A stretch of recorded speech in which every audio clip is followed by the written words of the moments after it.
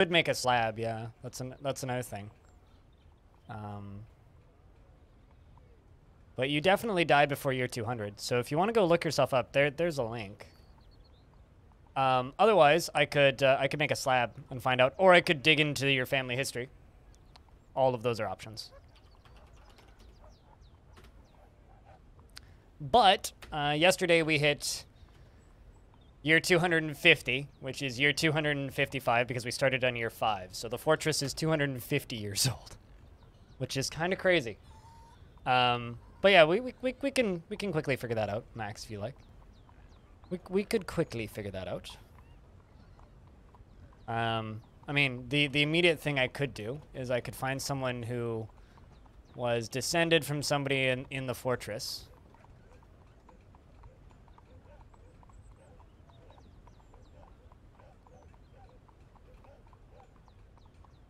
Someone who was descended from somebody in the fortress.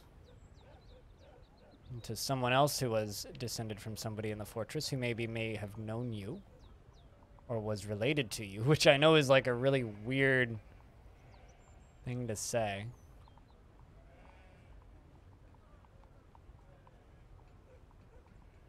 Let's go to Axon.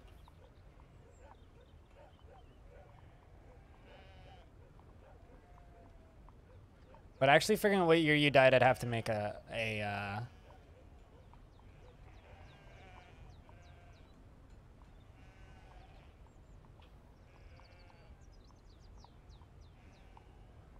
yeah, I have to make a slab, which I can do. That's not an issue.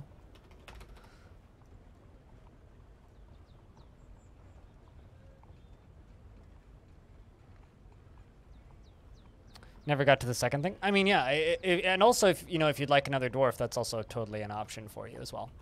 But currently, the dwarves who are alive in the fortress are Seeker, Axon the Second, the Skoid, Belug, Taurus, Avexandi, Stone, Vimamel, Lafonda, Goffer, Clay, Jacknerick, Patchwork, Corvius Suede, Defcom, Formal, Chico, Aquafunkalistic Bootywap, Trees, Tiny Goliath, Ghost, Daturo, Kade, Bluewater, Peter, Cooler, Critty, H2O, who recently remarried, Audio, Simplex, Beermaneer, Bastet, Pilot, Whitcode, Cyrlac, Spitalier, Massive, and of course, Knowles. And of course, Knowles. To anybody, if you heard your name just called, let me know, and I will look up your dwarf and let you know how your dwarf is doing. And we will make you that slab, Max, and we'll figure that out. Just give me a couple minutes for the dwarves to get her done. Currently, dwarves aren't doing a huge amount of stuff. We're just kind of re-upping our drink supply, working on choirs, and constructing green glass blocks. Many, many, many green glass blocks. Lots and lots of charcoal. Lots and lots of sand. Lots and lots of blocks.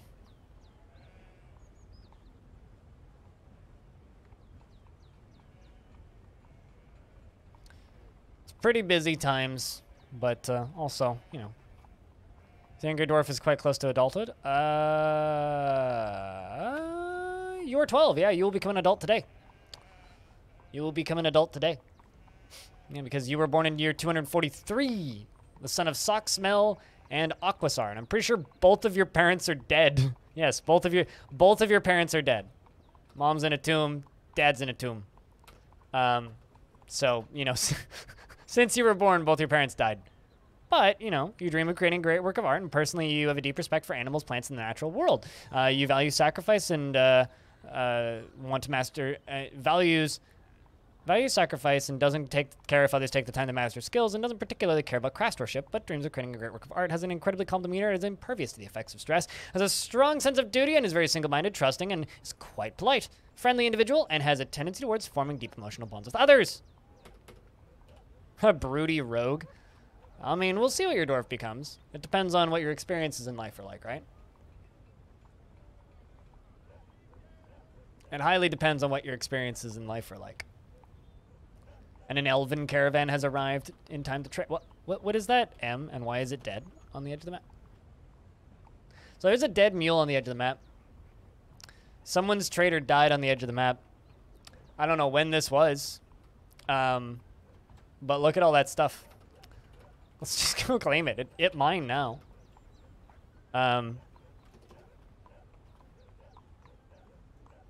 Should also throw away that mule. I don't know when that was left there, but at some point that was left there.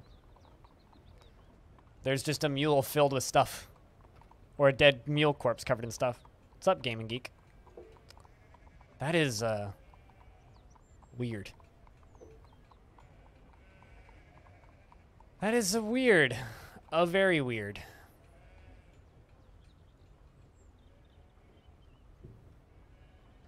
Look at all the dwarves coming to get all the stuff. Have I ever played Planet Coaster? I have a very maybe weird sounding question in response to that.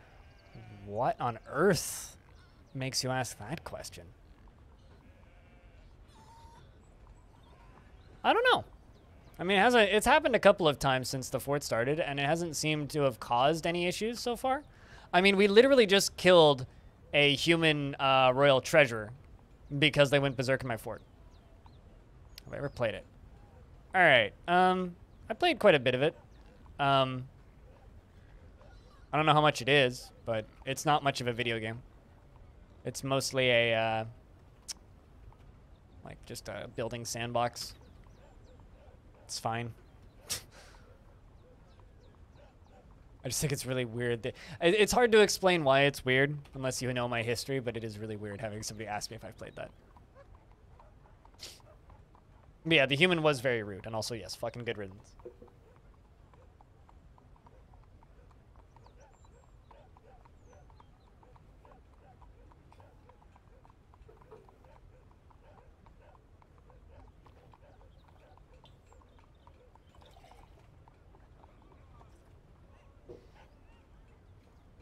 Pouring some water into my coffee cup. I've got some cold water. And there's not much left in the bottle, so.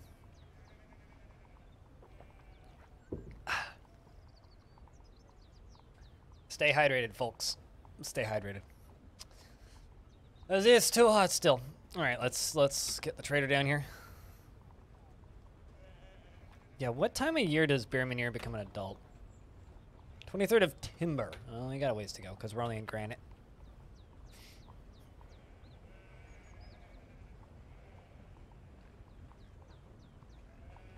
But yeah, no, it's usually weird things that cause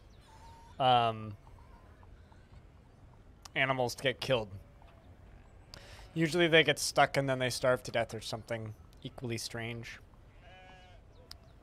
So I don't know. It's weird to see that happen. It really is weird seeing that happen.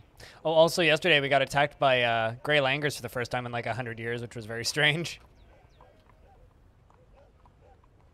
It's been a very long time since we've been attacked by gray langurs, but we got attacked by gray langurs.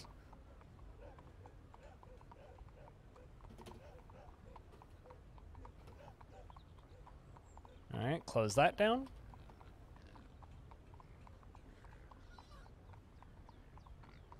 Close that tab because I don't need it open. Still kind of reorganizing my tabs now that we've started dwarves. But yeah, no, as far as Steam sales go, I don't know. It depends on how much the game is, but I'll put it this way. If you're looking for a theme park game, Gaming Geek, Parkitect or even Roller Coaster Tycoon 2 with some mods is a far better game than Planet Coaster. If all you really want is a sandbox, I mean, it's a fine sandbox. It's just not a very good game. It's a fine sandbox, but not a very good game.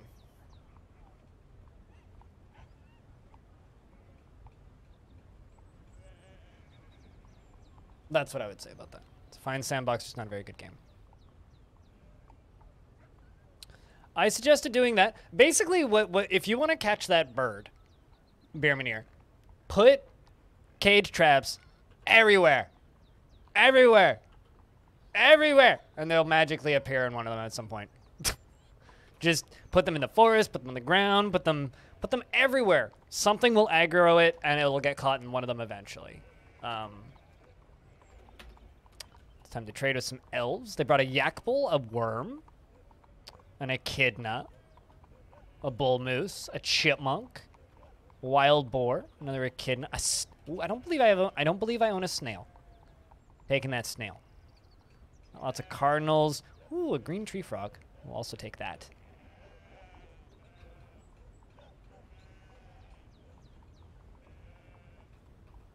The elves have been trading us a lot more recently, so I'm going to give them good trades.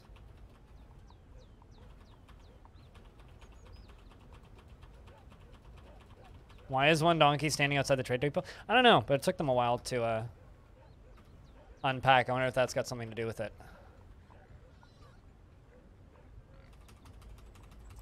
And we'll add these to the tavern zoo.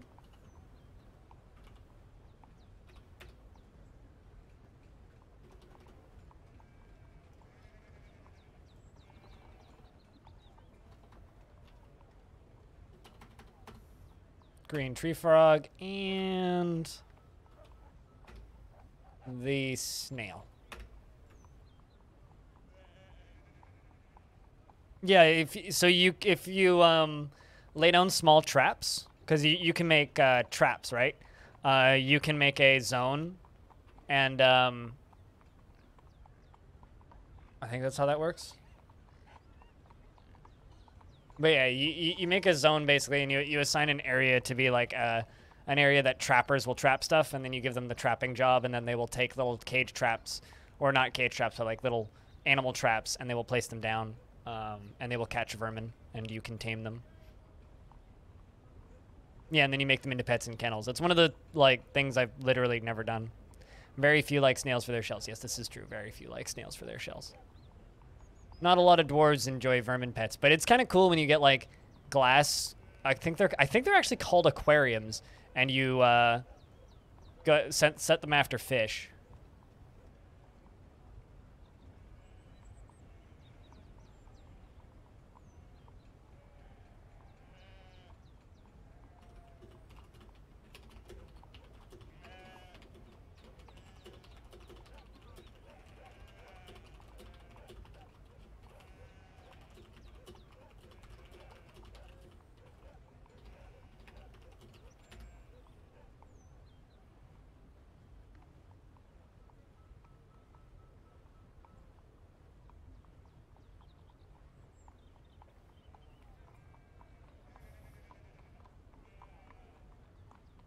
But yeah, very few like snails for their shells.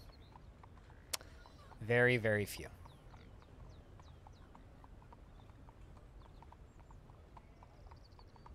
I could, in theory, make all of my, like, I think these are all dead, aren't they? Regardless, I should slaughter them. I'm pretty sure that all of these vermin that I have down here, no one will take as a pet, but I'm gonna make them all available now that I think about it, because that's probably not a bad idea. Button? How's that button? How does it feel when you push it? Is it a satisfying push? Thanks for pushing that button. Cheers, Zapdos, for the 19 months. Seriously. Fucking thank you, dude. Fucking thank you.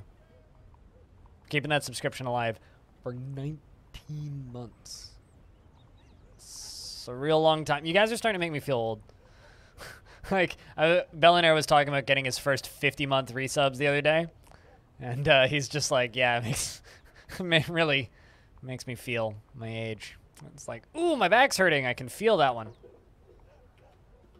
think I should just dig some stairs. Start up here or something and just dig all the way down. Speed things up a bunch.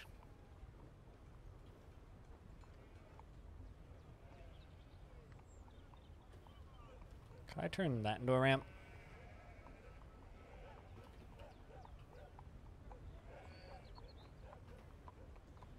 Just designate all. Make that into a ramp. There we go. They should be able. Someone should be able to do that.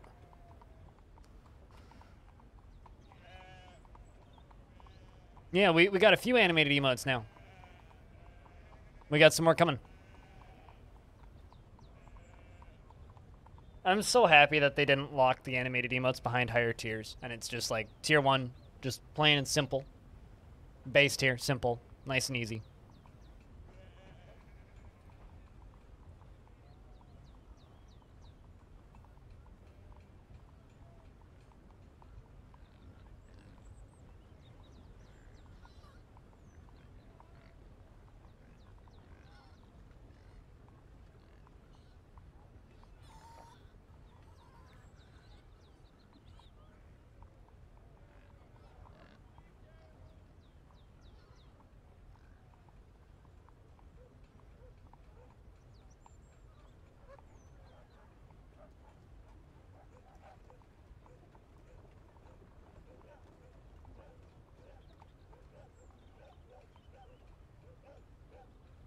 Yeah, no, I'm kind of the same way now. I imagine whenever anybody mentions snails, the first thing that comes to mind for me now is that rabbit hole that we fell down that one stream of the giant African snails. And then like that giant African snail just like eating a carrot in 2 minutes. It's like snail this big eating a whole carrot in like 2 minutes, just like nom nom nom nom nom. Your school had a giant snail? Oh, that's awesome. I kind of, I don't know. I could see myself buying a giant African snail as a pet. Like I could see that. I could see that.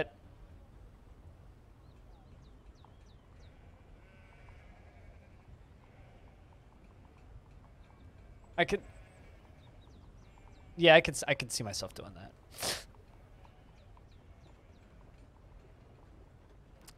You find it crazy how long this death has been going? I mean, we're a quarter of the way done. We're a quarter of the way done. In 100 years, we'll be a third of the way done.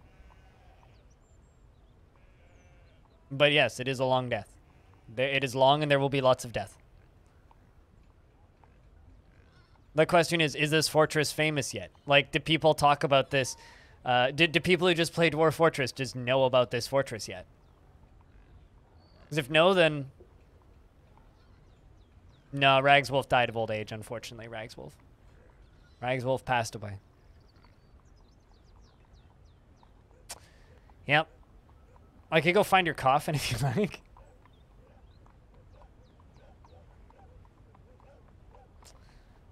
Yeah, Ragswolf was in the military for a little bit.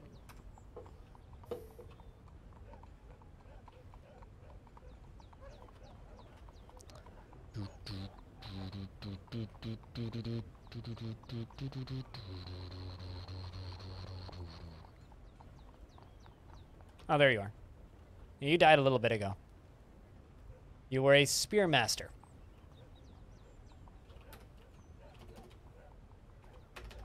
Let's engrave something. See what they make out of you. Give them a minute to do that. While we're here, I'm going to go over here. Task Alt S. So I need to find Max. There you are. Max. I'm engraving a memorial on request of Max 6. To find out what the dwarves remember of Max.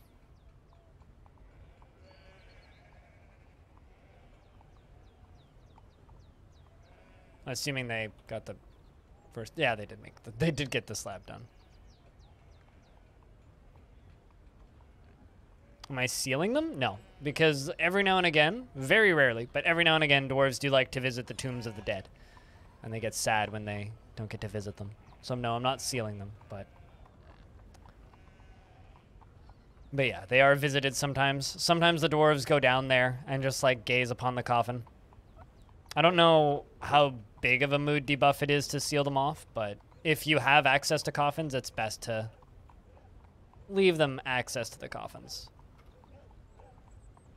Sorry, I'm slaughtering a bunch of cougar cubs. I'm a bad person.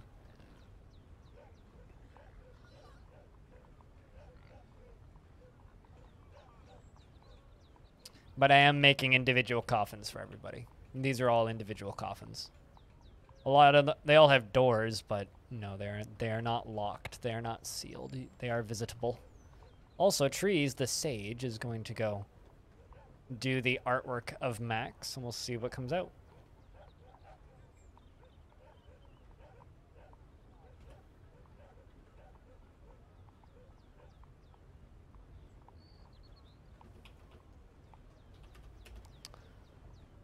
Ragswolf. Finally designed image of Ragswolf the Dwarf and a cow leather cloak by Trees. Ragswolf is raising the cow leather cloak. The artwork relates to the masterful cow leather cloak created by the dwarf Ragswolf for the eternal adventure of time at Longdeath in the late autumn of 185. That was a good old Massive. Massive is still, well, 6-year-old Babby. I played Make Believe. I enjoyed that. The most recent thing you said. You played Make Believe, and you enjoyed that. Let's see. Is that the right... Actually, I should at the very least put it on the memorial layer. Be a bit more respectful of that.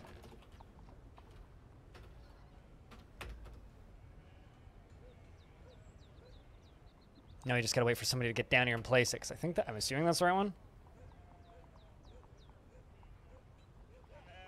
I didn't see anybody actually do it, so that might just be one that we already had. Both are a plausibility. Both are possible.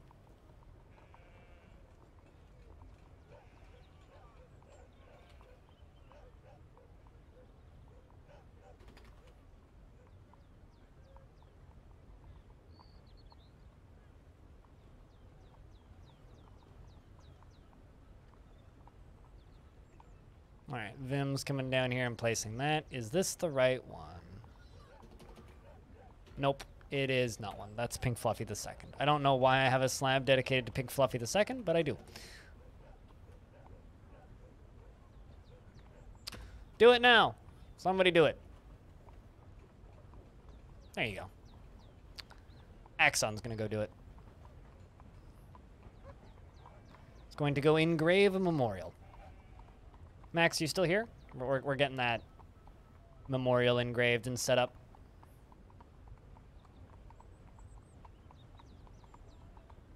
What's going on in the fort today? Well, it's Longdeath, so we're trying to keep the fortress alive for 1,000 years, but more of the same. We're going to be doing more constructions, continuously trying to grow the population, as difficult as that is. We do have 8 children in the fort right now. A couple of them will be growing up, so we're going to be getting them jobified, and aside from that, just slowly working on the normal mega projects that I've been working on for a while and hoping dwarves don't die. That's the main to-dos and don'ts of a day of Longdeath. All right, someone should come flying up here to go do this now. It's probably you, right? It's probably you, Vim.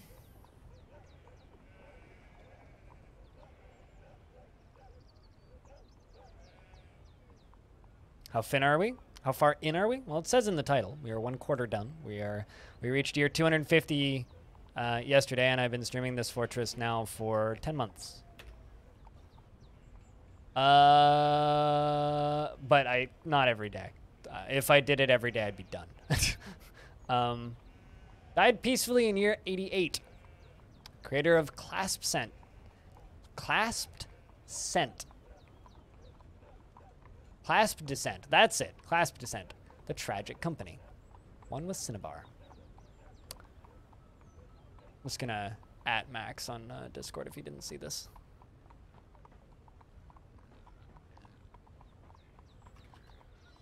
Not on the Discord server. Rip.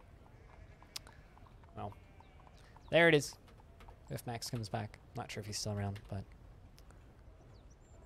@ one with Cinnabar. King wants 2 ballista arrows. You want crowns. But yeah, no, we were trying to... I don't know how familiar with the fort you are, but we are trying to break the world record for the longest fortress. The current known record is 500 years. So the logical thing is to double it, right?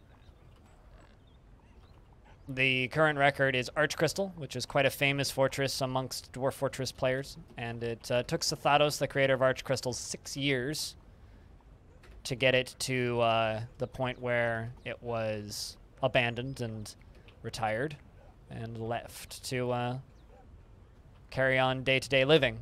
And that time he defeated Hell. I don't know if we're going to quite go for defeating Hell. And I definitely won't be domesticating any dragons. I just don't think that this world is that active. But smaller goals. Getting done what we can.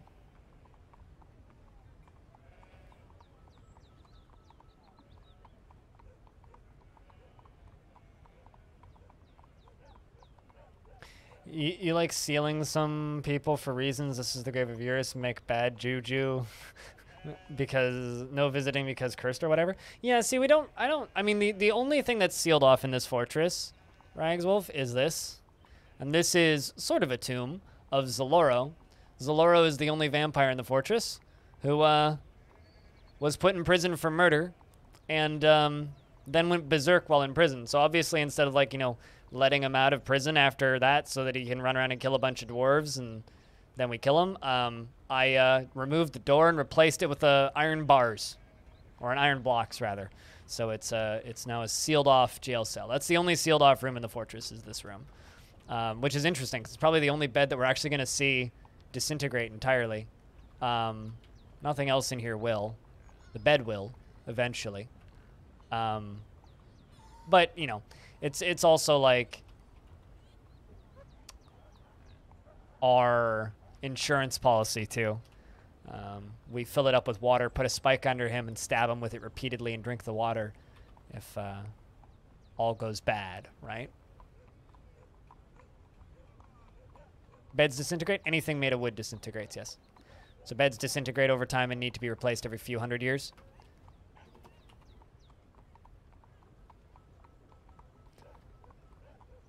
Just like bodies will eventually completely rot away, but it takes hundreds of years for bones to rot away. The flesh will rot off in a pretty short period of time, less than a year. But after that, eventually the bones will rot away too. They just actually take hundreds of years, just like real life, for them to turn to dust. And if they're underground, they'll never rot away. But bins, beds, bags, boxes, any fabric material, so all bags, all leather, all that stuff will eventually rot away. It does take hundreds of years, though. Like, if I go look at my bins in this bar stockpile, see those X's? Yeah, it's because they're rotting away. They've got a ways to go. Neil, thanks for the host. They got a ways to go, but they will eventually totally rot away.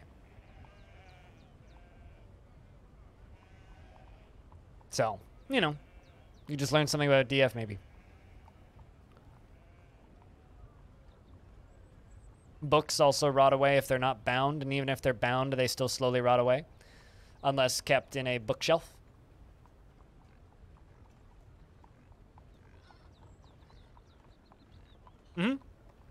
I mean, part of the main reason I'm running this fort is because I'm trying to prove to people that frame rate death is not inevitable and absolutely avoidable, right? Because, you know, I am a creator of content on the internet, and I create content of a lot of games that people consider to be difficult and obtuse, and I'm, I guess, trying to make a point of, all right, yeah, they're difficult and obtuse, but they're not impossible, and you can absolutely just play these games in a way that maybe people don't immediately assume is possible, and you'll do just fine. Getting rid of everything I don't need via trading. It's all about material management and pathfinding. Like, I had someone who was complaining about FPS death in their fortress recently, and then I asked them, like, okay, what have you done recently in their fortress? And then they mentioned that they had all of the children, like, locked in a bedroom. And, well, they will try and pass through and out of the locked area, right? To try and get back into the fortress. I'm like, they're like, well, they have food. I'm like, yeah, but they're literally in there, like, screaming to be let out. Like, that's... Number one, you're horribly torturing your children. Number two, yeah, of course it's going to fuck your frame rate. What are you expecting?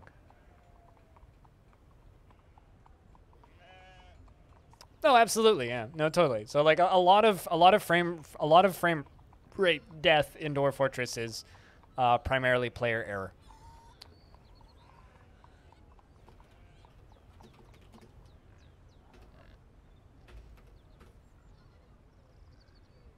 A lot of frame rate death is primarily player error. So they will eventually build that little wall there so they can get up. But right now we are mining out. What are we even mining? Is it? Yeah, it's literally pure silver. We have found pure silver. We're digging a really big mine shaft. This is going to become a gigantic lava lamp at some point. It's got a little ways to go before it becomes an actual giant lava lamp, but we are working on it. I think I'm just going to cancel all this for a second here. Just let them finish mining out what's there, and then go and... Oh, I guess do that. Okay, cool. They dug the thing that I needed them to dig.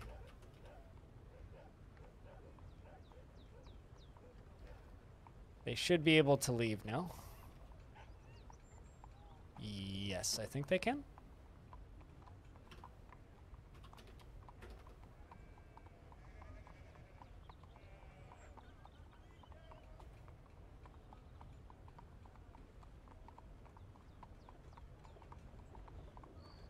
Is it all green glass? Yes, that is the point. Or that is the hope. And I'm thinking about alternating water and green glass, water and green glass, water, or water, not water and green glass, water, lava, water, lava, water, lava, water, lava, with layers of obsidian in between.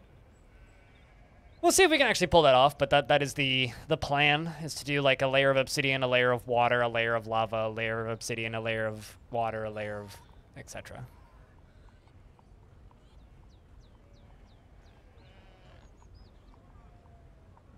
And so we'll see if we can actually pull that off. It might end up looking awful. It might be really cool.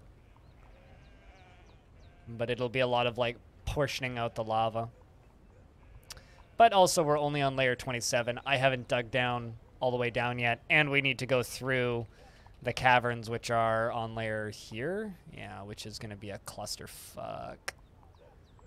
So at some point, I need to dig down to this layer and... fortify through the wall to actually see how deep this cavern is. Which won't be too difficult. I think we'll probably dig down to around here and fortify through this wall and then build a wall in front of it. So I don't want to just like dig straight into it because that would be extremely unwise.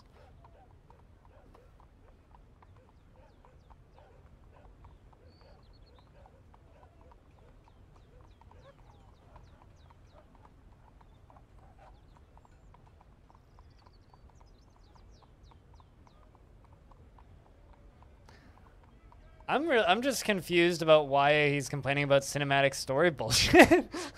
That's odd. I got a comment on one of my news videos pretty recently, which I would sum up to essentially being, why are all news videos about video games hype piece corporate bullshit? And I'm just like, hold on, so in the span of 24 hours, I was called socialist propaganda and hype piece corporate bullshit? Because earlier that morning, when I was streaming, I was rambling about politics and somebody asked why I was promoting socialist propaganda on my stream. I'm just like, okay, so I've been called socialist propaganda and hype piece corporate bullshit in one day. Huh. Interesting. It's like, man, people. Total success, Kipo, indeed. Man, I find that shit funny.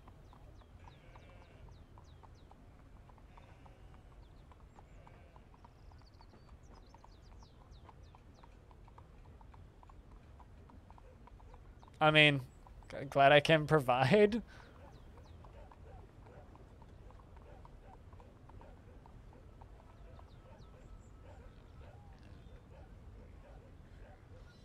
Yeah, he's talking about the DF mod.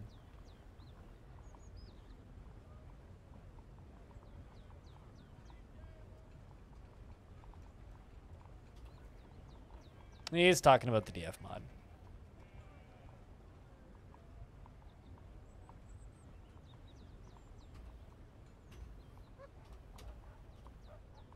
There's very few people who are capable of doing what Krugs does, because what Krugs does is a colossal amount of work.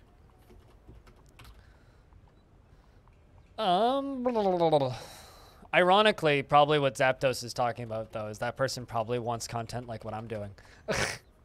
Where I just kind of play the game and talk and answer questions as I'm playing the game. I think that that's really funny. I do genuinely think that that's really funny.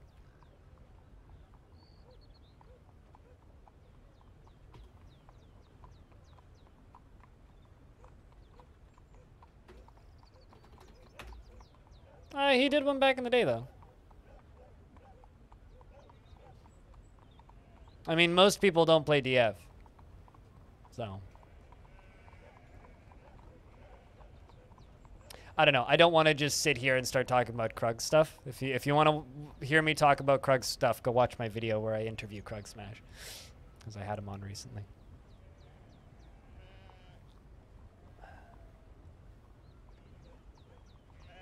I feel inadequate enough and boring enough already.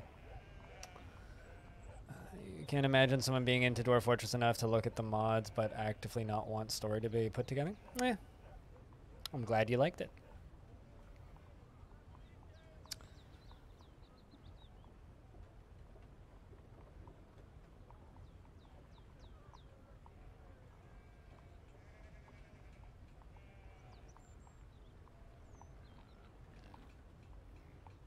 I kind of have a feeling that Krug Smash is almost completely cornered the entire possible market for that style of video, though. I would be shocked if anybody else ever managed to pull off what he does at the same level and same scale and same profitability and same business.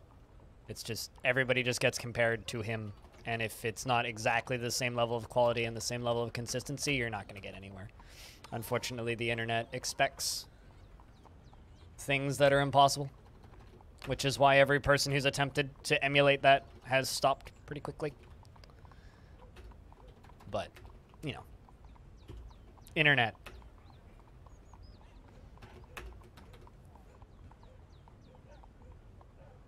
Were you here when I made your slab, Max? You died in the year 88. You died peacefully in your sleep. You passed peacefully of old age.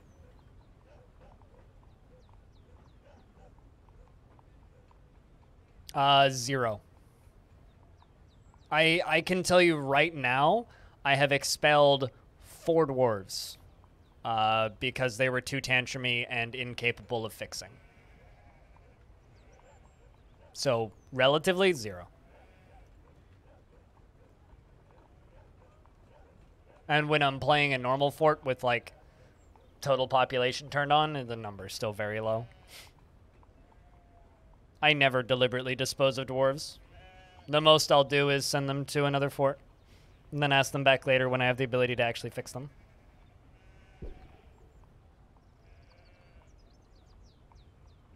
Have we had? We're on generation 5. I counted yesterday. From, like, there are descendants from the original 7 in this fort, and we are on 5th generation from the original 7.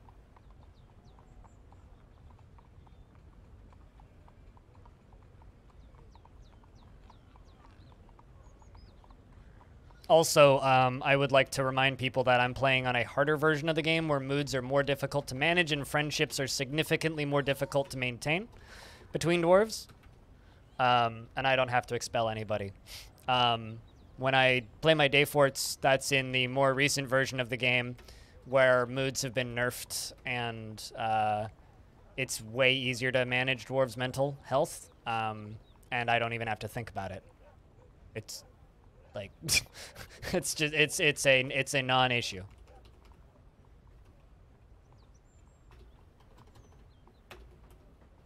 Dwarves are extremely easy to manage in the current game.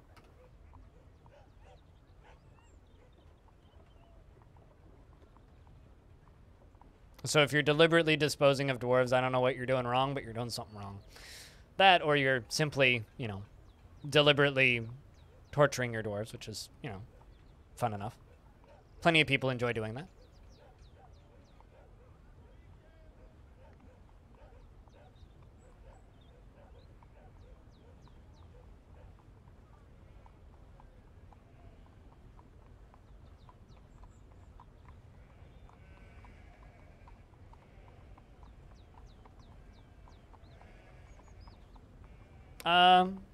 I haven't watched it because I don't care, cutest.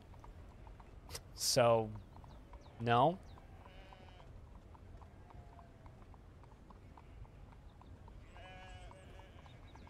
I mean, I didn't hate them after Windows 8, and Windows 8 was pretty shit, so. And I will probably use Windows 11 whenever they actually release it.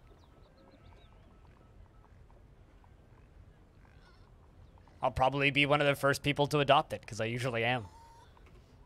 In fact, when I heard that the build was leaked, I was very tempted to install it on a second drive and dual boot it just to try it. I don't know. I'm one of those weirdos. I'm not so heavily bothered by OS changes.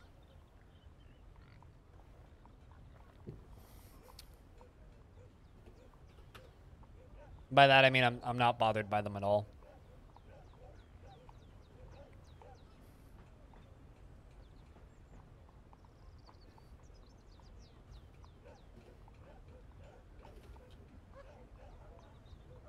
Oh, actually, I gotta suspend that, because I gotta put one here first.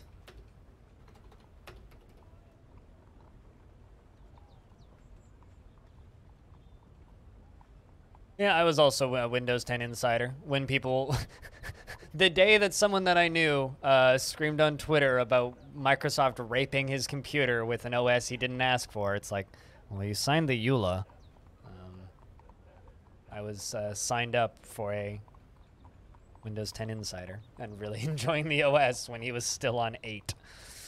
So, pretty sure he uses Windows 10 now, though. They did a very bad job of doing it. Okay. Well, I mean, isn't that like all corporate presentations, though? Corporate presentations really aren't for the consumer, though. They're for investors and big money people and, you know, people who don't understand what people think or want. So I usually just kind of assume, oh, that's not for me, and then I just don't watch it. There's a reason I also don't watch Apple presentations.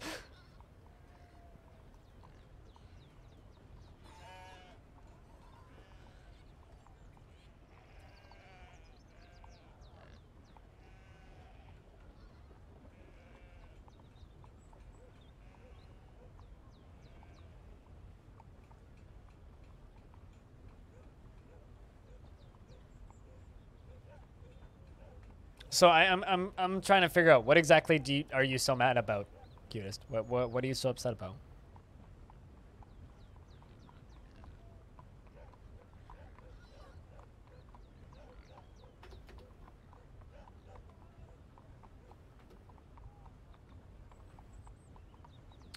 They just sounded like they had guns pointed at their heads. I mean, like, no, like, literally, that's every single corporate presentation. That's literally every single corporate presentation.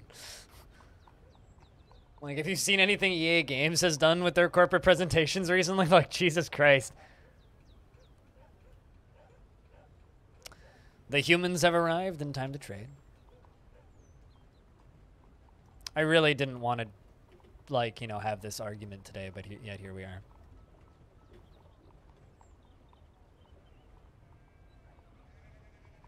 Yeah, it's almost like these like early versions of OSs aren't finished and malleable and will get updated, Max. Also, Max, if you missed this.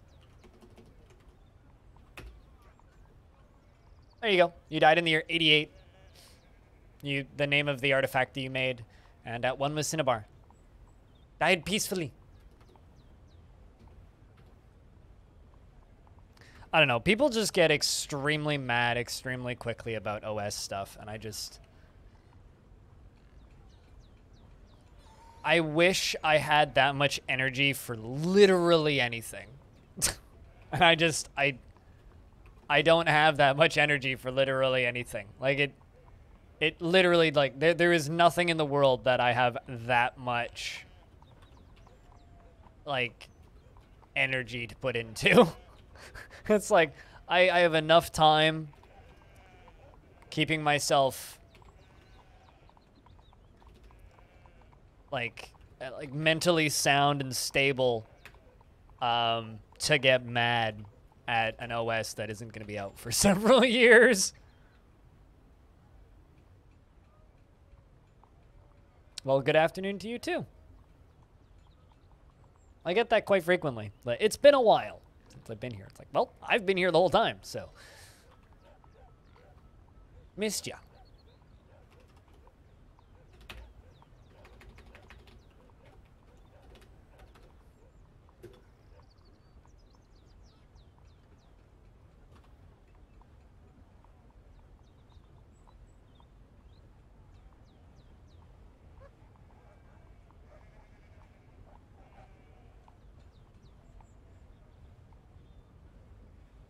I don't care. I mean, especially like Windows 11. Windows 11 was leaked, so they, I guess, did some sort of press conference about it. It's probably slapped together in a short period of time. Probably not something they were expecting to have to do yet. And who the fuck cares? Like, really? Who the fuck cares? Who really fucking cares? You know, like, if it sucks, people will bitch and they'll fix it, and if they don't, then that's fine. No one will use it. Everyone will refuse to upgrade, and then they'll make a new one in a shorter period of time. Or even better, they'll probably just update Windows 10 to that. It'll be totally fine. Who cares? If you are complaining about Windows 10, you should stop complaining about Windows 10 and just go use Linux. Save the rest of us who are quite happy with Windows the headache. Shelma says, on behalf of the Merchants Guild, let me extend my greetings to your people. There is much for us to discuss. There's much to share. We've updated your maps. Ooh, that's the first time in a while. What request do you have of our merchants? Every time I turn around, yeah, you take 3 steps and there's 15 new OSs for you to play with.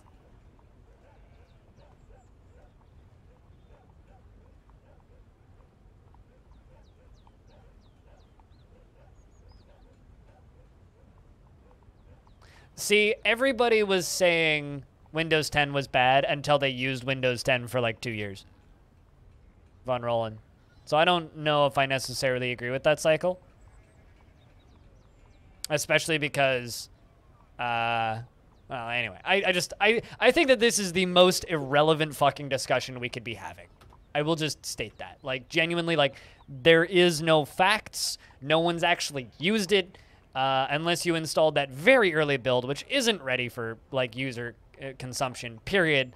It's like, why are we talking about this? Why?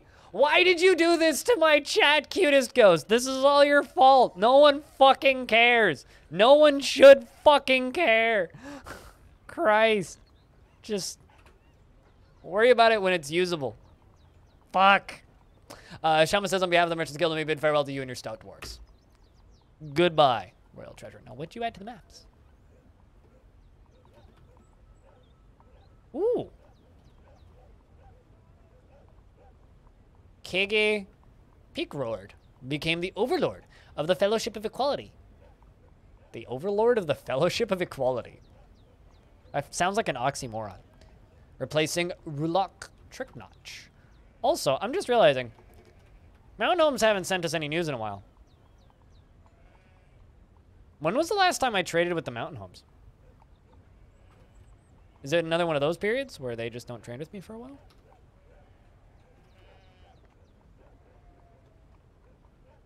Also, Trumpet Stroke's population has gone up from 50 to 75. Clobber Hammer is up to 600. Look down here. 500 gubbins.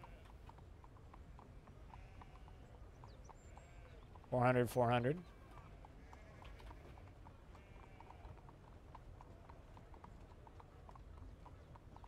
Metal Partnered has 600. That's quite a lot, actually.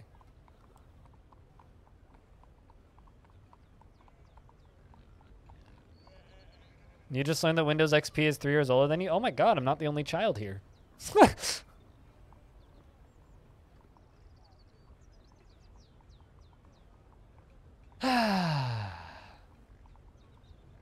Well, see, here's the thing. You didn't give us the opportunity to discuss it.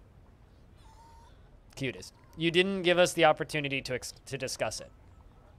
I will read what you said and explain why I think this. Because the first thing that you said when you came into my chat was, so do you all hate Microsoft after the Windows 11 presentation? Assuming that we all hate Microsoft, asking for reasons why we hate Microsoft, and also assuming that we gave enough of a shit to watch the fucking thing in the first place.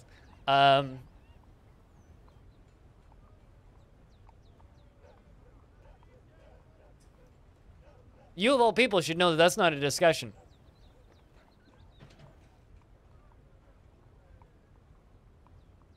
When it comes to old computers, this is the first video game I ever played. This right here. This is the first video game I ever played. Tandy 800.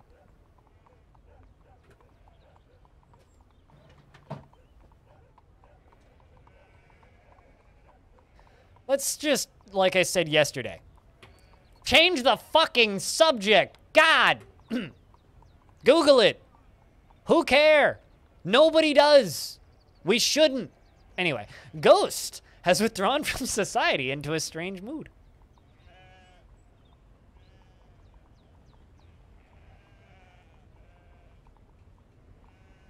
It was a video game that my parents played and owned before I was born. It's too goddamn hot, is how the weather is, which is why I'm spicy. I actually have a few. Not only, I also have Deskmate.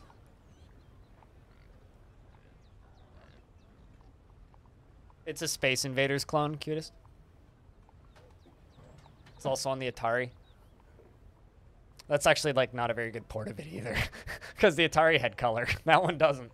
That one's just, yeah, it has one color. It's green. All right. What do you want? Probably bones, I would assume.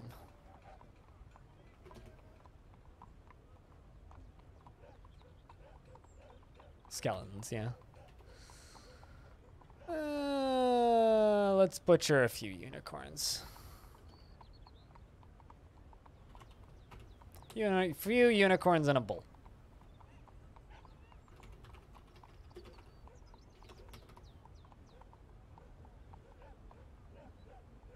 Deskmate sounds like some sort of word processor to me. With a nice cool breeze, it's supposed to hit 30 degrees Celsius today. Yesterday we hit 32. That is 15 degrees hotter than I consider pleasant. It's too goddamn hot. It's too goddamn hot. Deskmate sounds like a chess game. I'm gonna Google Deskmate and see what comes up. Deskmate. Apparently it's a movie. Tandy 800. I found screenshot. It's some, I don't know what this is actually. It's like, it's got a calendar, a notepad. It's like a to-do list thing. Huh. All right. I think my dad still has that keyboard, though. Best part of that computer. Yeah, it's a PDA on a desktop computer, basically. Yeah, that's actually a really good description of what that is.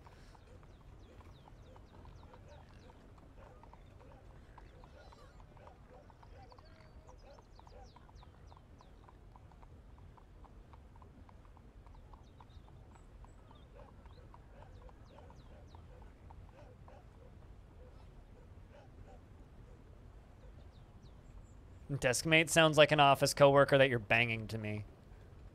In Finland, you had computers called Cron. Swedish ones were programmed. And programmed it in Lego? What? Excuse me? I don't believe I ever heard of that. Oh, logo, not Lego. I was sorry. I was like, okay.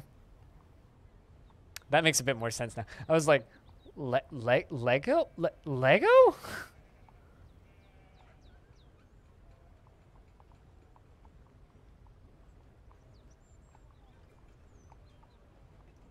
I was, apologies. I was very confused for a second there. It's like, you're programming a what now in Lego? Ooh, what are you hauling, Ghost? Galena. I was hoping for native silver, but...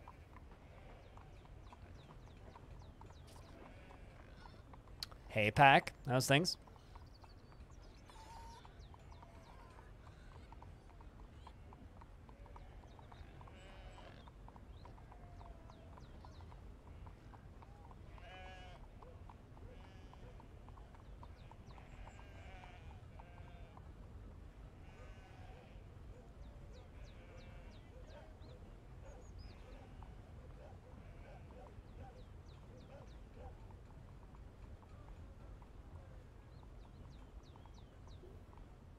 I'm doing all right today. It's too warm, so I'm a wee bit spicy and snappy.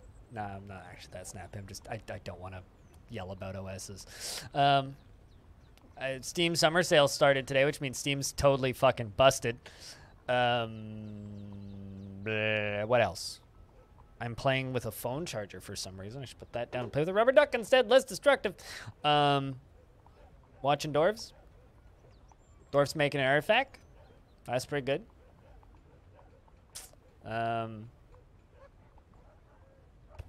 You know.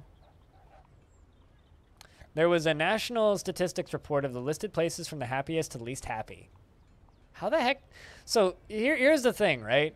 People who think they're happy would be very high on that list, even though they're not actually happy, because happiness is not a measurable statistic, really. All I'm saying is I'd call bullshit on any statistics that they come out with that, because you're just taking people based on their word. It's like, well, are you happy, or do you just simply envy what your neighbor has?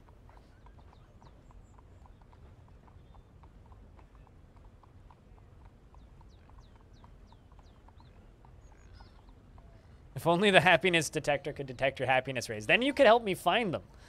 If someone had a happiness detector that could find happiness rays, then someone could help me find mine, because I certainly can't.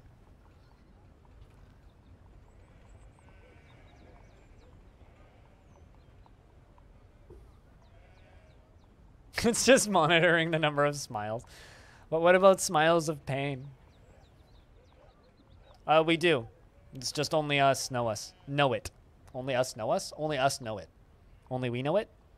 That's maybe better wording. It's called a credit score. Maybe if you live in the United States of America. The rest of the world, it's like, you know, not so much.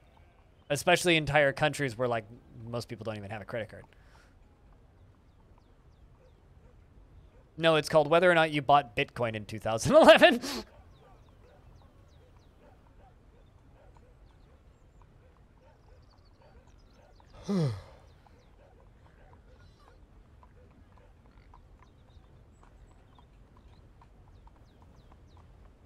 I don't know, Stone. You don't necessarily strike me as a miserable person or like an unhappy person. So I don't know if it's necessarily incorrect of me to make that assumption, but you don't really strike me like that, so. I don't know if that's, you know, something I should necessarily note, but.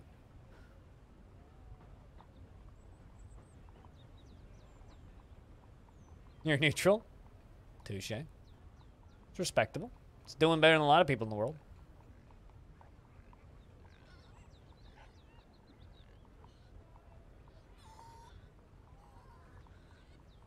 Also, Blue Water has given birth to a boy. We have a brand new baby boy. You know, Max, you were talking about it. Do you want Max the second? Just curious. Hey, Gothic.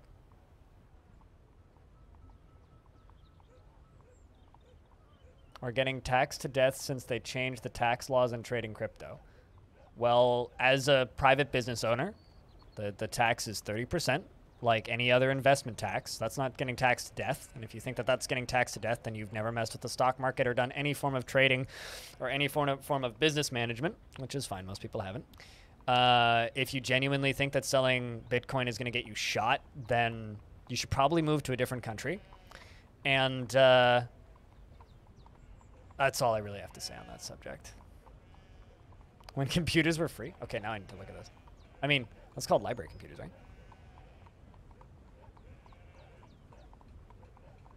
My computer design system, the design is so schools of being... Oh, so it's like your schooling computer. That's a neat looking little machine, I'm not gonna lie. I like how it's got like that nice yellow tint to it. Nice looking machine. But yeah, Max, would you like a Max the Second?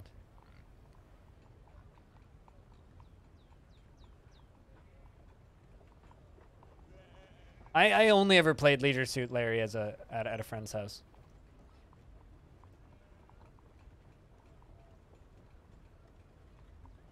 All right. I mean, I think you earned it, you know? You don't generally ask for dwarves, and you've been supporting the stream for a very long time, so. Max 2. was born today, which makes him very young indeed. His very short sideburns are neatly combed. His very long mustache is neatly combed. He has double braids. His medium-length beard is arranged in double braids, and his short hair is neatly combed. His somewhat high eyebrows are quite dense. His cobalt eyes are slightly wide-set, and his nose is somewhat short. His head is somewhat broad, and his hair is a crew, and his skin is sandy taupe. He personally disdains loyalty, perseverance, and in the face of adversity, and finds perseverance in the face of adversity bullheaded and foolish, values cunning, and doesn't respect a society that has settled into harmony without debate and strife, and dreams of mastering a skill. He does not easily fall in love, and rarely develops positive feelings. And he can handle stress. He is brave in the face of imminent danger and often cheerful. Very humble, and isn't particularly curious about the world. Seems like a good little baby. You're gonna do great things, Max. All right, where was Ghost? That's where he was.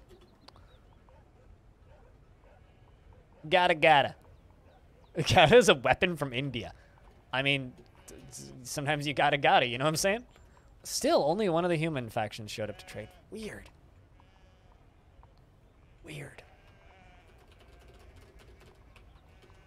What kind of weapon is it? Is it like a knife? Is it like a gun? Is it...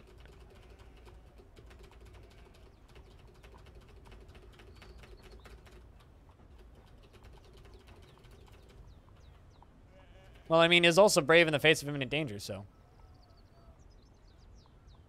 Oh, it was a named shield. Right, whoops. That's fine. I can have it.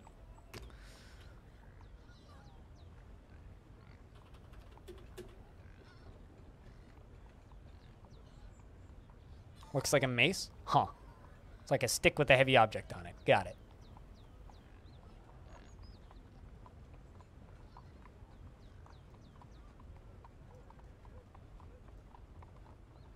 All right, so Ghost has begun her construction. I think it's a she. Ghost was a lady, right? Yeah, she. She has claimed Galena, silver bars, cow leather, brass bars, Galena, stray unicorn bone, diorite blocks, cloth, and cloth. And are any of these dyed cloth? Red root dye. Red root dye. And of course, red with red root dye. So 3 pieces of red cloth, one llama, and 2 alpaca. Thank you for the 5 gift subs. Cheers, Max. We're chucking out 5 subs into the ether. Big fucking thank you. Cheers. Chat, can I get a big round of beers for everybody who just got gifted subs? That's totally fine. Zathos, don't worry about typos. This is typos. A bed. Well, I mean, would it help if I told you that it was a clother's shop? I really hope it's like a pretty skirt or something. Maybe like a bag. You have a festival tomorrow. Well, you have fun. You have fun. Is it appropriate to call, like, June 25th midsummer? It's like early summer. Summer's like only, like, midsummer's like August. August or, like, July at least. I hope it's a right socket. Well, you don't want the wrong sock, right? It has to be the right sock. No one would like a wrong sock. Darren, thanks for the $1. Cheers. Yeah, July would be midsummer to me. I don't know, but yeah, late July, midsummer. They're used as exercise equipment, huh? Naturally. Yeah, July. Like well, I was thinking when I was saying August, I was like August 5th. I would still kind of call midsummer. You know, like August 20th. Yeah, you're getting towards late summer at that point, but like August 5th is midsummer. But I don't know, midsummer sounds better than early summer, so I guess touche on that. Have you ever put, I like the sock that like you walked through mud in the day before, and then you're like, oh, that's the wrong sock.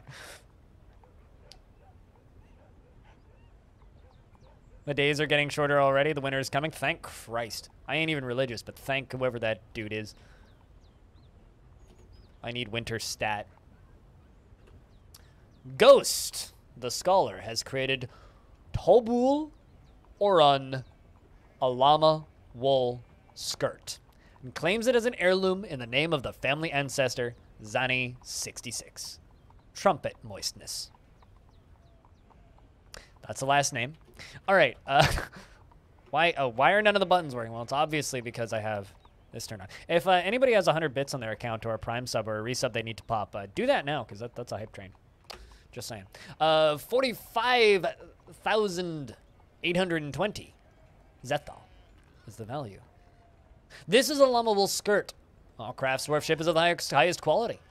It is studded with silver and decorated with alpaca wool, and encircled with bands of llama wool and rectangular diorite cabochons, unicorn bone, and cushion galena cabochons. It is made from llama wool cloth. The thread is red with red root dye. This object is adorned with hanging rings of llama wool and menaces with spikes of cow leather. On the item is an image of the despair of responsibility. The Neglathax Forgotten Beast silk bag in Galena. Yeah, we made an artifact bag out of a Forgotten Beast's silk. And on the item is an image of a baguette cut gem in brass. How'd you get unicorns in there? I am nice to the elves, and they bring them in trade sometimes. And then when I eventually got a breeding pair, which took like 100 years, mind you, I breed them. So I always have a good supply of unicorn leather, and unicorn meat. And I would actually go so far as to say it's probably our primary meat source at this point. But good job on that pretty skirt.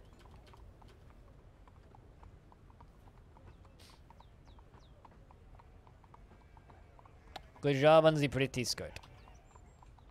Llama wool skirt. There you go. Bring her up here. What Stone said, yeah. And you know, we bought some of those.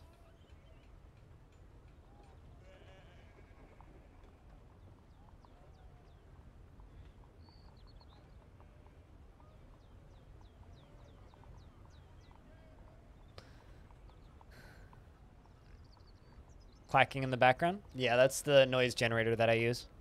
It's actually quite brilliant, especially if you play D&D and such, because it's got so many good little fantasy towns and stuff. It's also got like dungeon sounds, which like water dripping in caves and chains clinking and stuff. That's great. I love it. But good work, Ghost. Good goddamn work. Are you making strawberry booze? Am I reading that right? Well, you're covered in water. You're soaked. Even your tongue has water on it. Strawberries! Yep, the legendary strawberry wine that we make in this fortress. It's known all the way around the world. It's quite famous, in fact. We've been making it for hundreds of years now. Don't tell anybody that we got it originally from the humans. Because strawberries don't natively grow here. We only have strawberries because the humans gave them to us as a gift. The strawberry wine. And Stone suggested I plant them. So I was like, nah, all right. I think they brought us seeds, and Stone was just like, yo, plant them. So I did.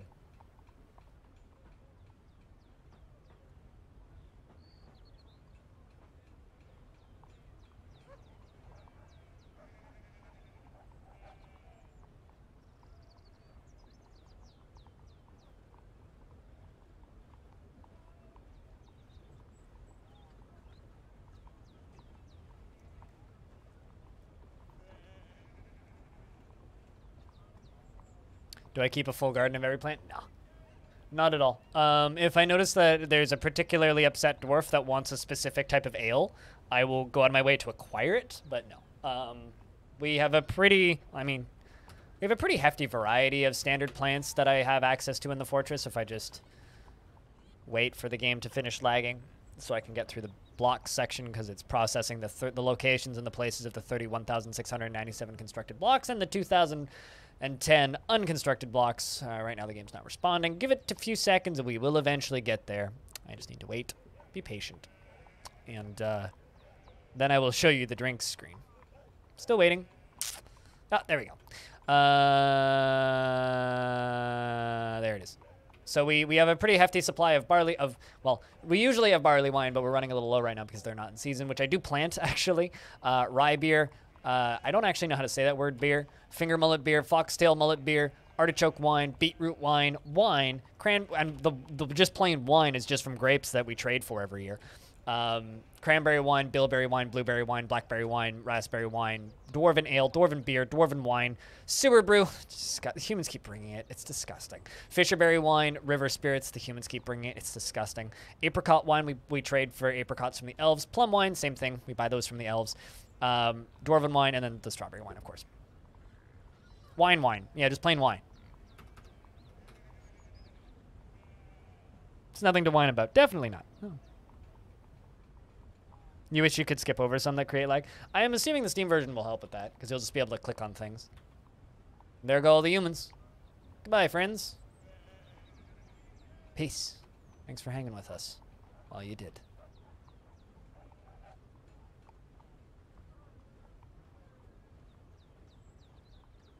What have you done? It is the most common form of ale in the fortress. We have more strawberry wine than anything else usually. Other than unicorns, I have a bunch of, like, just normal cougars. I will trade for and try and breed any animal that I read as giant, but I haven't found any. We have a long-term goal of getting a gremlin in the fortress that is tame, which is one of the reasons I'm friends with the elves.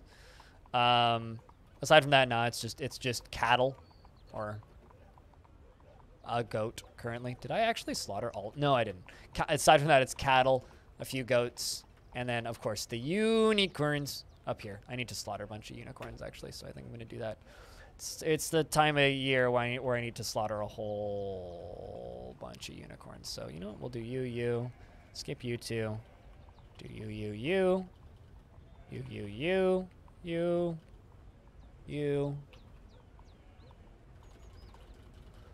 Maybe just everything all the way down to the bottom.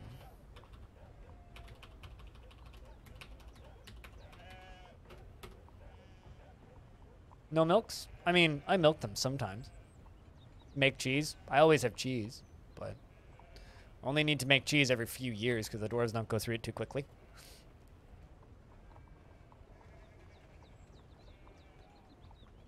The cougar? I don't know. I don't think we haven't done a milking session since we got the cougar, so never tried to milk a cougar. I don't think. I feel like, you know, I'm 27. I don't think I need to milk. I'm not quite desperate enough to milk a cougar yet. Wait until I'm 35. Don't ask me that.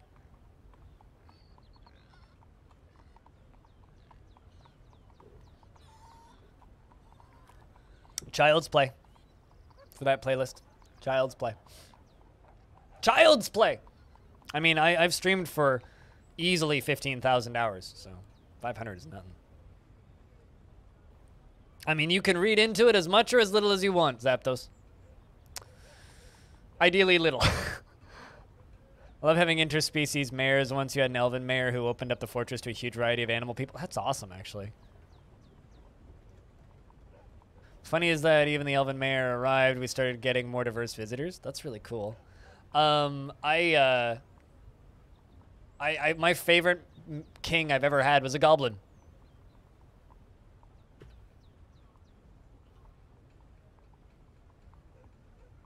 My favorite king I've ever had was a goblin. It was the most dwarfy goblin you've ever read. The only thing that was a giveaway that he was in his description that he was a goblin and not a dwarf is that, well, you know, he was green.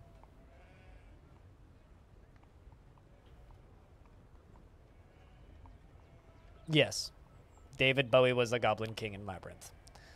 Also, I haven't seen Labyrinth in a very long time.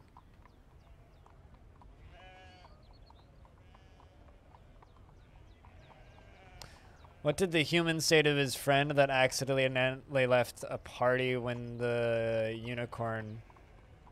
Okay, what did the human say to his friend? He accidentally left at a party when he took a unicorn home instead? He looked like you?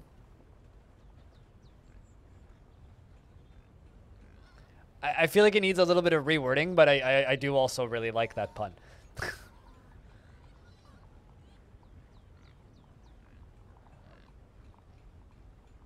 It's a very visual pun.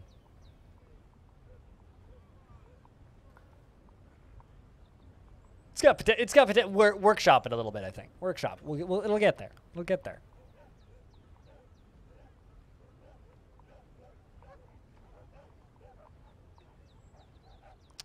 He appears to have stuffed a potato down the front of his pants. I mean, I'm not gonna question why you're staring at Bowie's junk, but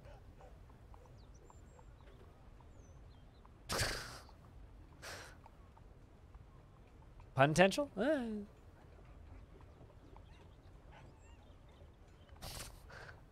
I think he was a goblin, Axon.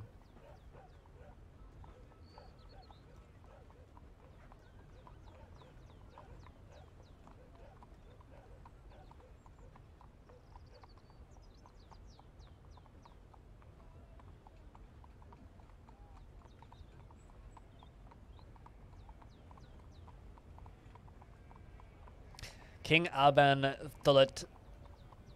Thulkut Lilar was indeed a fine green dwarf. He even held craftsmanship to one of the highest ideals. Believed craftsmanship to be one of the highest ideals in life.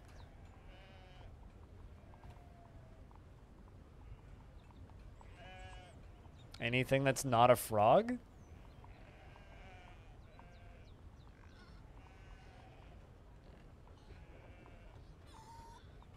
That's such a weird... You know, hold on a second. I want to know what Google says to this. What is the opposite of a frog?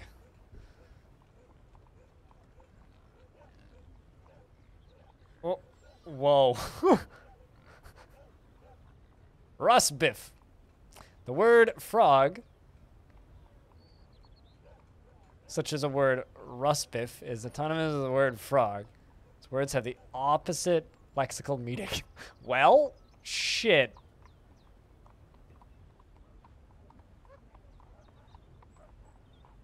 There you go. It's weird-ass link. What did the human say to his friend and he realized he accidentally left the tavern with a unicorn?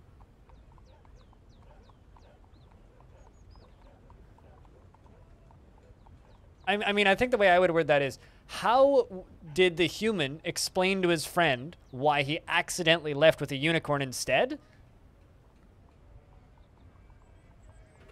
Looked like you.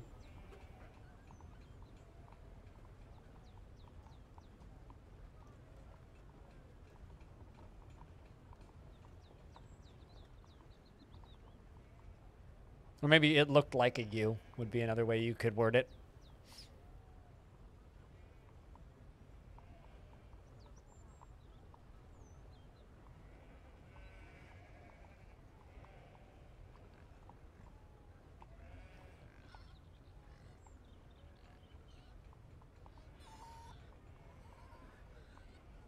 Joke writing is bloody hard. Yes. Yeah. That it be.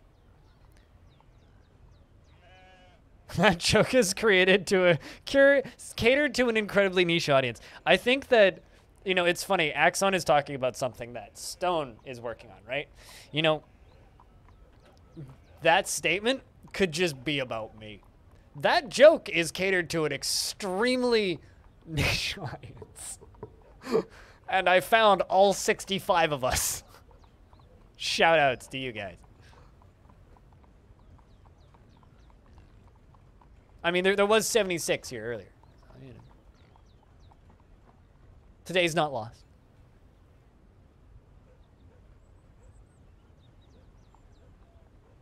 And thanks for the 15 total gift subs today. And, like, you know, being too kind already. Thanks everybody for all the resubs and everybody for just hanging out, watching, and chilling.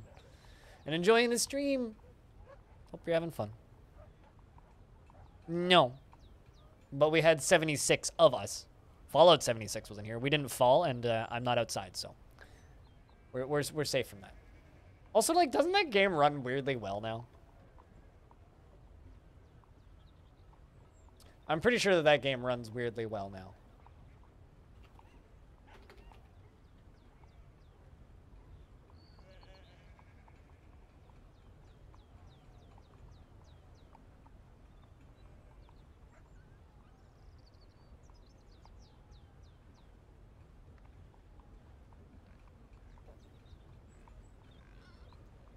What did the human tell his wife after bringing home a unicorn? It looked like you. There you go.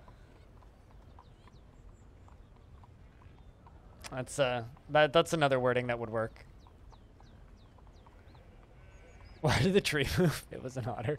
Or why did the giant mushroom walk away? It was an ogre.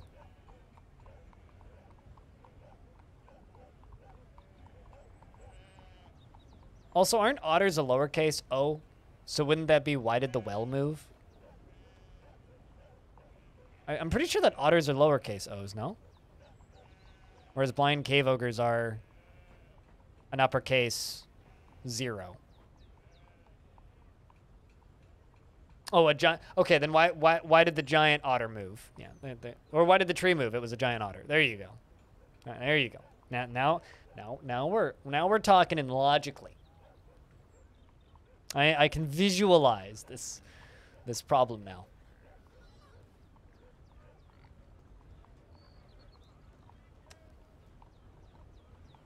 I feel like someone should take these jokes and post them on Reddit. Just like make the title like the base of the joke, and then you click on it and zoom in, and then you see the thing. You forgot about a giant otter and it freaked you out. Like what?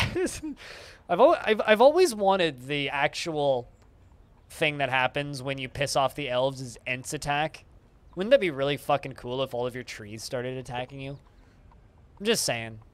They should add Ents to Dwarf Fortress. A tree moving towards you would be incredibly scary. Even if it's like, you know, 1 or 2 tiles per year. It's like, oh no, the trees are like slowly starting to move. Like, you know, there are things I like about Lord of the Rings and things I don't like about Lord of the Rings, but one of my favorite things about Lord of the Rings is just the concept of the magical forests, that the forest has thoughts and feelings, and like, if you upset the trees start surrounding you. Like, I don't know, that whole concept is so fucking spooky and I love it.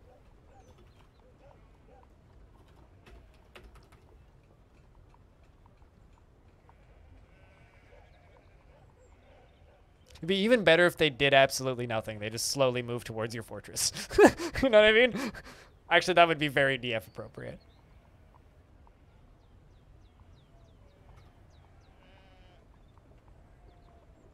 Your knees hurt watching this dwarf walk up and down all these stairs.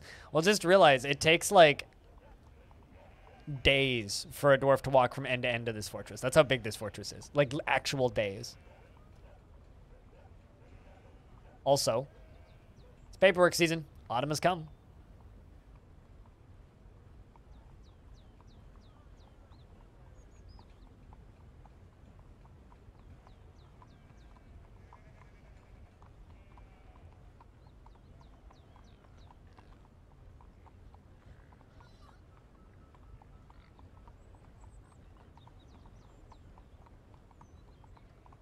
I mean, after the game's done saving, we can engage paperwork. We gotta let the game save first.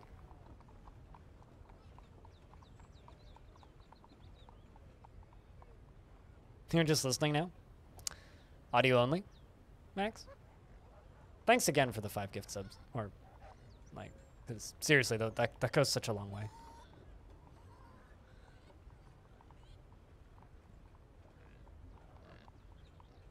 Mm-hmm. Which is one of the reasons why I really, really, really hate Airbnb. Side scoop. That's why I really, really, really hate Airbnb. All right. Well, the annual tributes have arrived. Right on schedule. Out of curiosity, why are you looking at houses in Vancouver? Like, to give you an idea, this apartment that I live in, which is 40.1 square meters or 426 square feet, is, well, when it was brand new, it was $98,000 in 2012. Someone just sold a unit the size of mine last year, at the beginning of last year, for $450,000. So, I'll talk about inflation. We can talk about inflation. Small one first. They actually walked quickly. 1 raw crystal glass is actually very, very kind of them. Here's what I would recommend. If you're looking at Vancouver, don't look at Vancouver, okay? Look at Surrey, look at Port Moody, look at Richmond. Richmond's still expensive. Don't look at Vancouver or North Van. Don't look at Burnaby. Because Vancouver, North Van, and Burnaby, fucked.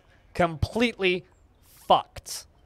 But Surrey, New Westminster, Port Moody, Maple Ridge, Pitt Meadows, these are all different cities in the greater Vancouver area that are like 30-minute bus rides away. Abbotsford's a bit further. At that point, you're looking at like an hour drive from Vancouver. Delta, up by the water, and I'm blanking on the name of that area, past Richmond. Basically, like, look at because like I tell people I live in Vancouver. I don't actually live in Vancouver. I don't want to say which city I live in because it'd be way too specific and you'd be able to dox me. But like, I don't live in Vancouver. I live in the greater Vancouver area. I cannot, could not, will never afford to live in Vancouver. But it's not, I mean, all of those aren't all of those fucking like UK places? Like Westminster, Surrey, Richmond are all, and Abbotsford, I'm pretty sure are all places in the UK. Named after places in the UK. Blame your ancestors. They settled here. Yeah, exactly. You say that you're from Boston. Like people who are from San Francisco say that they're from San Francisco. They're actually from the Bay Area, right? Like, I don't know. If I lived in fucking Chilliwack, I'd still say that I lived in Vancouver, but because nobody fucking knows what a Chilliwack is. Even people who read the word Chilliwack don't know what a Chilliwack is. Not the most creative people. No, they're almost as creative as Nintendo. 3DS, new 3DS. Westminster, new Westminster. Anyway, I'm assuming you got it, so let's move on to the next one. But Renbird, I hope you're doing well. What's up?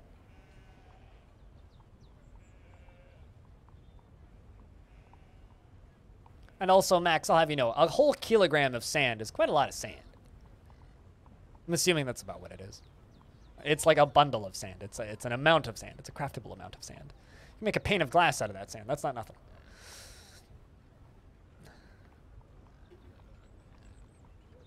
Yeah, because the whole country is biking distance. That's why you say that you live in the Netherlands. And when I say I live in Canada, people say, where in Canada?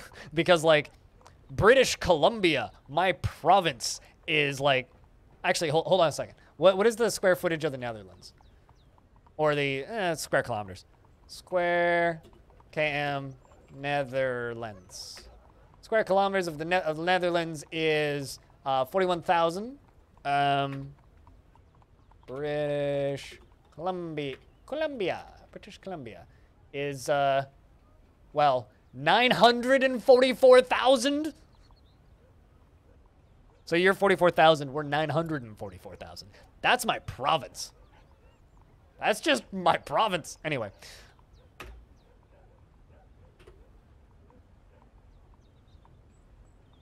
I mean, if you live in Finland, you're probably from Helsinki. If you're not from Helsinki, then you're from a town with 300 people. Maybe 2,000. Like, I'm pretty sure the town that Bellinair lives in has, like 3,000 people in it or something. Like, I grew up in what's considered to be a small town. 2 blue peacocks! Awesome! That's actually really cool. Like, I grew up in what's considered to be a small town, right? And my small town had 50,000 people in it, which is like a city for some countries, so.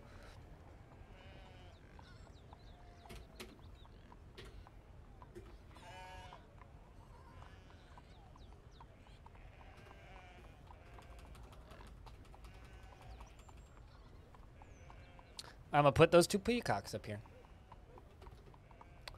Those beautiful blue peacocks.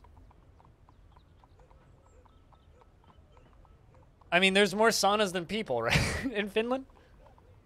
I don't really like saunas personally, so.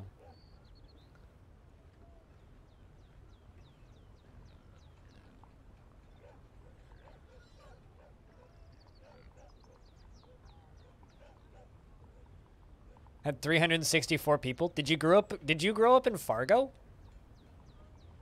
Aaron? Cause damn. Also, kind of besides the point, I love that fucking show. That show's great.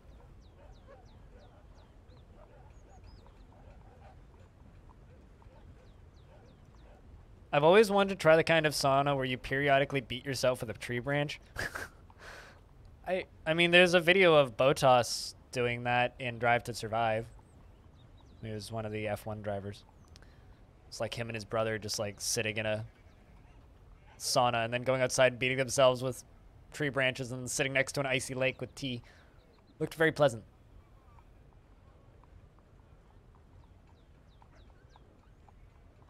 Fargo was a 5-hour driveway? So, wow, okay. Huh.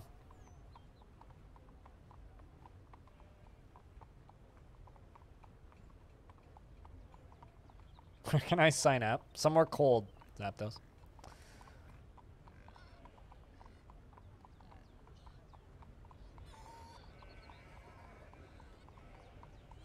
It's a great time to try a sweat lodge. Ugh. Also gives a nice scent. I mean, that's why a lot of deodorants are various types of trees. Let's see, did the elves arrive to trade? Or not the elves, the dwarves, because I don't think I traded with the dwarves last year.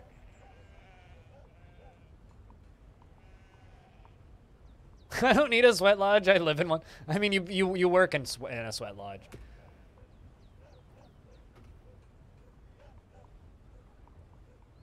It smells like a collection of woods. So what you're saying is you don't need a sauna because you work in one and you already have enough wood, so you don't need to whack yourself with it to smell like it? Is what you're telling us? These are the messages we are receiving? It's time to lock all the dwarves up here in the tavern. And I think I'm going to make those 2 peacocks available as pets, if anybody actually wants them.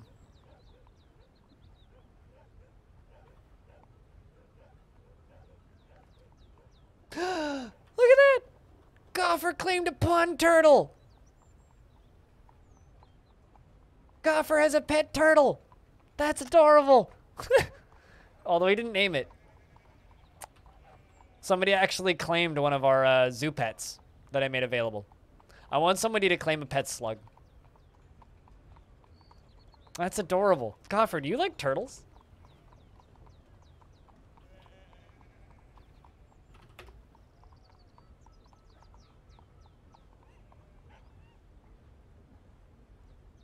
She hates moon snails. She likes pond turtles for their shells.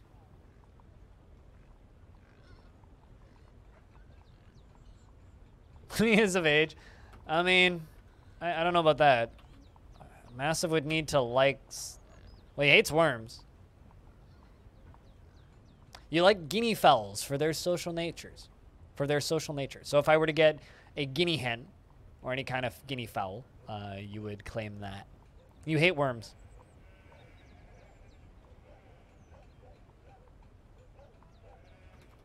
In Gophers?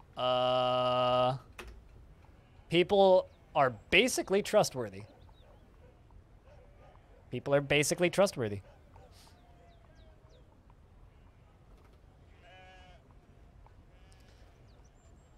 Like, is it not responding and sitting there, or is it crashing? Because if it's not responding and sitting there, just let it sit. It's thinking.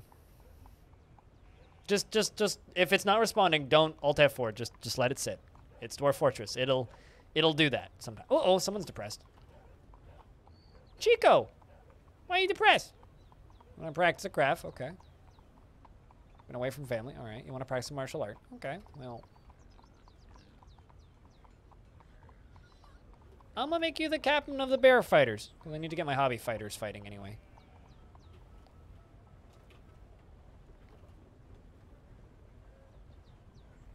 Let's get both of my wrestling squads fighting and training.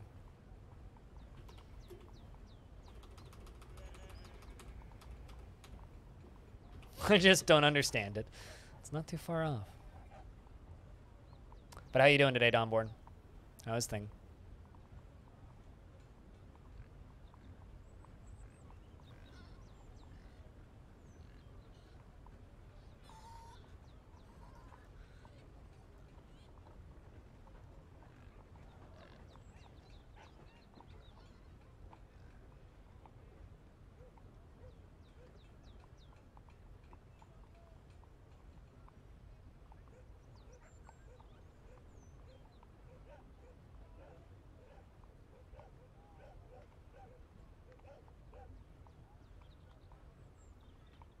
And Jack Norrick's become a recruit. We've got a couple new recruits in that squad. Let's see how that helps Chico. Because Chico's the one I'm actually a little worried about.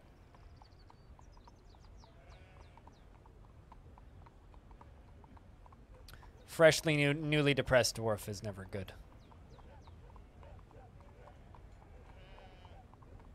Nice and comfy. Good to hear. Good to hear.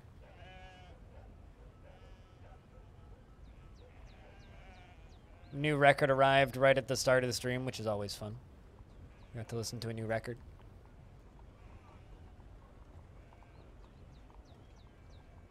$5 and 1 minute. I don't know. That's just like my main point of reference for Minnesota right now is Fargo. Darren, because I've never been to Minnesota. Although Minnesota very much strikes me like outside of Edmonton. Like the outskirts of Edmonton is what everything I've ever seen of Minnesota is like. It reminds me of a lot of parts of Canada. The flat parts of Canada with nothing much in it. What about me? I'm doing all right. It's too fucking hot. Someone should turn on the global air conditioning and cool this fucking planet down a little bit. But aside from that, I'm doing all right. Doing all right. It's been an okay couple of days. Making good progress on the interview that I'm working on. Hopefully I'll have it up by Friday. That's my goal, is to premiere it at like 4 p.m. on Friday. Outside of that, just, you know, chilling. Probably not going to buy much on the Steam Summer Sale, if anything. I might, or although one kind of neat thing is Empyrean Galactic Survival is very cheap right now because of the Steam Sale. And, well, that's a good thing because we're running a server for it over on Halcyon Frequency. So if you own that game and you want to jump in with us and play at some point, you can do that. Or, alternatively, you can pick it up for cheap right now until you see somebody playing it. So that part's kind of neat. But really, like, in my experience of looking at the Steam sale, I haven't really seen anything that even remotely interests me, I'll be honest.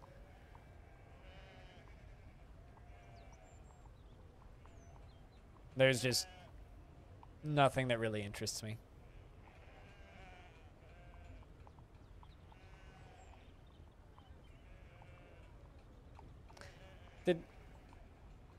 Although I'm jumping through games on Steam, I think I just found a game where you play as wild animals.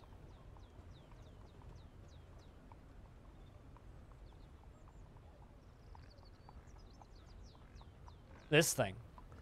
Is this literally like just... Oh, you start as a small animal and as you grow you become a bigger animal? That's actually kind of neat. If only it wasn't a massively multiplayer online game. I'll bet you gameplay looks nothing like this. Also, nobody's playing it, so it don't fucking matter.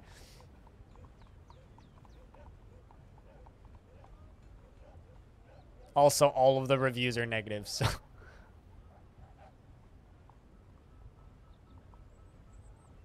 But yeah, no, there's like kind of nothing I'm really interested on the Steam sale that I've seen so far. Delighted upon being in a waterfall. Interested after learning about dodging, dwelling upon being caught in the rain. Deal with it. You want crafting, so I'll give you weaving and clothes making. Also give you stone and bone crafting. Cinematic representation, not actual gameplay, yeah. I feel like that would be really cool, just like reenacting the food chain with other players. Only thing you might tempt you is Red Dead Redemption 2, if it's got like 30 to 40% off. I mean, I could tell you. Red Dead is 33% off. So your wish be granted. It is 33% off. No Steam Summer Sale for you? Well, yeah, it literally started this morning. It started this morning.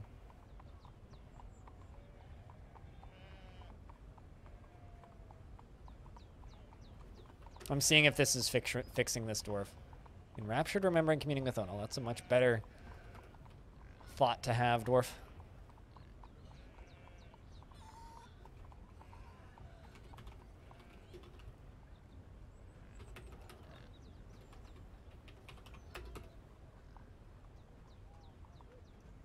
Stupid shit year moving too fast. I know that fucking feeling, man. 2020 went real slow, and 2021's just like, New. You know, we're past that. We're way beyond past halfway through the year too. We're almost into 2022, which is the year I'm actually looking forward to because that's hopefully the year that I can mostly go back to normal. Like, some things have gone back to normal. I don't know. I know some parts of the world are very much not the case and are like fully back to normal. But I'm still sitting here waiting for the third wave scare. So.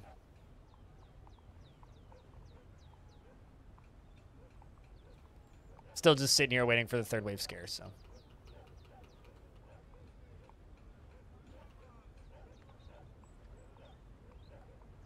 We haven't quite had that yet, but give it time. We'll get there. If you're really nervous about this fall, why are you nervous about the fall specifically?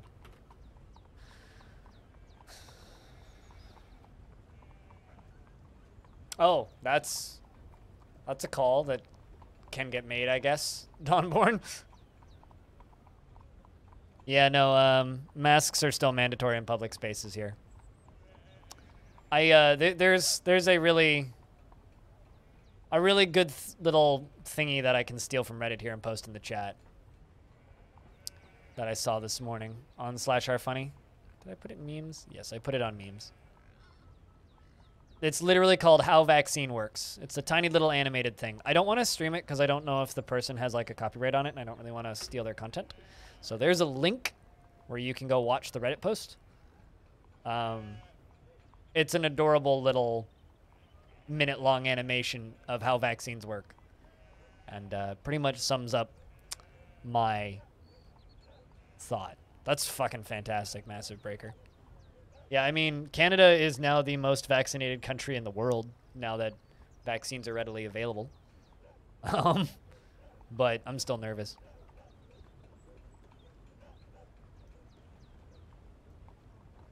I mean, here's the thing. You can still get sick. Zapdos. Like, you can still absolutely get sick. Like, it's not like the vaccine keeps you from getting sick. You can still get sick and still spread it.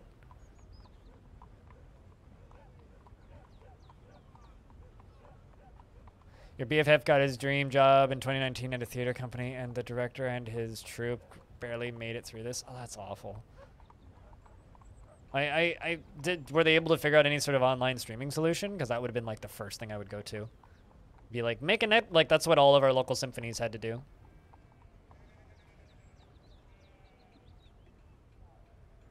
Yeah, and people seem to think it gives them invincibility armor. I've been dead for years, so it's fine.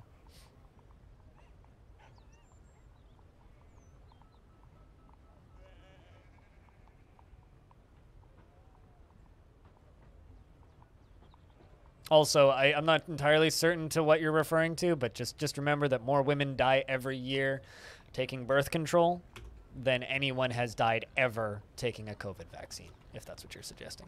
Not certain that's what you're suggesting, but...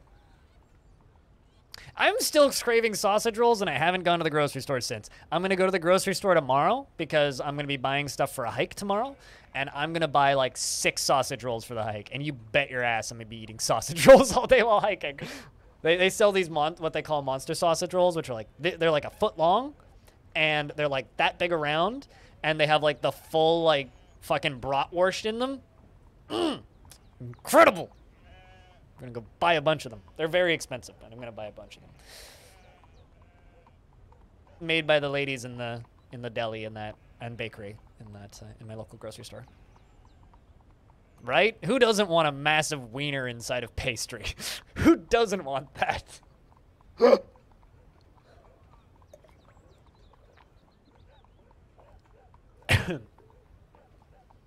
Who doesn't want to choke on their water while they're drinking it? I didn't. I just did, though.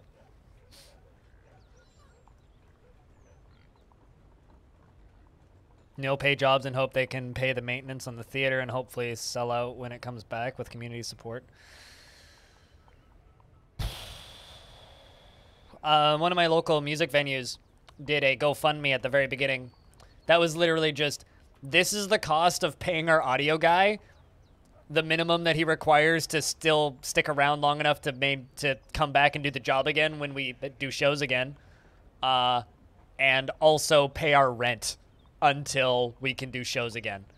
And then they had like a stretch goal, which was they would bring on a small sound crew to do live streamed shows, which they did, and they've apparently done quite well, but they stream them on Instagram and Facebook, so I don't ever see them. Yeah, they did a GoFundMe with like a stretch goal of doing online stuff, and they blasted that out of the fucking water. Oh, damn, things went bad. No, that's the worst. Sorry, I had to make that pun. The worst is when pierogies go bad, you know?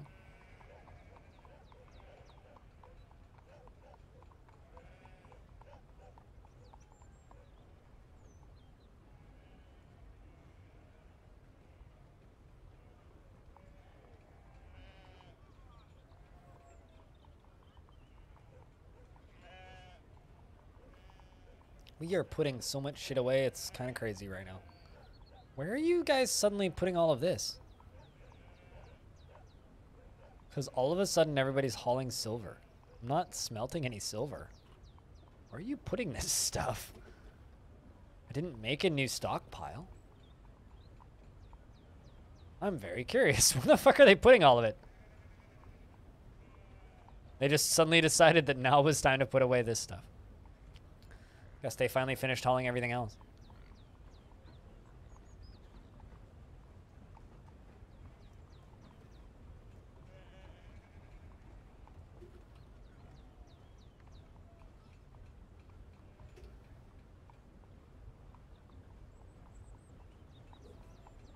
Yeah, they go in a rebellion. I mean, it's... They shouldn't be either, because, yeah, this is supposed to have wheelbarrows in it, so I don't actually know where they're putting this shit, which is why I'm confused. Although, actually, most of this is native silver, not actually galena. Because we dug through all of the galena, and now we're into native silver. I don't know, have you ever tried it? Vilker? No one's ever been dead and come back, so... I guess I should tell that to the Buddhists, but...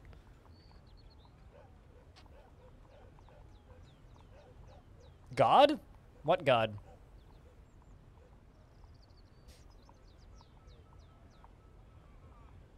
Maybe, oh, maybe all the wheel... Actually, I wonder if a bunch of my wheelbarrows rotted away. Let's make 10 silver wheelbarrows. Get that done quick. That's weird. Maybe they broke the wheels on the wheelbarrows. Yeah, I don't know. That's bizarre. Imagine waiting that long for a respawn timer. I'm sure there's a mobile game that makes you wait 72 hours to refill a bar. Although if Jesus died in 2021, he'd probably just, you know, pay $100 and respawn immediately. Literally every person in the planet, it seems. Renbird.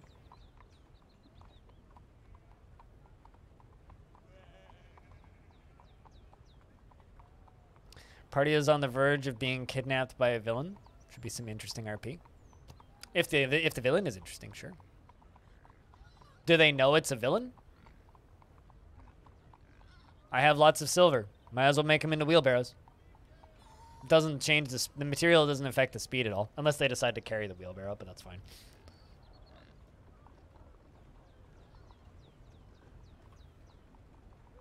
Eh.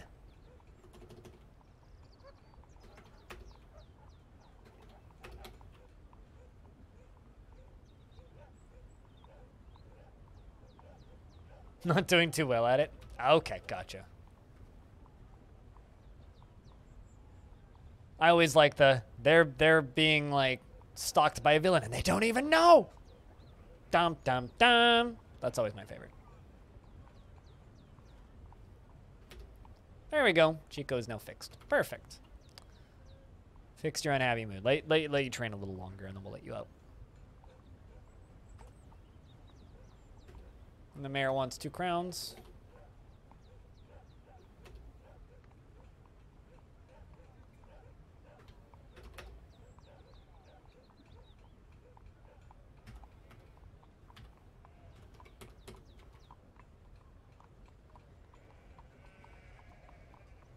Being followed unknowingly is always fun little plot point.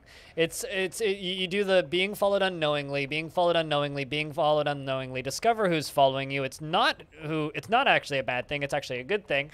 And then you keep going, keep going, keep going, keep going. And there was something unknowingly following that person who was following you, or the person who shows up is actually the bad guy or some sort of like body swapping weirdo. You know, all that good stuff.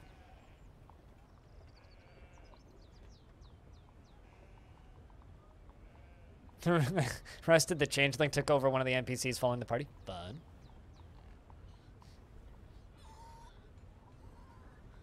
Does sound fun. I always love talking about other people's experiences in D&D. I've never had a positive experience playing D&D. Like, D&D is always, like, unpleasant, to put it nicely, for me. Like, one of these days, I will actually get some enjoyment out of a D&D sesh. Literally has never happened before. Yeah, Steam sale's begun. So if Steam's fucking busted, that's why.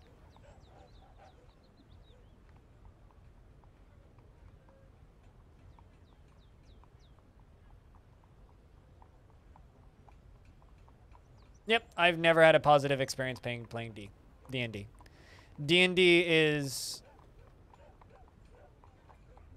No, oddly, I've never done any kind of drugs or alcohol while playing D&D.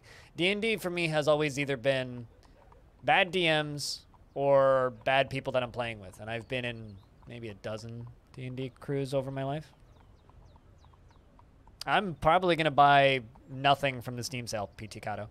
I might buy Empyrean Galactic Survival, although I'm trying to get keys for my team for that because we are running a server for it.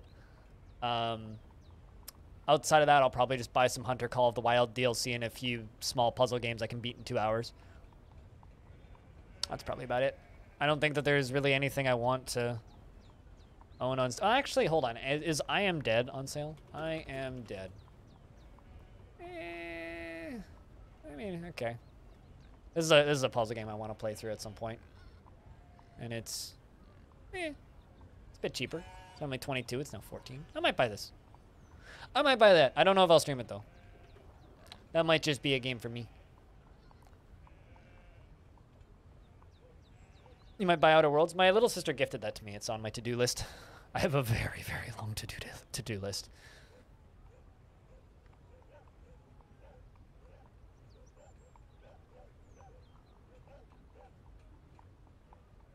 You once got broken up with at a D&D sesh? Huh. All right.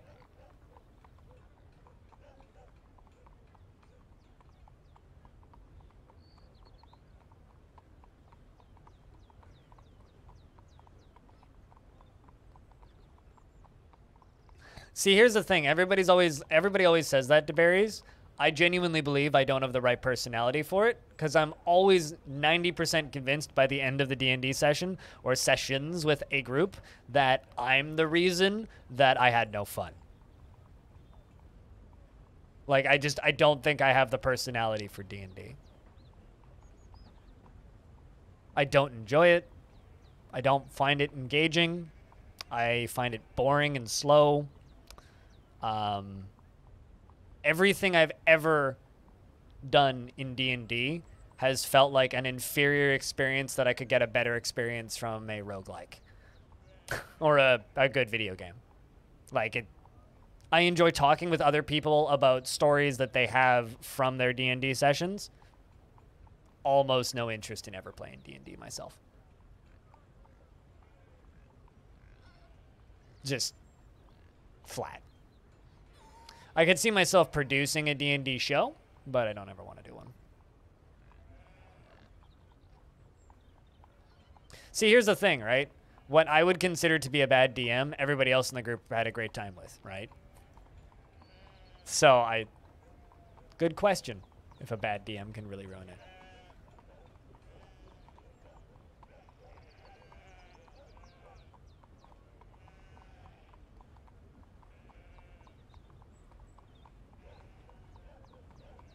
That make no sense for anything but a hardcore purist perspective. I get more satisfaction and entertainment playing Dwarf Fortress for 4 hours than I've ever gotten out of playing D&D with other people.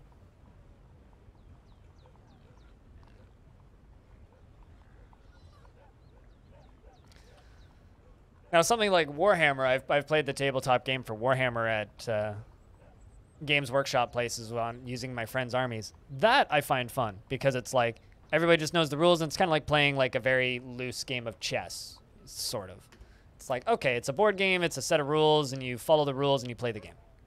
And I used to also have a shit ton of fun when I was younger playing Warhammer. We had a super legal copy of the rule book that we downloaded off of the internet in PDF format and printed off that we got from Sweden, perfectly legally. Renbird, I'm going to ask you a huge favor. I am not a fan of Pepe emotes or emotes that look like Pepe. Try and avoid using those in my chat. I don't want to go through and like just ban all that person's emotes, but just like try and keep them to a minimum if possible. Because all the default Pepe emotes are banned here. Anyway, super legal copy of the rulebook, and we built all of the units as best we could out of Lego, or what we considered to be acceptable Lego. So, like, we're just like, okay, so what does this 40K tank look like? All right, well, this is a tank I built in 30 minutes out of Lego. Okay, we'll use that, sure. And we used Lego, and we had enough dice because I had a billion board games, and we pulled out rulers, and we built, like, landscapes in some cases, or just used flat things with construction paper to, like, space out their floor, or just the linoleum tiles that they had on their floor. Because I don't like them. Do I need to give you a more accurate reason? If you really want to go looking at the depth of the memes and the harassment that surrounds it and the toxicity towards streamers that they cause, if you really want to do that, you can Google that yourself. I will simply state because I don't like them. But yeah, no, that was my experience. And like I had a shit ton of fun doing that. Like, blast. It's a fucking blast doing that shit.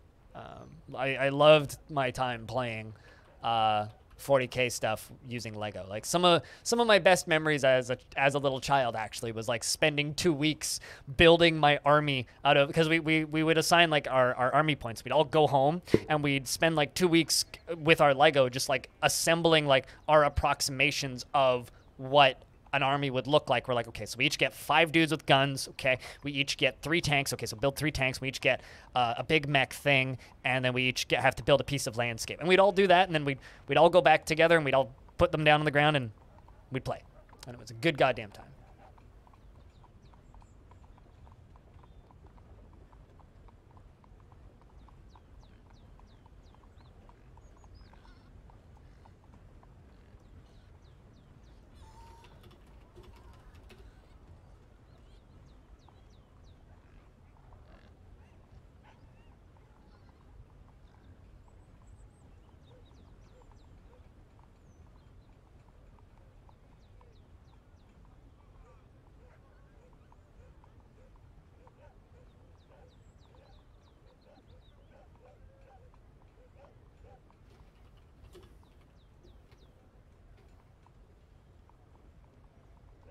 So,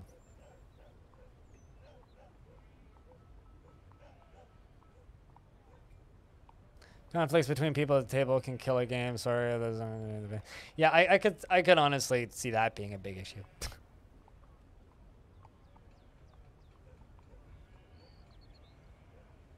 Restrict races and class and builds if you're homebrewing for a very specific world. Otherwise, kitchen sink it. Yeah. Yeah, no, I don't know. I have, I guess, unpopular take on D&D just because of my life experiences, but I am actually like just at a point now where I believe it's kind of I'm the problem, not other people, and it's not D&D, it's me that's the problem. There's any game stores around you? I mean, Games Workshop stores? I mean, yeah, that's kind of necessary.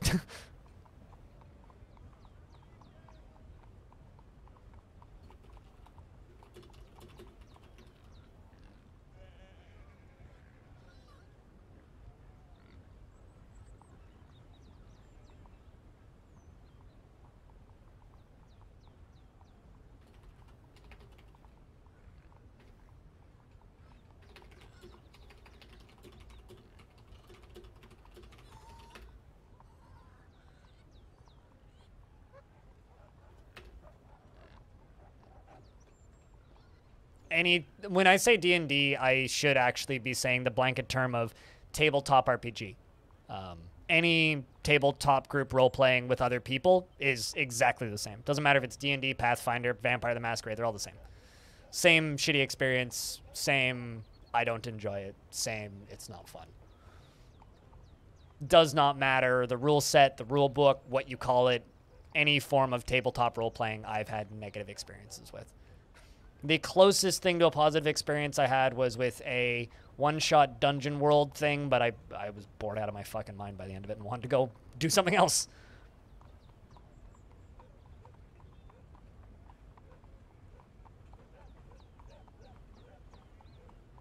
I like the lore and the world of Darkness stuff, but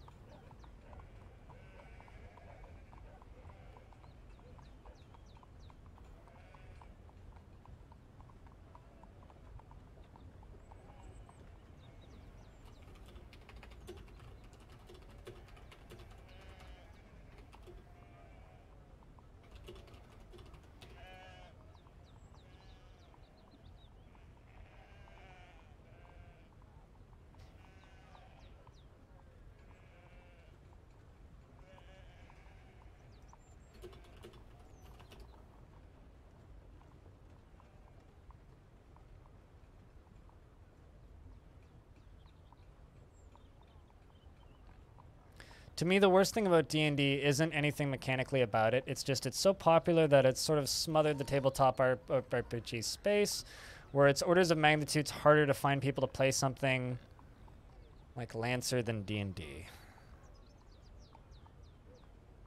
So what you're saying is normies ruined it? Is that what I'm reading?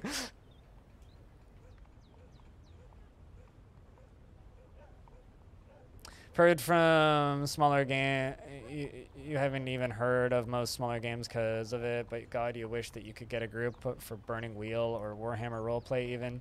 Shadowrun is tough to find. Even, that's weird that Shadowrun's tough to find. See, like, here's the thing. Like, if, and this is, like, where I'm at, right? If I really want to play a Warhammer roleplay or a Warhammer game, I'll go play one of the Warhammer games. I won't go buy Warhammer models or find a group and play tabletop Warhammer. If I get the itch to play some Shadowrun, I'm going to go buy or download one of the Harebrained Schemes Shadowrun games and just fucking play it, you know? The dwarf is carrying a giant arrow. Yeah, those are ballista arrows. I got a lot of those. The king keeps demanding them.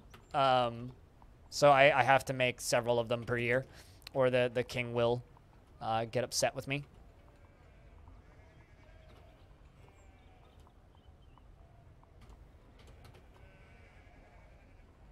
And if the king gets upset with me, then people go to prison. And if people go to prison, then dwarves go insane.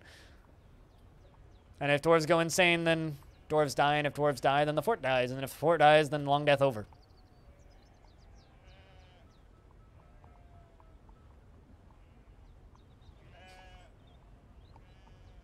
Although I'll be completely honest with you, I had some interest in Vampire the Masquerade, but just the marketing for that new video game is kind of actually like turning me off of it a little bit.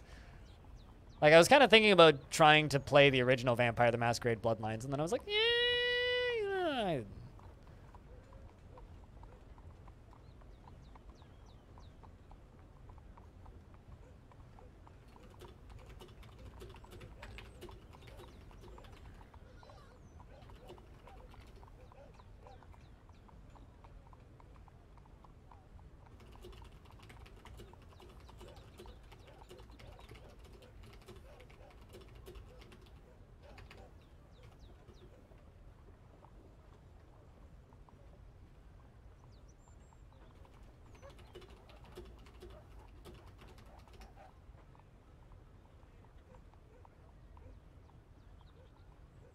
You just want to play Rifts? You just want someone to play Rifts with. I don't even know what Rifts is. I'd rather not, Pidicado. I'd rather not. Because then they'll just appoint another king. You could do that if you want your own fort. I would like to break records.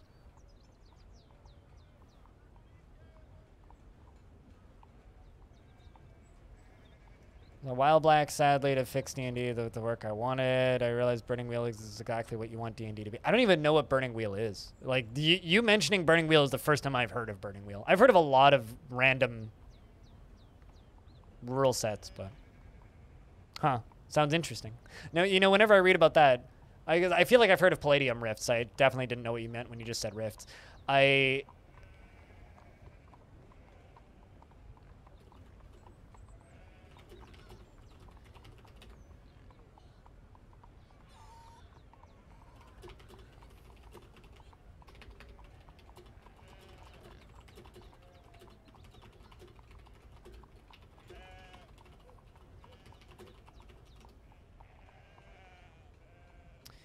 Friend of mine keeps DMing me. I'm just telling him, shush.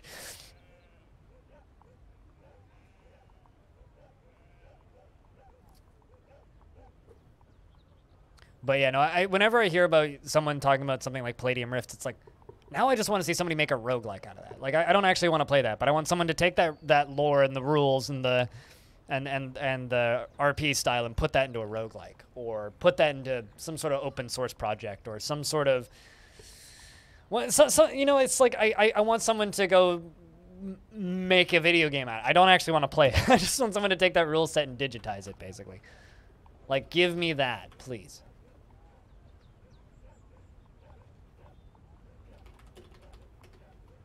I don't know how many he wants, so I will just say make 5.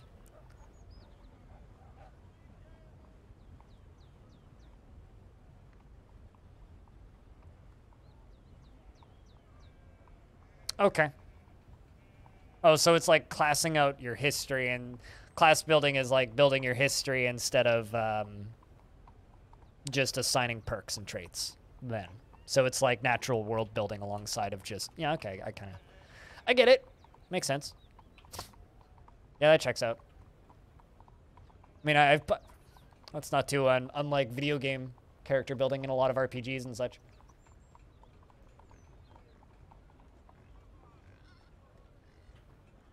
We're also into Midwinter, 255. I wish I enjoyed playing Cataclysm. I genuinely do.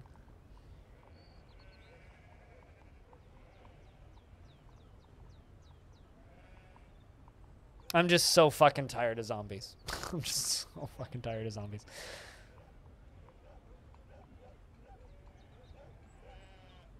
It's called Dwarf Fortress. Zapdos.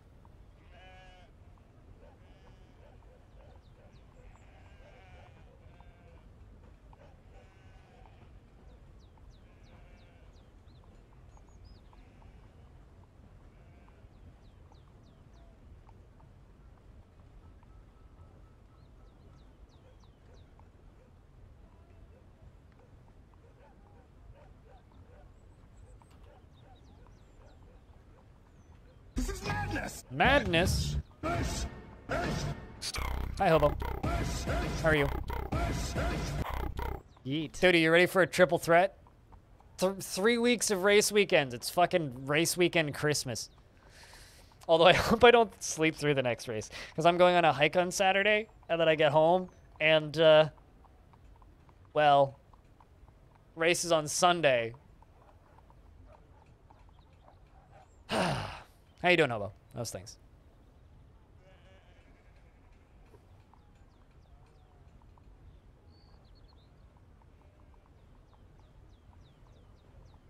For those of you who don't know, we get 3 F1 races in 3 weeks. It's a triple header. It's going to be a lot of F1 races.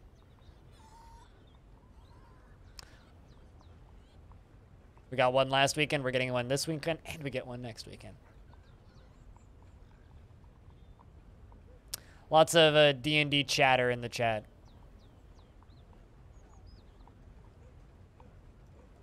Also, not really D&D, but there's someone on the Discord who's looking to play a Legacy Fort, if anybody's interested in doing something like that. Take a peek at the DF Talk room and scroll up a little bit. And if you're interested in doing something like that, just respond to their comment. See if you can set that up. I'd love to see what you guys could do. I'd even, like, show it off on stream, too. If you take any screenshots, that'd be.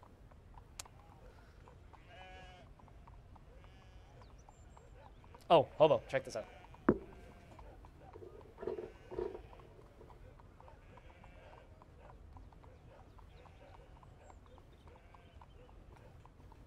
I got some metal that arrived in the mail.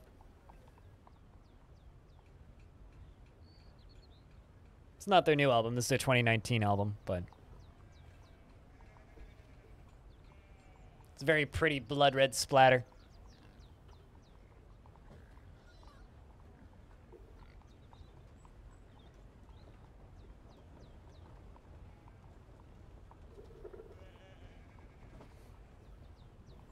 Worm Witch, indeed, Jack Nark. Worm Witch, indeed.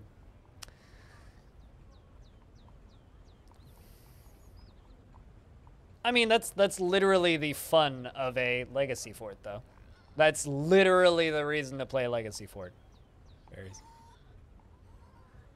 Is you have no idea how everybody else runs it. And then you tune in and you're like, oh, everything is broken.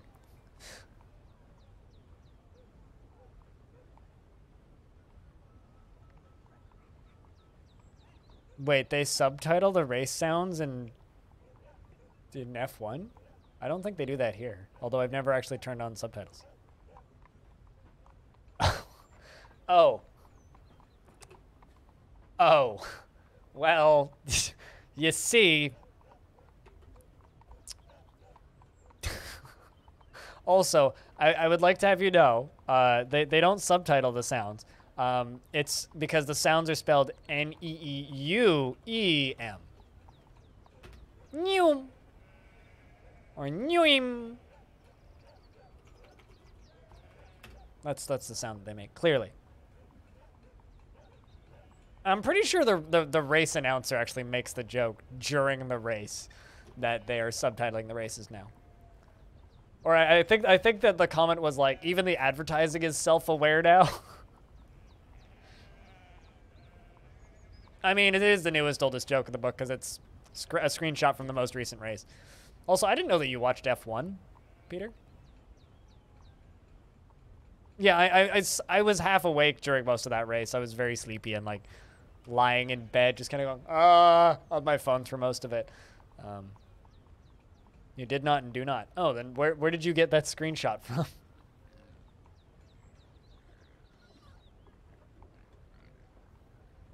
Yeah, I'm pretty sure that Crofty's just like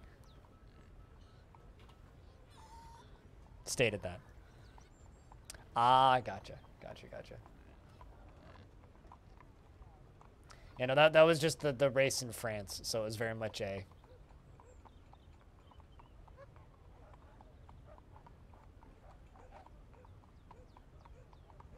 It was very much a, what's the word I'm looking for here, recent thing. We're forging some silver wheelbarrows.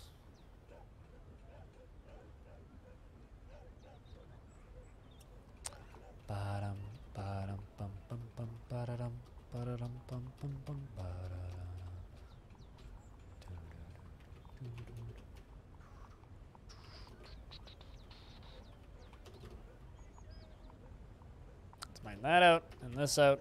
Get this glassified. And then we'll mine out all of the silver that's right there.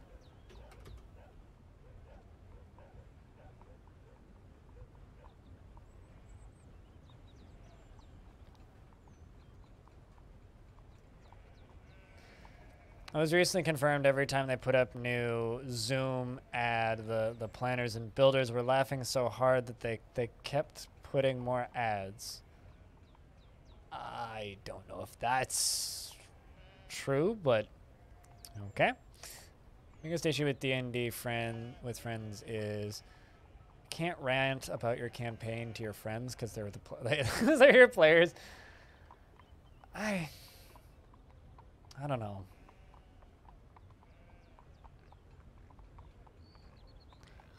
I guess I wish that D&D wasn't so popular.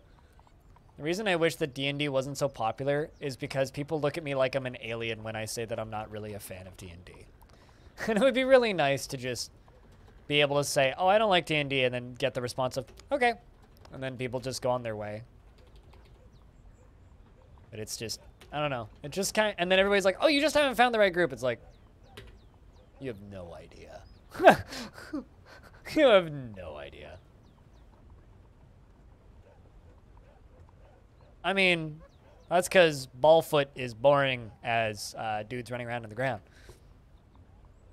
Besides, F1 isn't really a sport. It's a soap opera. So, I'm also not much of a sports guy. I do like engaging storylines, though. It's like watching professional wrestling. It's nothing like watching actual sports. Someone's, like, really mad after I said that, but... Looking across the streets screaming. I mean, hey, if it works.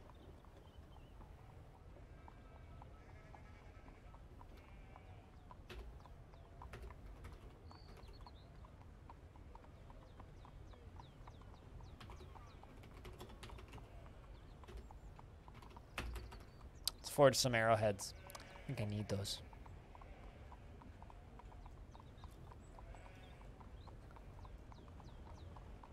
Get my glass put in. Why didn't they finish those? Come on, guys. Mine out that shit. Thanks. I increased the priority and they're still not doing it. Okay. I mean, fine, if that's what you insist.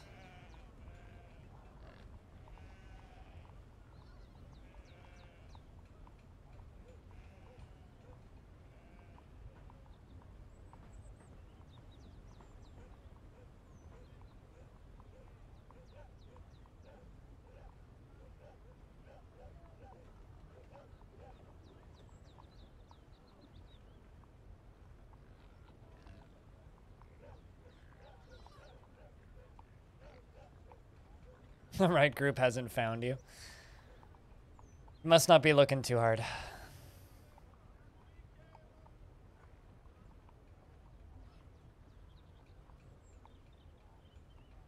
Good evening, Mohammed. How are you? Alright. Is anybody gonna go, you know, dig that out? Oh, shit! Look at this! Both Bastet the Third and Beermanier are now adults in DF terms. Beermanier, you can have mining. But, what else do you want? Right, yes. You are impervious to the effects of stress and excessively calm. I'm going to put you into the secondary squad. You like black bronze, sparrow leather, amber rope, rope reed fabric, the color pink pale, breastplates and hoods and chains, and bilberry wine. And you hate rats. Well, you'll be happy with the wine that we have. Gonna give you mandatory healthcare jobs. I'm gonna give you leatherworking, stoneworking, boneworking. I'll give you glassmaking and weaving. I'm gonna leave clothes making for else. We're gonna give you siege, operating that, mechanics, other jobs, and hauling. And armoring. And there you go. And then Bastet, similar.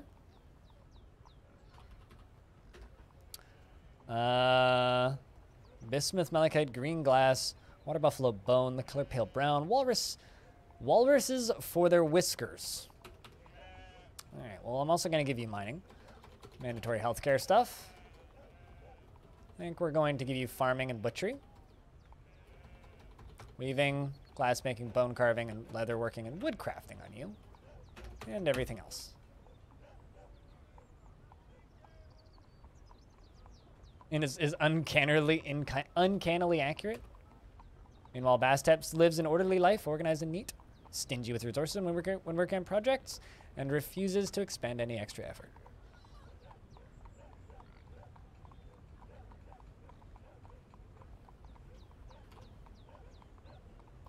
Ba-dum, ba-da-dum, bum, ba-da-dum, ba-dum, ba-da-dum, bum, ba-dum, ba-da-dum.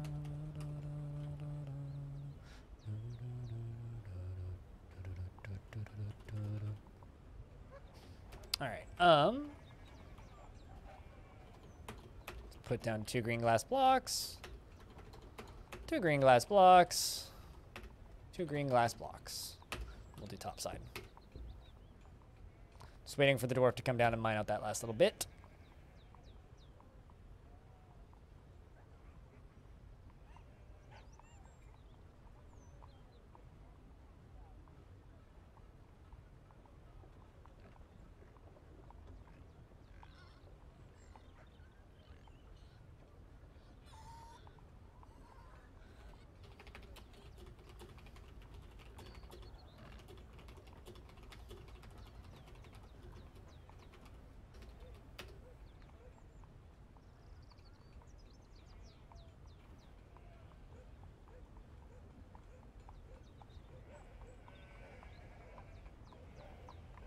by making a glass tunnel. I'm making a vertical glass tube, which I'm eventually going to fill up with water and lava.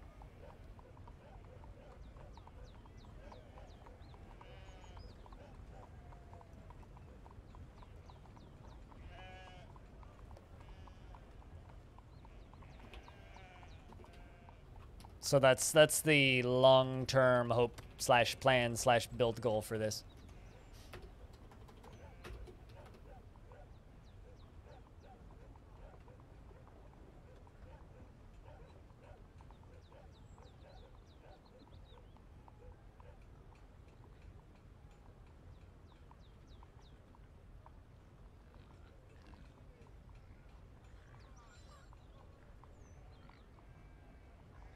There's somebody like right outside of my sliding glass door, basically.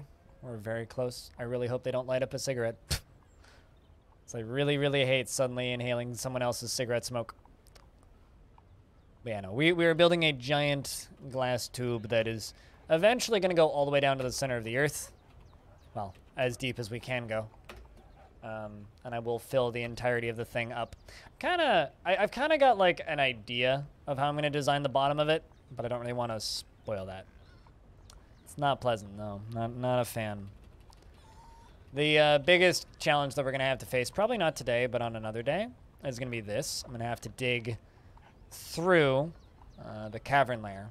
But in order to do that, I don't actually know what I have to dig through yet. So I may have to go down to the surface, which... this is going to be a challenge. Kind of hoping. Actually, you know what I could do? I think I'm going to do this right now. Okay.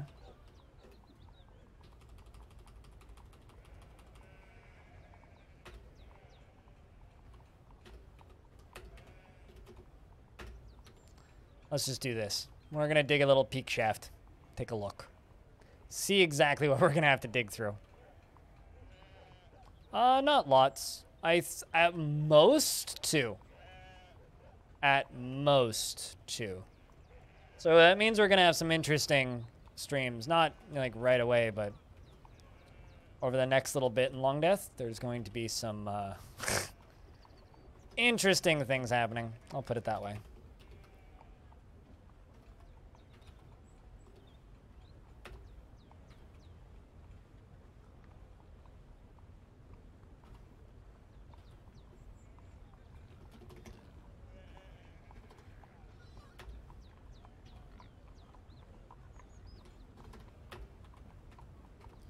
Just make sure that we get those done.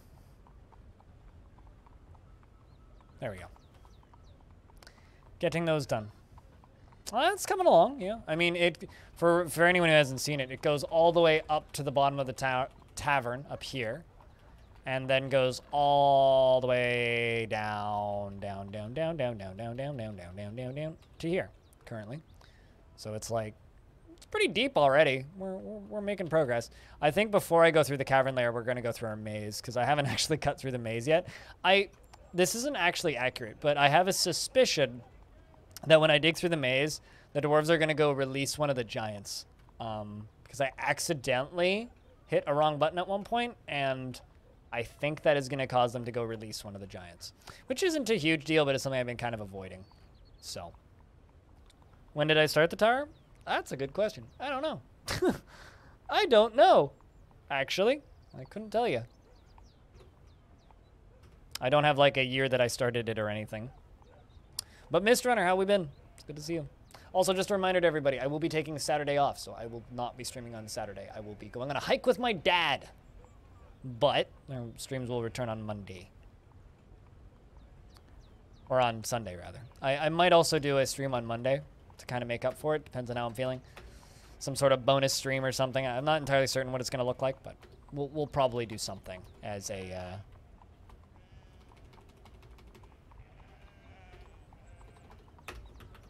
make up for taking the day off.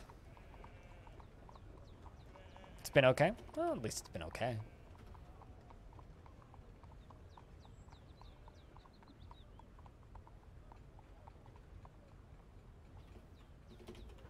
Let's see. Beermanier's first job is digging the staircase and then stopped. Which means I need someone else to come here and work on this staircase. How do you like your job so far? Satisfied at work? It's a very happy dwarf, actually. Don't really like getting caught in a snowstorm. Oh, great. What are you oh-grading about? It's not like I'm putting you at risk or anything. Like, you're perfectly safe doing this, I swear.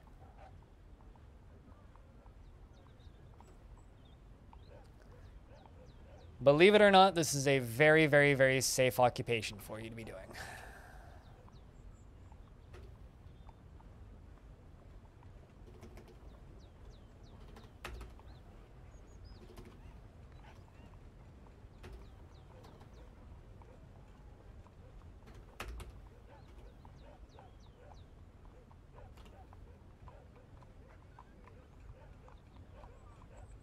No, I'm not sending him into the cavern. Dwarves are way more valuable than that.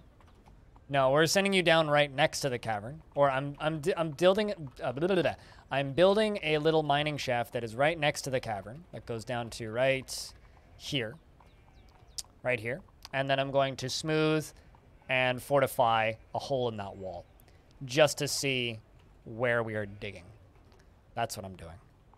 So I will be digging you to right next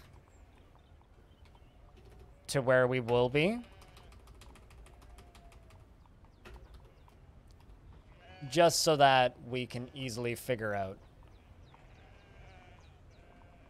what we need to dig through. It's probably going to be sketch and a pain in the dick, is my assumption.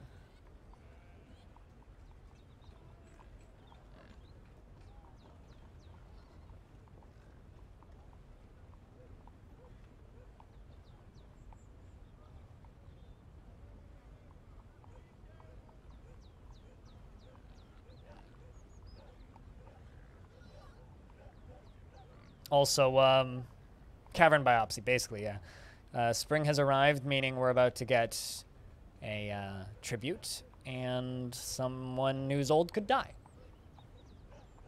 So hopefully nobody of importance dies. Hopefully only people of unimportance dies. Although everybody at this point in the fortress is important, so hopefully nobody dies. The great life and death of lottery.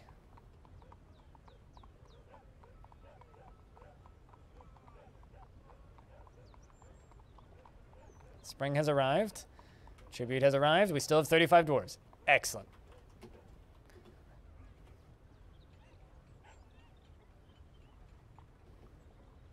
Excellent.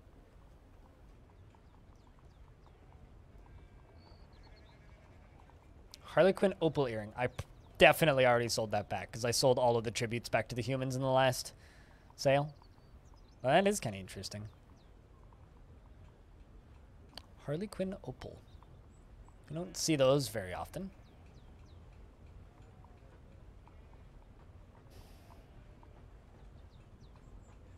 We've struck native silver, so we must be digging.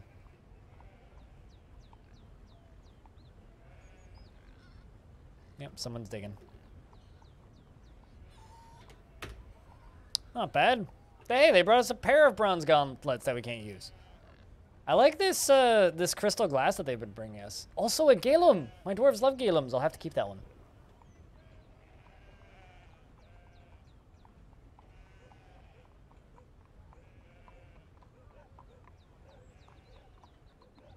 Do you think that somewhere the humans are keeping track of everything they've given us? Stone?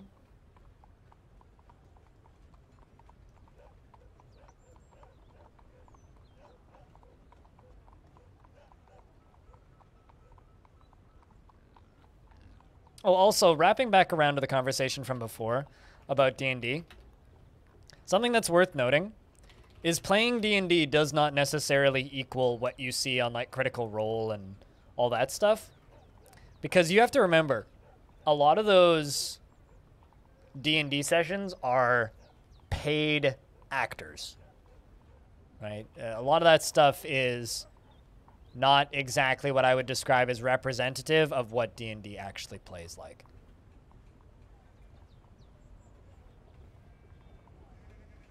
It's got nothing to do with Mr. Mercer. It's just, that's all D&D podcasts.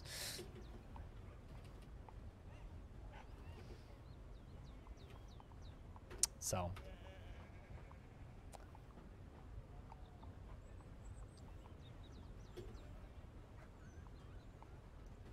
I'm gonna prioritize this up to number 1.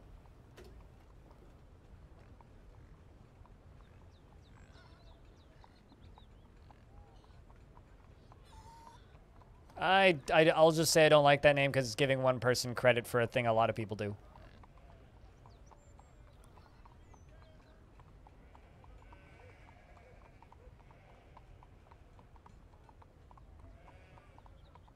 Yeah, it's just like...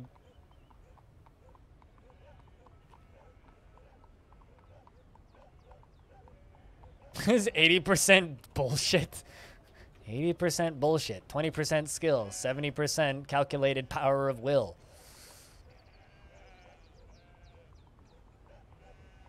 Something percent courage and something percent pain and something remember the name. All right, chat. First exposure of the caverns in like over 150 years. Well, actually no, it was 120 years that I opened the caverns, right? I think. It was 125 years, so it's been like 125 years.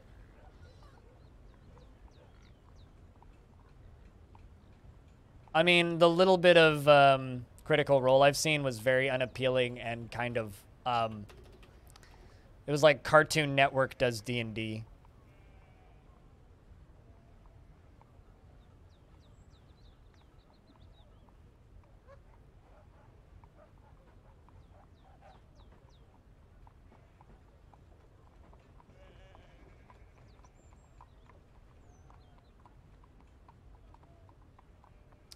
All right, let's see what we get. Whoa. That's a lot of blood. Oh, hey, there's another Forgotten Beast. Rurast's Ash. It's a creature made of ash. Well. Another spot we gotta go work on next. Now that we know where we're digging. Let's just dig.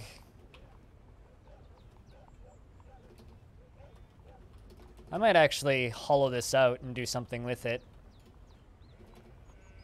Maybe hide an artifact down here or coins or something. Chat, what should I use this little cave for if I use it for something?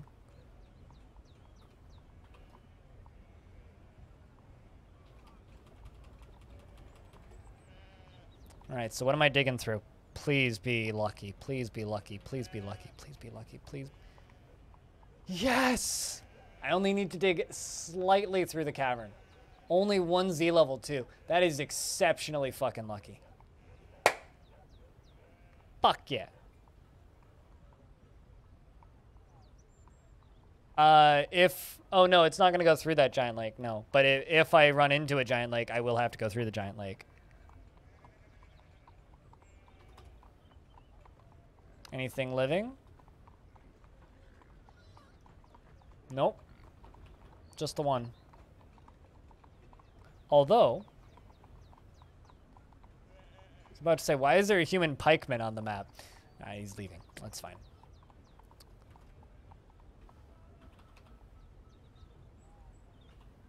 Excellent. Fucking excellent, man.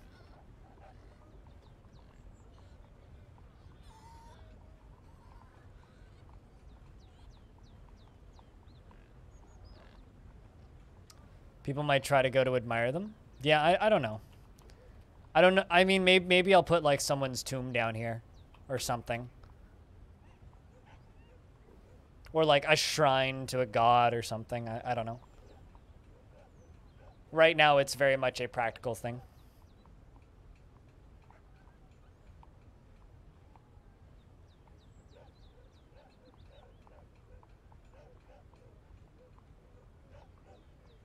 The amount of people that you've played with in a group that was happening years ago, and that was just, oh, I played the exact character from Critical Role.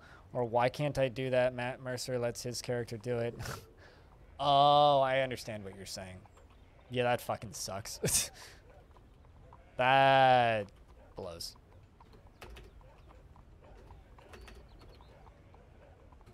Could not agree more. That fucking blows. That's like going to play D&D with somebody and them like just picking a character from a video game or movie and just saying, "I'm gonna play this. I'm gonna play Sean Bean."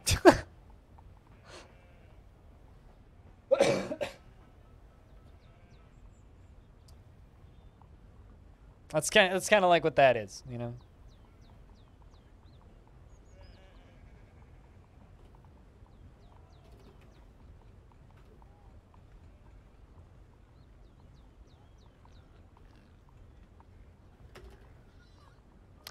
It's a musical instrument.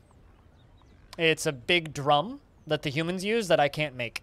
Most of my dwarves know how to play it because several of the royal treasurers over the years have been very skilled in it and have played it every year, and the dwarves have watched and done the dances and learned the human dances. So most of my dwarves are actually quite skilled golem players. It's basically a large timpani with a bunch of bells on top of it. Golem. Yeah.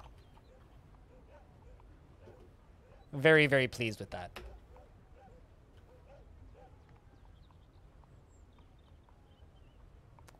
Not bad of a scouting effort, I do say.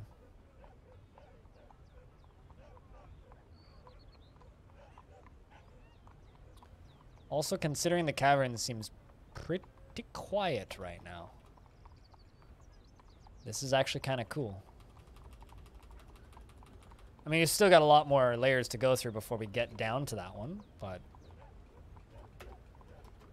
this is pretty legit.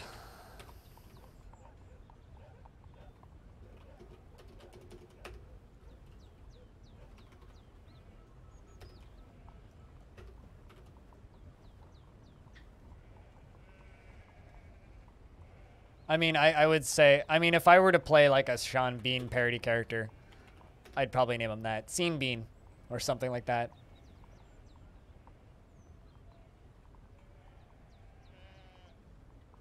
I mean, you could also just like, you know, ask Zapdos, but done. There you go. You got it.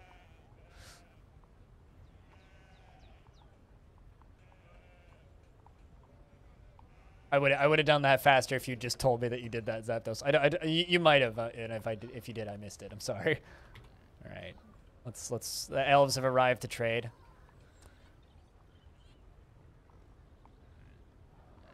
I very rarely do like these really long single file tunnels, but I think it works in this case because it's like, oh, we're peering into the caverns and carefully having a look-see at what lies out there in the darkness, you know.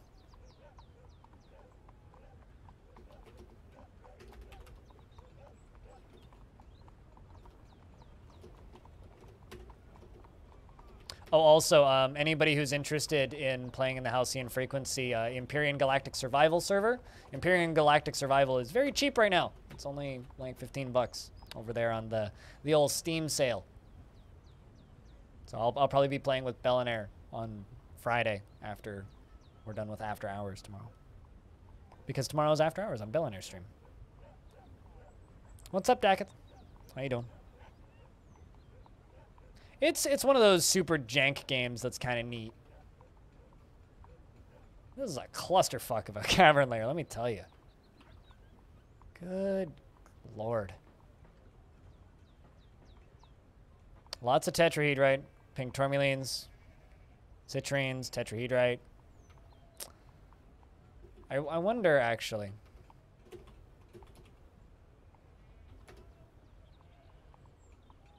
Nope, they're not actually seeing the bodies. But fortunately, we only need to dig through this center bit.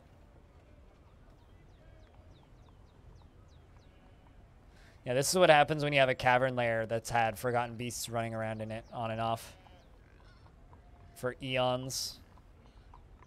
Eons. We're gonna have to be super careful when we finally do dig down into it.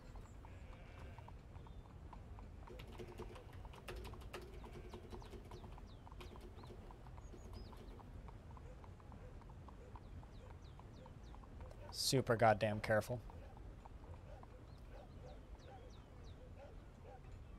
I think Bellinair's crew is working on building a space station. That's their plan, so. And Bellinair's been streaming that most days, so I would recommend following Bellinair if you don't. And I think Evil Trick is going to dive in pretty soon, too. So, there is, the server is pretty small. It's only got 10 slots, but as it gets bigger, we will bring more people in. If anybody's curious about what we're talking about, my stream team, Halcyon Frequency, over on our Discord, we host some multiplayer servers. We have a Minecraft server, and as of a few days ago, we also have an Empyrean Galactic Survival server. Minecraft server is a lot bigger and more popular, obviously.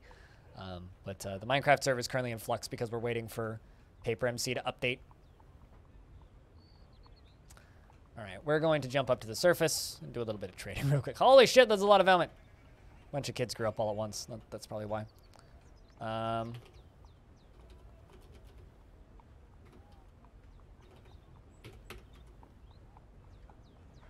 So yeah, if you join that Discord and agree to the rules, just keep everything family friendly. Basically, just no swearing, because some of the members of my stream team are family friendly. Pop in there and go play. Well, I mean, it's 2 months old. News relative. But yeah, you are kind of correct on that.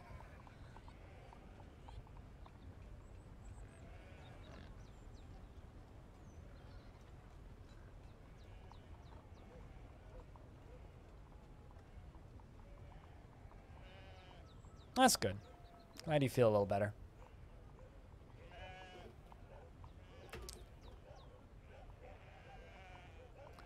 Yak bull, pond turtle. I kind of just want to buy all of the pond turtles, make them available as pets, just so that Gopher can claim them. I think I'm going to do that. Because I have one of my dwarves, Gopher, apparently loves pond turtles for their shells and instantly claimed the last one as a pet, so.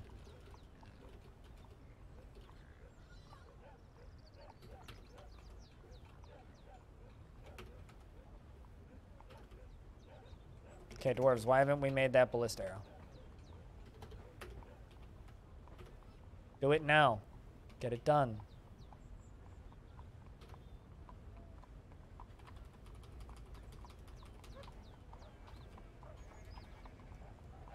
Why does that leave you shaken? They are much older games than Spore.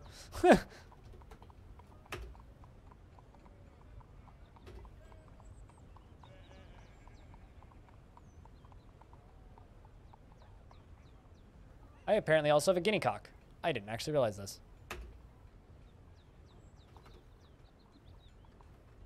It might be dead, though. Also, Defcom claimed both of the peacocks. Good stuff.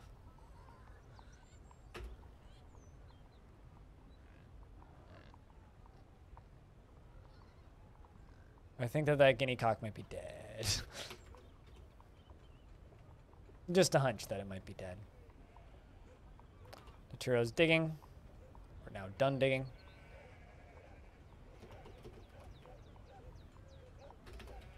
Let's smooth some things and peek out into this last bit of the cavern layer. And Massive, who is still a child, withdraws from society. Well, that's interesting. A Fey mood on a child, meaning we're going to have a legendary worker before he's an adult.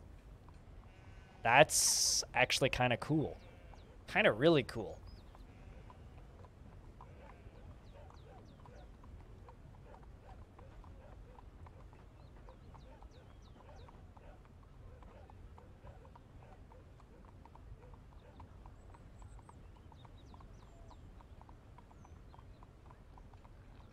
Yeah, child artifact. Wonder if Massive is still here. Apparently I struck some tetrahedrite. Fuck. Just always looking at the carnage of fights from hundreds of years ago is just cool as fuck and scary as shit. It's like, just look at all of that blood, pus, and vomit. Like all of the water just drenched in blood.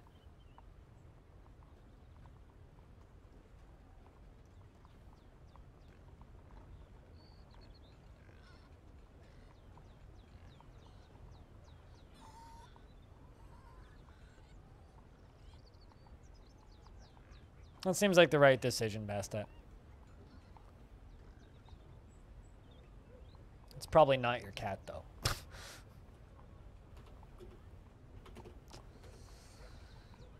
highly unlikely.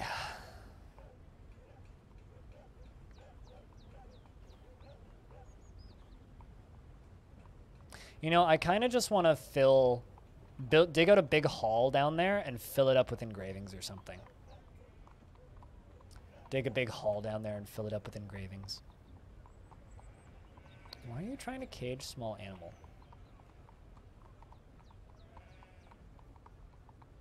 Alright, well, Massive has claimed a workshop. It's a Craftsdorf shop. I'm very disappointed. Aquafunkalistic Booty Wap has been trying to cage small animal for a while. I wonder what job that is. I don't know. Alright, Massive, where did you go? Gotta follow you. Okay, piece of wood.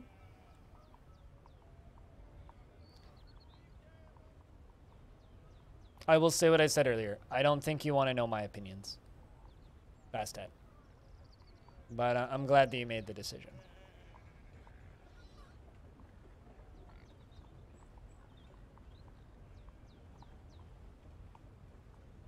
How old is this child? Good question. I really hope it's like a toy. 7. 2 streams, I think? I was about to say, like, earlier this week, I think. But 7. Oh, that's going to be heavy. Does anybody else remember when that one dwarf took literally an hour to put together an artifact because it kept selecting, like, boulders at the other end of the map and the heaviest possible metals? And it just took this little child, like, an actual, like, actually days. Like, months. It was like a whole season or something. I was worried he was going to go insane before finishing it, but he didn't.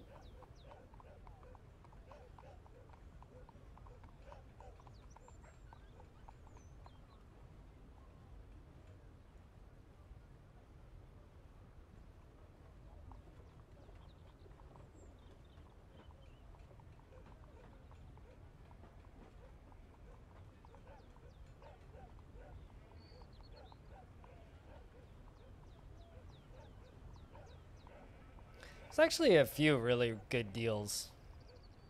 Like, Serious Sam 4 is almost cheap enough for me to buy it. Serious Sam 4 is $22. I think when Serious Sam 4 goes down to 15, then I'll buy it. Because I know I'll never finish it. But I would like to play, like, the first 3 hours 3 or 4 times with friends.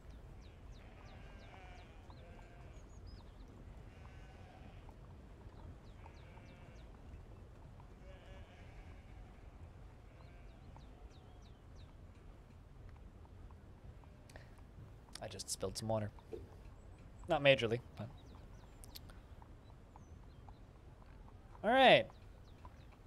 So the human has... Or not the human. Our little dwarf, Massive, has collected everything they need. Oh, would you look at that? Harlequin opals. Rose gold bars, Harlequin opals, silver nuggets, hemp cloth, rough bone opals, cow leather, black bronze, and sandpear wood. You know... I know it's probably going to be a wooden artifact, but that's going to be a good artifact, whatever it ends up being. That's going to be a really good artifact. Look at that.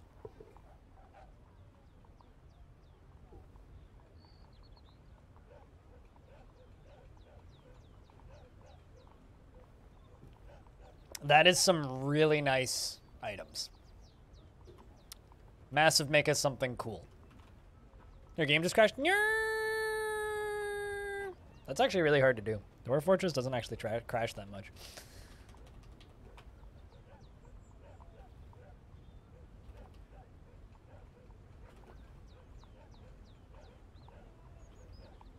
Alright, well, now we have most of the cavern layer explored. Most of it. Still a few small areas down here in the corner that we haven't seen, but that's okay.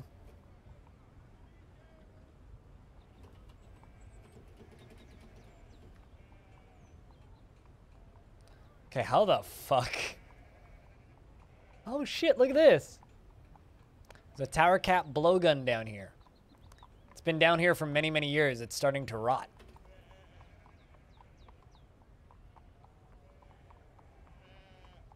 This is a tower cap blowgun. This object is heavily worn. So this is a blowgun, probably used by either a fish person or some other cave person. And it's covered in Ravova puke waters, the waste of molds, forgotten beast extract, which I'm almost certain was that humanoid made of glass. You're gonna go get lunch? We'll see you when we see you, Renbird. Have a good lunch. So this creature, whoever it was who was wielding this little blowgun, died to that giant glass humanoid. There's another one down here. It's also heavily worn. The body may have, like, completely... Oh, they were definitely serpent women. Definitely these serpent people. Definitely these serpent people. Look at this. Serpent woman. Covered in blood. Mangled skeleton. Also, puke waters is extract. There's also a ton of Gorlak skeletons. God, there's so much blood down here. So much environmental storytelling.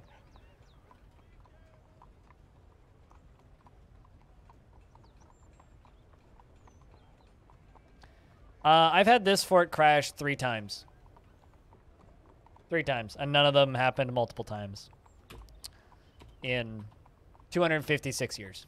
It's a very satisfying number, by the way.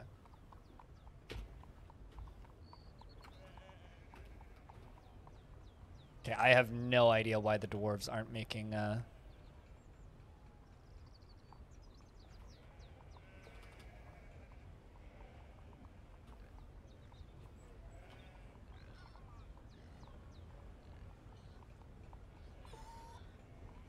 Are you canceling? Am I out of iron? Is that the problem? That can't be possible.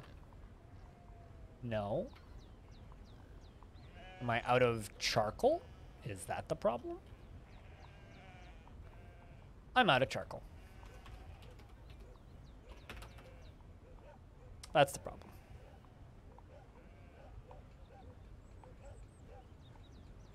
For a friend of yours, PC. Yeah, okay, that's fair. Dwarf Fortress tries to crash a lot, but... A Tarantino-esque amount of blood? Yeah, that's actually a very accurate statement. It is very Quentin. It's like, this fortress is Longdeath, right? There's not a lot of death that happens in Longdeath itself, but there is a lot of death that happens in the depths beneath Longdeath. Massive! The Dwarven Child has created Edalod, a sandpear wood scepter, and claims it as an heirloom in the name of the family ancestor, Euthris Worktict. I don't know why Euthris. Married into the family late and had a few kids. 94,800 Dwarf bucks is the value of this. This is a sandpear wood scepter. All crafts dwarf ship is the highest quality. Also Zetal, my bad. It is encrusted with round bone opal cabochons and studded with rose gold and adorned with hanging rings of hemp and menaces with spikes of native silver. On the item is an image of the Serenity of the Abysses, a diorite puzzle box in sandpear wood. On the item is an image of Zasset Crypt Basis, the dwarf and dwarves in black bronze. Zasset Crypt Basis is surrounded by the dwarves. The artwork relates to the ascension of the dwarf Zasset Crypt Basis to the position of Count of the Ignited Creation in the mid-spring of 102. This child is reading up on its local history. God damn. Look at this guy. He knows what's up.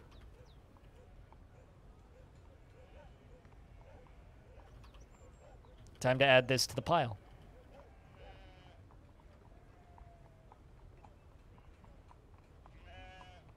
I'm quite happy with that, actually.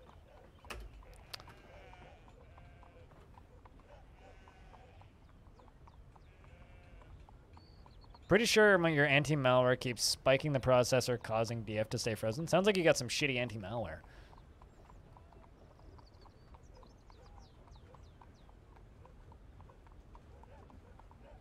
Going to bed early? When I stream and don't die? I will do my best, Diamond. We'll see when we see you.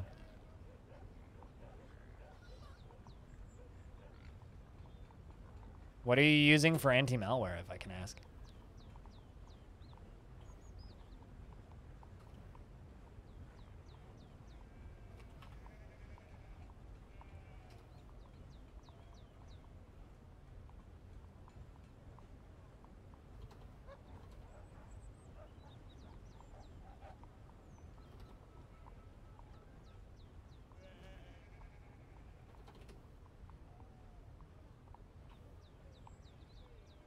Got so much random shit getting put in stockpiles right now. It's actually kind of ridiculous.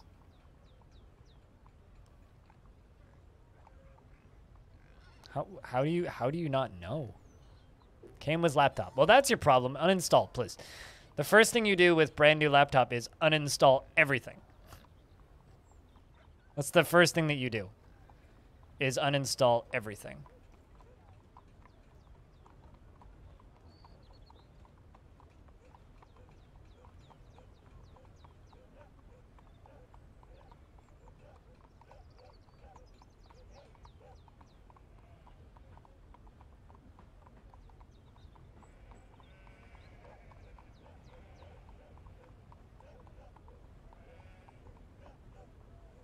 Summer sale suckers? Wait, what do you mean? What did you just buy on the summer sale? Mr. Summer Sale Sucker. I mean, McAfee is dead, so. Nobody really cares. Nothing yet? Going to now. Buy something good. I've been, like, looking through and going, like, man, there's really kind of nothing in here that, like, I immediately go, I need to own this! So. I kind of... Actually, never mind, I found something I'm going to buy. I might buy Hieroglyphica. Because it's $2. And I've heard okay things about this game. Has anybody here played this? This game? Well, roguelike, you know? Well, like, room-based puzzle roguelike.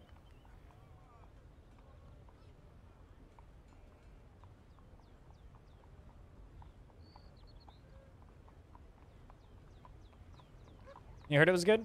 Yeah, I've heard that too. It's got mixed reviews on Steam, but I don't trust Steam's take on roguelikes. So maybe I'll have to grab that one and toss it into the bin. What else do I have on my wish list that's on sale? Like everything. Apparently you can pre-purchase the new System Shock? What? Alright.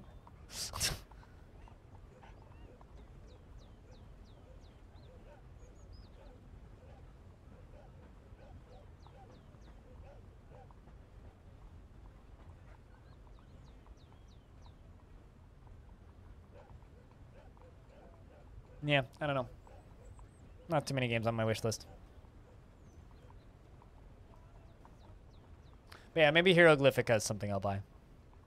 Because, you know, it's the price of a bag of chips. Might as well.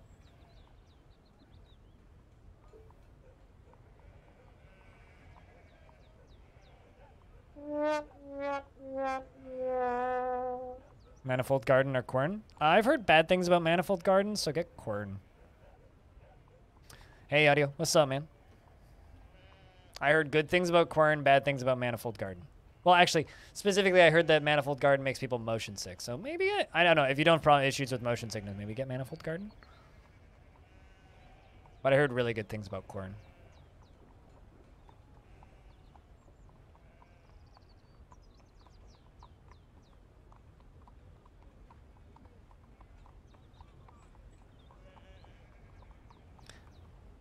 I love that, well, I guess that's actually silly. I was about to say, I love that anime is a genre, but... Why don't you have a puzzle section? You have an anime section, but not puzzles. Steam! You're stupid.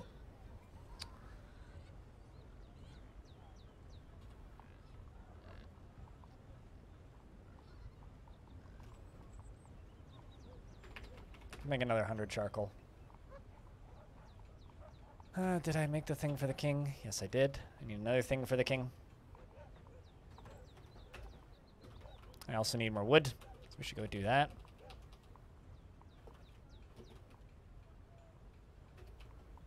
But yeah, Steam sale started today, audio, so that's kind of what's being discussed. Hope you're doing well. Also, just a kind of a blanket reminder for everybody. I will not be streaming tomorrow. I'm taking a day off tomorrow, or my normal day off tomorrow, and then the day after, I'm going on a hike with my dad. So I will be taking 2 days off in a row. But I will be back on Sunday, and I might do a stream on Monday, depending on how I'm feeling. Highly depending on how I'm feeling. Depends on whether or not I get sunburned, and whether or not I get, like, I'm just, like, absolutely dead and unable to move after, you know, going on a hike. So, depends on how I'm feeling, but body permitting, I will be looking into doing some sort of a stream. But one thing I will be doing is I will be taking this camera with me. And so, if you're on the Patreon or on the YouTube channel, there will be some sort of video of that when I'm finished. So, I will edit something together. IRL streaming? Abso-fucking-lutely not. No, I'm going to film a thing. I don't like IRL streaming because I don't really consider potentially streaming other people without their consent to be a thing to do. Also, I live in Canada. Cell phone coverage is not a thing here if you leave a city. So we're going like, I don't know, 2 hours out into the country to go on a hike around a lake. Yeah, well, there's no cell phone signal up there. And I ain't paying for fucking satellite. You guys don't pay me that well. You guys pay me pretty well, but you don't pay me that well.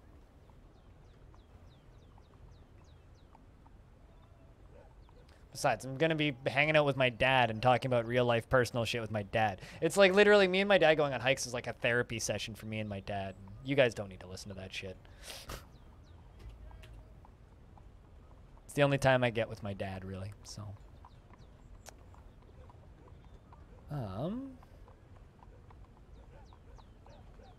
Lots of charcoal getting made.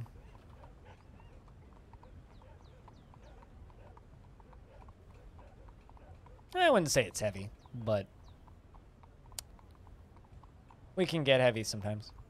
But yeah, no, I would rather die than IRL stream in that context. There is a few IRL streaming contexts where I would consider doing it, but bringing you guys into me and my dad going on a hike for Father's Day, absolutely not. I like you guys, don't like you guys that much.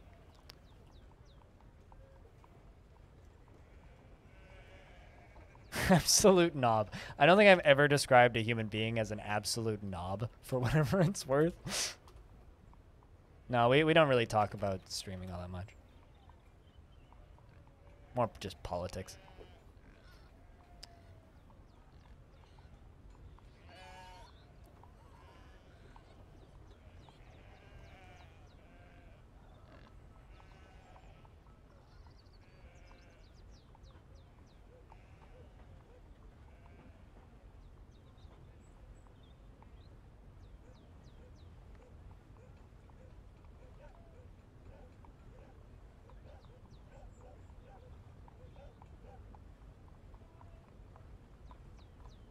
All right, let's get another layer built.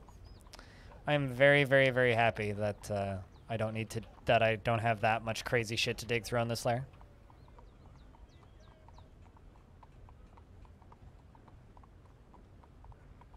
Run into zebra lycanthropes, and if you actually run into a werewolf, it's like mind blown, holy fuck moment. When you realize you have a plot hole, time to fill it with something. Clearly.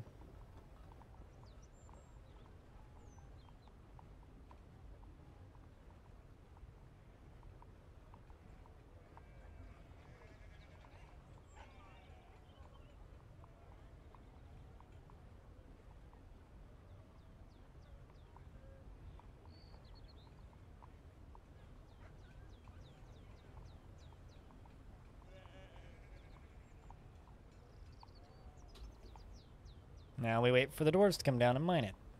I'll get down here eventually. Run with the pothole and make it a bigger thing that you'll reveal later. Yeah. There you go. That's actual, like, advice.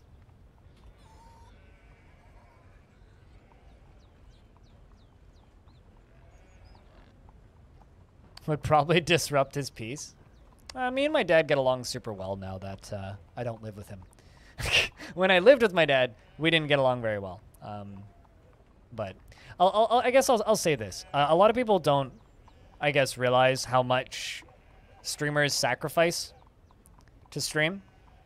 One of the main sacrifices that a lot of us end up sacrificing is our privacy, right? And it's fine that you asked for an IRL stream, but I guess my main reasoning for like not wanting to do stuff like that, unless it's like I'm going on a specific trip to do that, is it's very difficult to have days off without people asking you to then also work on the day off. Like, it might not seem like it from your point of view, but I'm working right now. This is my job, right? I'm working right now. Normal work, you get to have a day off. Not on my end, so check your settings. Chat, are you guys having audio issues? Because it looks just fine over here. I don't know what you're talking about. Anyway, because I've got live monitoring and I can see it and it hasn't changed, so if it's fading in and out, I don't know what that is. So yeah, it's very much I can't work all day every day, and certain types of streams just aren't like financially viable. Like for me to actually have a proper setup to do a proper IRL stream, like number one, it would probably do significantly worse statistics wise than most of my streams, which would be bad for me financially. Plus, in order to actually have a proper setup to do that, I'd probably need to invest, I'm just going to ballpark on the cheap end to have a proper setup with the disconnection, protection, and all that shit, as well as the mobile phone plan, and maybe an extra camera and batteries and all of that, just to set that up would probably be $800 to $1,000. Yeah, no, not worth. Absolutely not worth.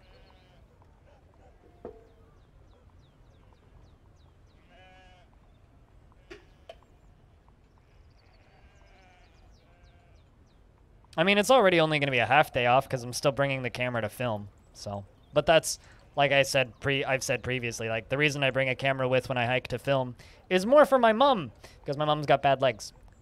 And my mom likes hiking too, and she wants to see where we go. So if I bring a camera, then I can make a video and give it to my mom. You bet your ass I'll put it up on the YouTube channel and monetize it, but it'll also be just given to my mom. So.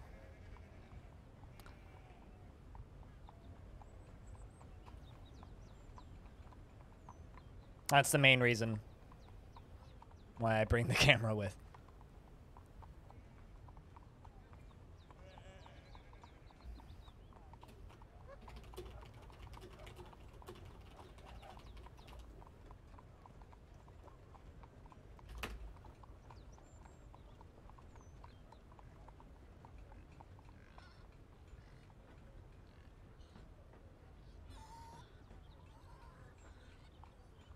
Hey, what was me?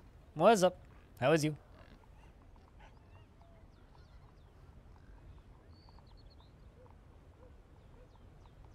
Uh-oh. I got 3 crowns that need to be made that haven't been made. Finally back in school? Good for you. Did you have, like, a break between normal school and summer school? Or...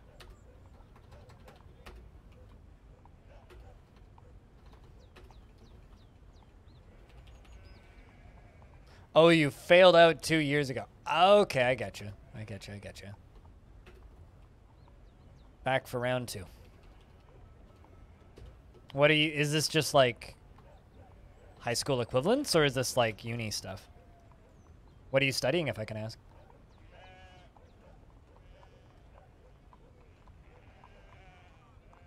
But best of luck. Neat. Well, you have fun.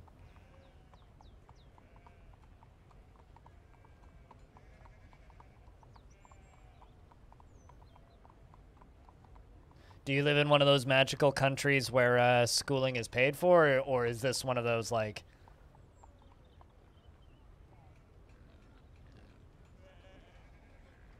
Yay, loans situation?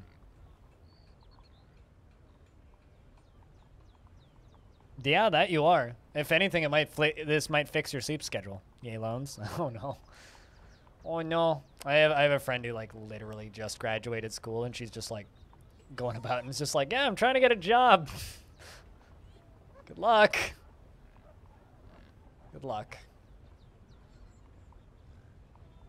It's like that's the thing with me in school. It's like school seems like a lot of fun and a lot like really interesting and like a pretty good way to spend time and learn things, right? But then it's like loans. And then it's like question mark of whether or not you get a job on the other end.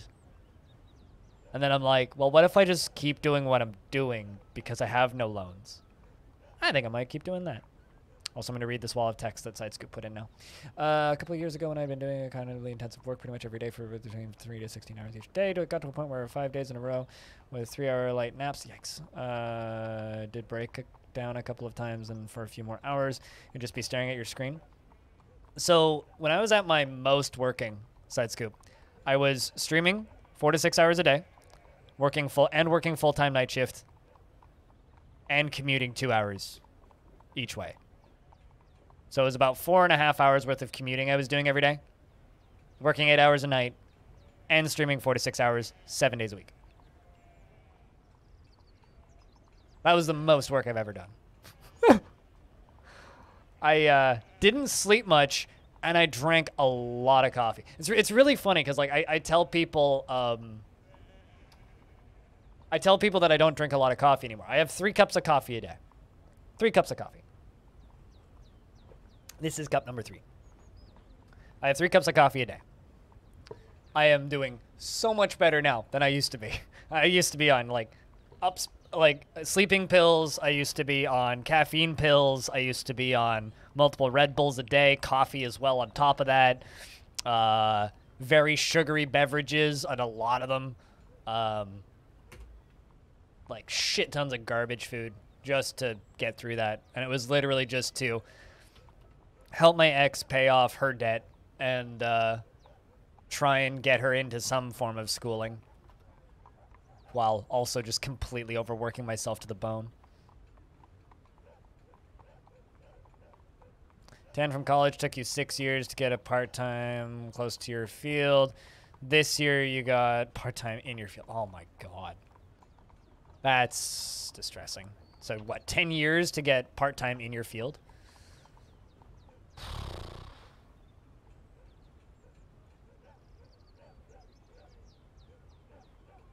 If you go to school for the right thing, most jobs are almost a guarantee. Jobs are almost a guarantee. The only thing is that you have to be a good student, and that isn't a guarantee. You're in for computer science, and you already have a job secured after you graduate, and I'm not done for another 2 years. Yeah, fair enough. Yeah, that's fair. I actually have a pretty healthy working schedule now. I mean, I work like 12 to 16 hours some days, but most days are roughly 12, and I have no commute, so I can kind of justify working 12 hours because it's like, well, I don't commute. My commute is I get up and I walk over to this room. Like that's my commute. It's like I'm totally fine with like streaming 9-10 hours and then editing for 2 hours, right? Like I am a-okay having a long-ass work day 5 days a week, with the occasional extra day off. I don't really take long weekends ever. And my days off are usually like, I usually work about 3 to 4 hours on my days off. Be that either like a stream on somebody else's channel or like editing. So like Mondays and Fridays, which are my days off, I put a couple hours in usually, but, or like I'll write up a thing for the Patreon and schedule it or something. Or like I'll do some YouTube thumbnails, but like generally my days off are mostly days off these days. Unless I'm like grinding to try and get a project done, in which case then I'll just work 8 hours or 9 hours on the day off anyway.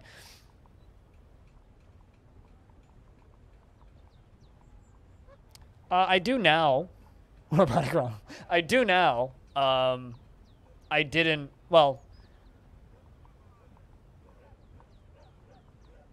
I've always enjoyed streaming, but streaming while...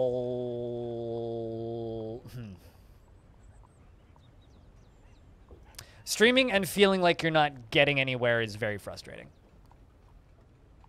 But I've always enjoyed the process of streaming, even when there was nobody watching. Like, you know, it's that if you go onto the Twitch subreddit, all you see is memes about streaming for 0 viewers. Like, that's literally all you see on that subreddit is just memes about streaming to no viewers. And I did that for 6 months, and that is very hard. Streaming to nobody. You know, I envy anybody who just turned on their stream and the first day got a big raid or got perfect place, perfect time and got a lot of viewers in the first stream and never had to deal with that. But that's like a 0.1% of people who stream, right? I did that for 6 months. There was 6 months of my streaming career where nobody tuned in. And maybe even longer than that. It was like 6 to 8 months or something. And the only thing that was harder than that for me was a pretty long period of time between about 2016 and about 2018. It was about a 2-year period. That point of time was extremely frustrating for me streaming because I wasn't making enough money to cut my hours below 20 hours a week at the real job that I had. And I couldn't stream enough to be able to actually get to that point, and I didn't feel like I was growing. That was a really hard point for me. That was the point where I fell over and just was like, this is way more not effort than it's worth, but like that was the closest I ever came to quitting. The fact that when you decided to stream yourself and there's people that actually join from you posting in the self-promote rooms and a few Discords, yours included, is baffling to you? What, just like 1 or 2 people pop in and they're just like, hey, hi, what's up? You regularly enjoy watching sub 10 viewer counts? I was watching a stream with 6 people watching last night. They streamed a movie that I like. Which is questionably legal, but you know. There was only 1 booby in it. I don't think he got banned. Probably didn't. He's probably fine. He's fine. You got devil daggers? Ooh. Yeah, that's probably what I'll do. Is probably buy a bunch of like really cheap small games. Squad. That's probably what I'll do.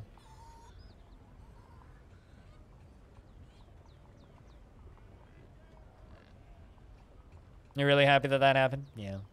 No, I mean, I enjoy watching quite a lot of small channels actually. Like some of you may have seen me in One Picture Point stream several times, you know, and Formal Blizzard. And there's quite a few smaller channels I quite enjoy watching. I mean, heck, like in the grand scheme of things, I consider my stream to be pretty small. Like we ain't huge. Like if you look at my chat's perfectly readable. Like it doesn't matter how many people we got talking. Like there's never going to be a point where like my chat stops being readable. Like Bellinair's chat's also pretty slow generally, and I really like watching his streams. I really like watching Admiral Mark, who's somebody who's live right now. Somebody I haven't seen streaming in years is actually streaming right now, which is wild. But yeah, no, like a lot of the streams I watch are either my size or smaller, so I fully understand that.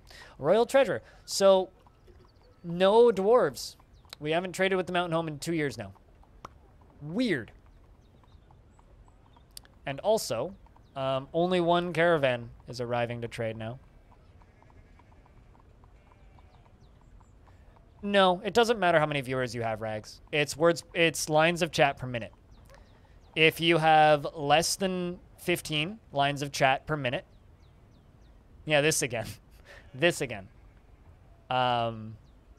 If you have less than 15 lines of text per minute, chat's readable. Doesn't matter how many people are watching. Somebody like Disnoff's channel usually has less than 15 lines of text per minute, even though he'll have 600 people watching. Somebody like Arvius is also very similar. My friend Cat on Mars is also pretty similar, although his chat can get kind of spammy sometimes with the fucking wide pepes. Like, I know quite a few channels that are what people would describe as bigger. That being said, I know a channel, who I won't name, who generally has around the same number of views as me, his chat's completely unfucking readable because it's all just emote spam all the time. Like, his entire chat's just, like, always hype spam and shit, and he makes buttloads of money. And good question. I don't think so. Side scoop. You do get more visibility if you get hype trains, though. Ragswolf, thank you very much for the 4 months. Welcome back. Thanks for keeping that sub alive for another month. Cheers. Twitch puts you into a little hype train section if you have a hype train going. So if you get bumped into a higher recommended slot, basically, if you have a hype train running, which I think is bonkers. But Shama says, on behalf of the Merchants Guild, let me extend my greetings to your people. There is much to discuss. The world is the same as ever. What requests do you have? Oh, shit. I hit the wrong button. Remember, trade agreements strengthen bonds. I know. I hit the wrong button. I'll just simply give them lots of gifts. Apologies.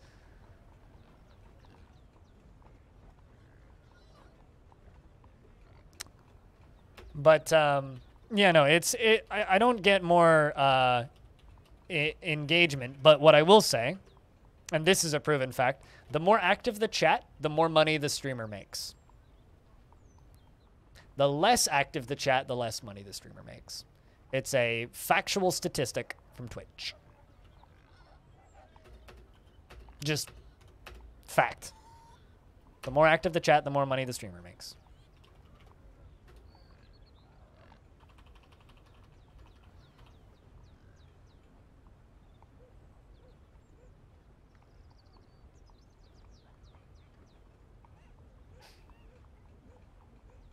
And the reason for that is the more active the chat, the more people are paying attention to the chat, and the more people that are paying attention to the chat, the more people that'll think, hey, I'll throw $1 into this hype train, or that person subbed. Maybe I should do that too.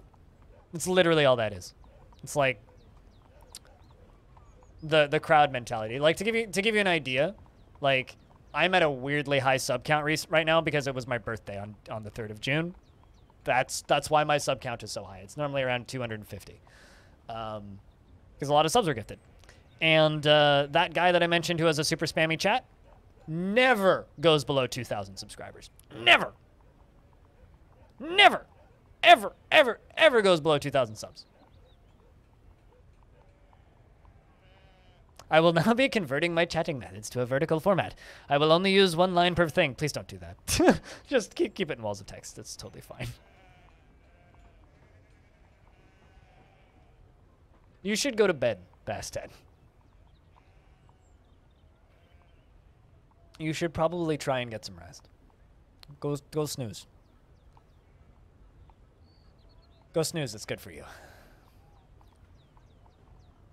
You talking bits only? You literally just lied about that. Kappa.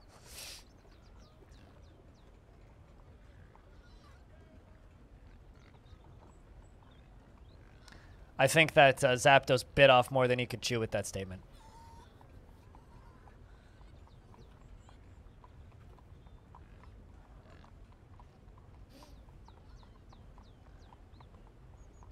All right, King wants 1 more ballista arrow.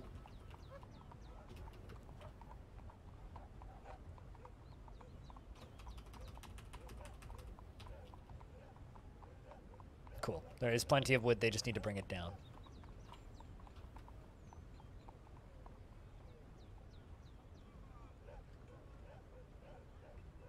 So yeah, no, that's a little bit of weird streamerness stuff. But like, I'll be completely honest right now.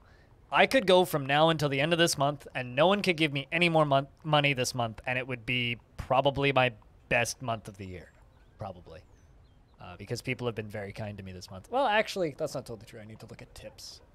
But like Twitch revenue-wise, you guys have been extremely kind to me this month. Extremely fucking kind. New games, damn it. Well, I hope that you've got some good games. God damn it.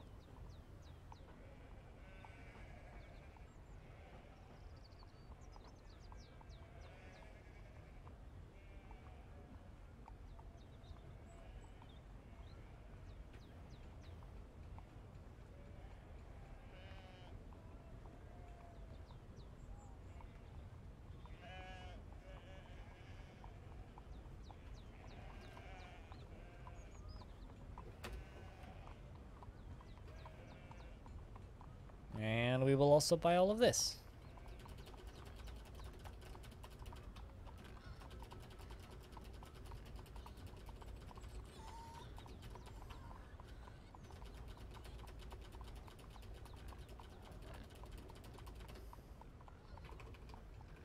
I think I'm going to see what kind of fruits and veg they have. Oh, right. I always forget that they have fish. I should buy their ratfish and their salmon and the seahorse. I don't even know what a ratfish is. Shad, seahorse, bat rays, herrings, cuttlefish. It's been a while since I gave the dwarves some seafood. Thornback rays, squid. Also all of these beets and various other things. I know I missed some of them. That's fine. I'm not going to go back. Cabbages, Fisher berries, prickleberries. Long yams, beets, more long yams, cabbages.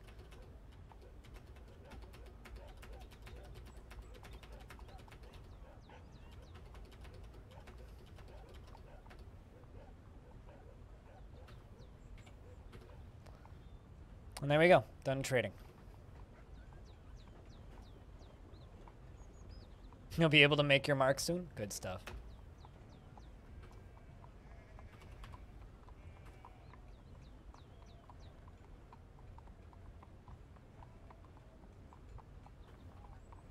All right. Busy little spat of time. Let's get another one of these done. Yeah, no, Twitch and Twitch money is really weird because, like, Twitch itself doesn't want Twitch streamers to talk about how much they make. They really want to hide that. And the reason they want to hide that is because of how fucking busted and imbalanced it is. Like, as a Twitch partner, if you get 500 subscribers, and this doesn't count for gifted subs, like just normal-ass subs, you can renegotiate your contract and get paid a lot more money. People who've had that get paid a lot more money. Like, it's without going into too many details, it's about a 30% increase on certain subs. Which is huge.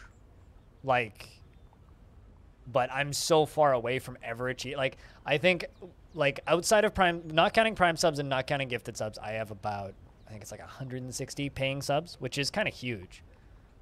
Like, that's a lot. It's way more than I had a couple years ago. And I'm incredibly thankful for that, but it's like, it's still so far away from that. Like, that's the actual thing that would genuinely help me financially. But, Beer, you have a good one. We'll see you when we see you. But yeah, no, these days it's like I actually just straight up prefer to promote the Patreon over anything. It's like, if you want to support me and you want to support me directly, support me on Patreon. You get access to the interviews as soon as I finish the audio. You get your name you can get your name in the credits of the videos. You can get a few other small perks. The sound commands if you want to give more money. That's the actual way to directly support the stream. But, you know, at the end of the day, the best way that you can help streamers on Twitch, flat out, is just when they go live, open up the stream and tab out. Just let the stream run. That is literally the most you can do to help a streamer, is just be there and watch. Just be there and watch. And then when you're not able to be there and watch, just wait until you can again. I think this might be the most strange moods I've had in a single stream in months. Wit code. Another child has gone into a strange mood. Exactly, Zapdos. Flubberdubber dagger daggis. As a wise man once said. Speaking of, after I finish the interview that I'm currently working on, I'm gonna pester Tarn. And then after Tarn, Zap, don't get too excited. I'm gonna talk to the developer of Odd Realm. He's already confirmed he wants to do one. So.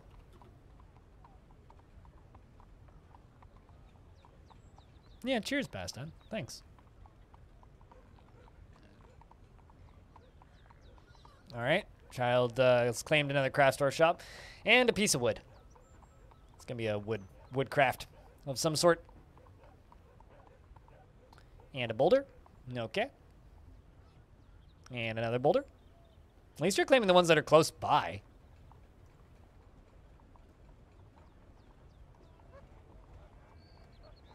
I mean, good thing you can't measure excitement with a ruler.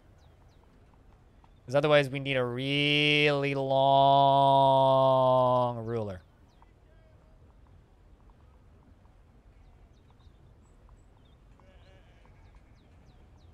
Maybe it's one of those situations where they'd say, I want a girl with a short skirt and a long ruler.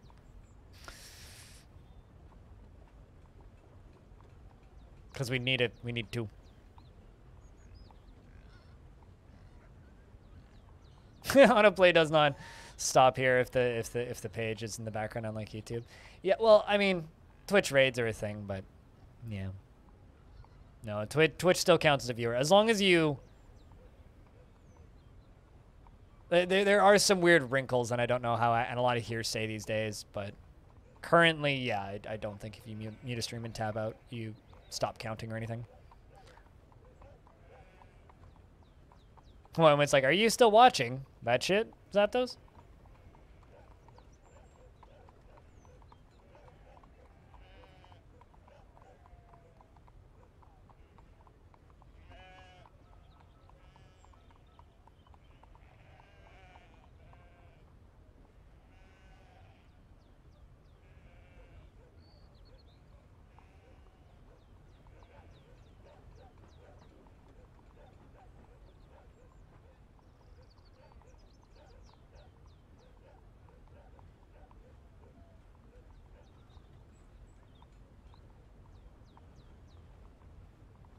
Sometimes, like, you want to watch shit or listen to music, you already listen to the damn ads. Now just let me run it in the background.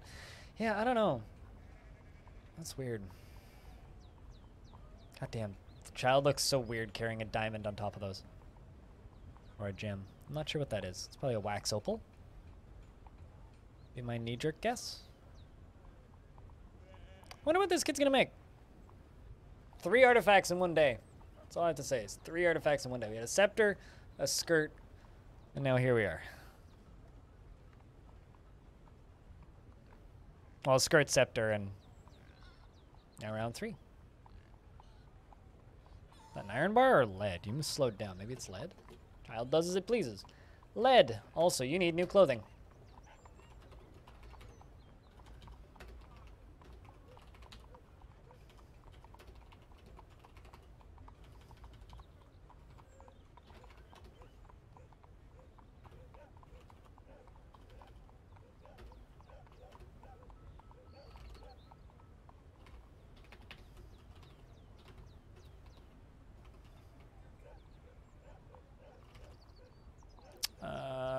Trousers. Leather trousers. Glove, 50. Leather glove, 50. Cloth mitten, 50. Cloth cap, 50. Leather cap, 50. Cloth hood, 50. Cloth sock, 50. Leather shoe, 50. Sometimes you want to, like, sure, maybe it's a big, maybe it's a bandwidth thing and they don't want a gigabillion, a bagillion people just idling and wasting bandwidths for that. When you want to watch a video and you can't handle it. You know, last night I had Japanese Weather Network running on Twitch. I had a live stream I was actually watching running, and a fish tank stream running. So, you know, Twitch lets you idle. Cave spider silk cloth. Ooh, that's actually kind of rare here. Lead bars. Rose cut rock crystals. Rectangular plume ogates. Lead bars, granite, and, of course, pear wood. Not super excited about that one. I hope it's good. We got everybody suddenly working on all of these bits and pieces. And, beer. What are you? Do you have clothes making? I can't actually remember. No, you don't. Let's actually give you clothes making. You can help make clothing. Go make leather. Okay, that works. Leather trousers. You thought socks only crafted one, so you always made 100 socks instead of, say, 50. I think that's a common issue. I mean, mugs are a weird one, too. Because mugs make 3. Not 1. Anyway, but tell me, what's up? It's good to see you. You got caught up in one of the gift bombs earlier, I think.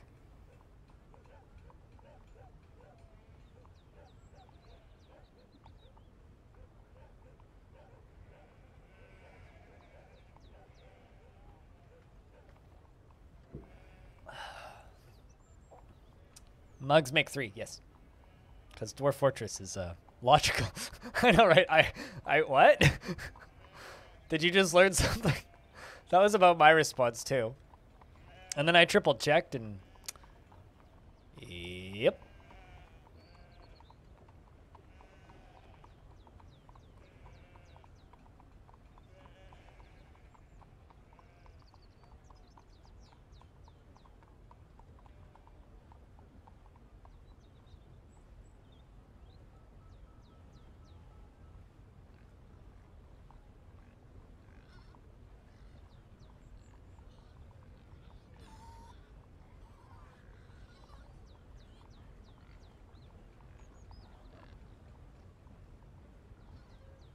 But Witcode, the dwarven child, has created Shagog Leshthal, a pearwood earring, and claims it as an heirloom in the name of the family ancestor. You guessed it, chat. Euthyrus work ticked. It's funny because you guys should go watch Euthyrus's YouTube videos because they're good.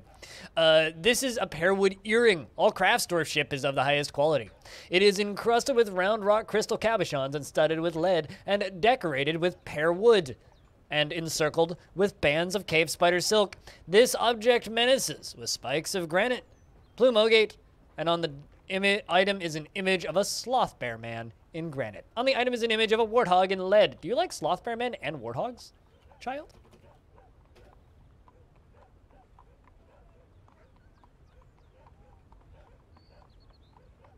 Like squivers, slabs, and reindeer for their large herds, and giant red pandas for their large striped tails. Nope. That's a very fancy, very detailed earring.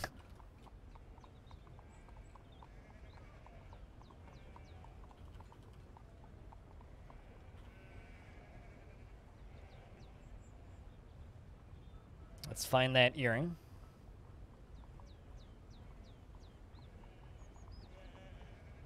Pearwood earring. There it is.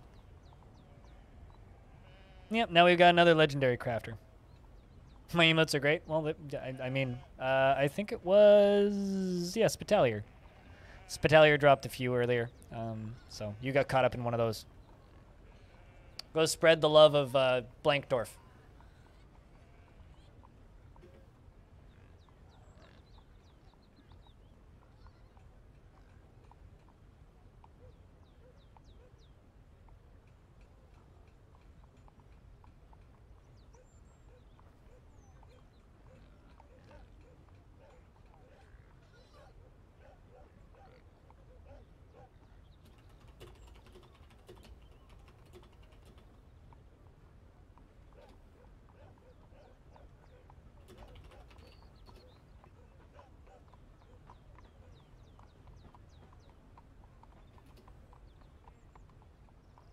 I'm gonna shower real quick. Hopefully you're still streaming by the time you're back. I don't know why I wouldn't be. I've only been live for 6 hours.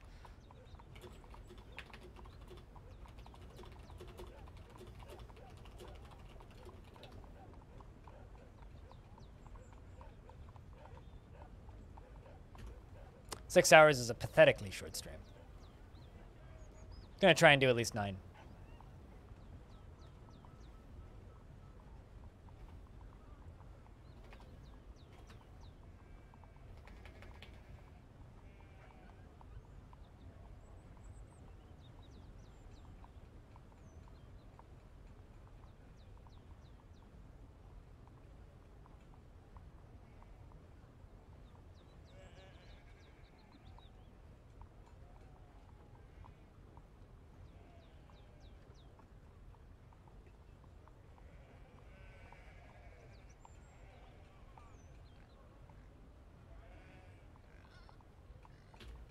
Also, something that we were kind of talking about earlier, something that I've been kind of proud of my stream of for a little bit now, is I'm kind of happy and proud about the fact that I can be a financially successful, generally, stream, while at the same time also kind of maintaining that kind of small community feel that I think a lot of people really like about smaller channels.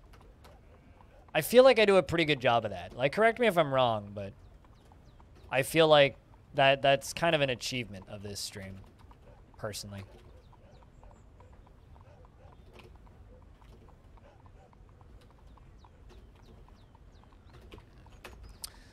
There we go. Let's get some more stuff dug out.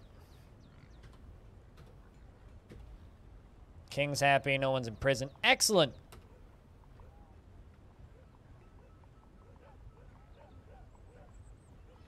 So don't really want your dwarves to go to prison. Fortress still attracted no migrants this season.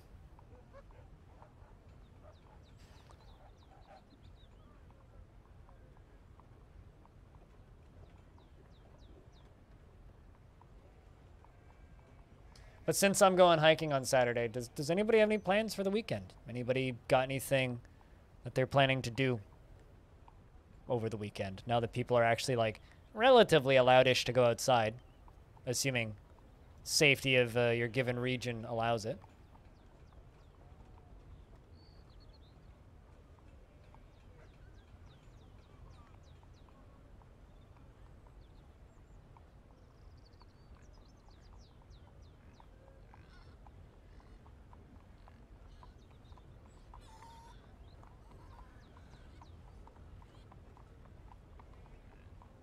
Under the glass walls? Yep. No, I channel down one layer, and then I dig out one layer, or one row of blocks, and then I place that in that row, and then I channel down. So I'm kind of using it as a stencil, per se. So I can show you how I do it in a second. But I kind of need my miners to get... well... Goffer's trying to recover his pet. Trying to recover a pet turtle. Put it back to where it needs to be. Goffer claimed both of the pond turtles. Excellent. Goffer can just keep collecting pond turtles. This is great.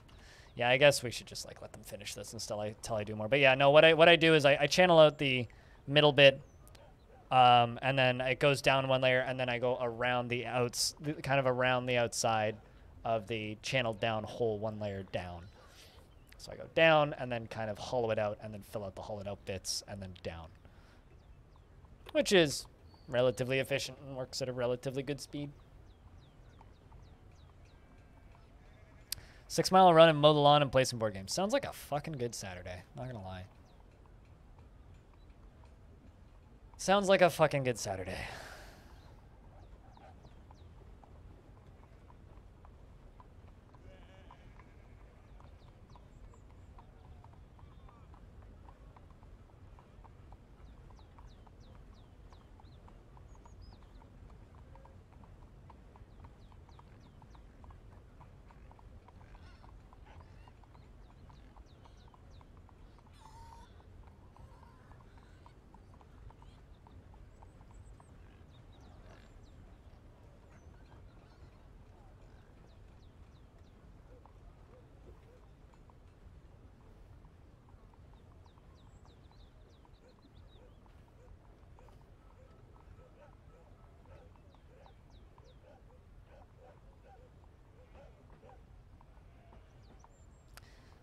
But yeah, no, my plan for the next little bit is to,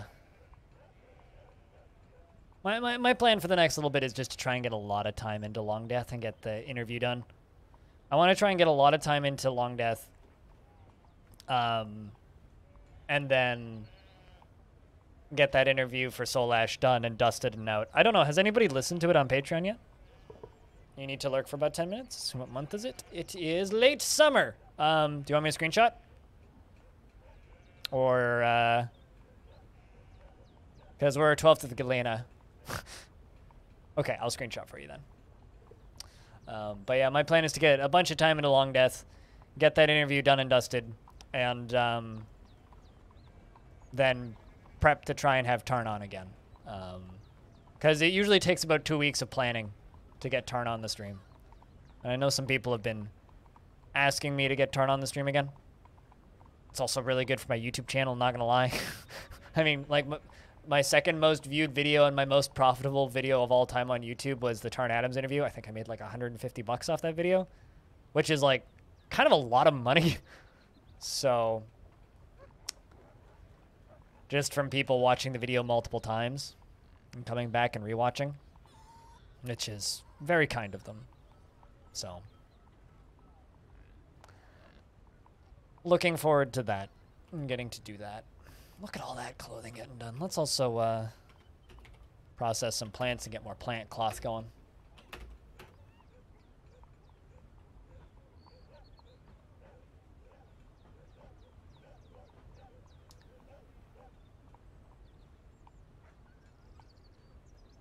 I'd really like to get the chance to speak with Zach at some point, but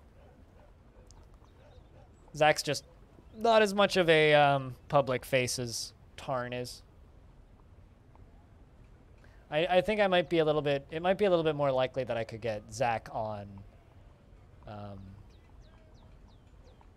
like just a YouTube video kind of format thing, but we'll see. Something that's edited. Apparently Reddit's just busted. Reddit broken for anybody else?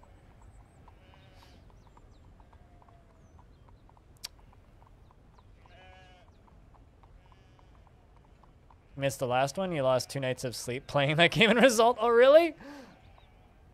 Well, maybe don't lose 2 nights of sleep because the game, you know, it's kind of turn-based, right? So you can go as long or as short as you want. But War Sim is such a brilliant game. Also, speaking of games that are on sale that if you don't own, you should buy, War Sim is 40% off on Steam right now.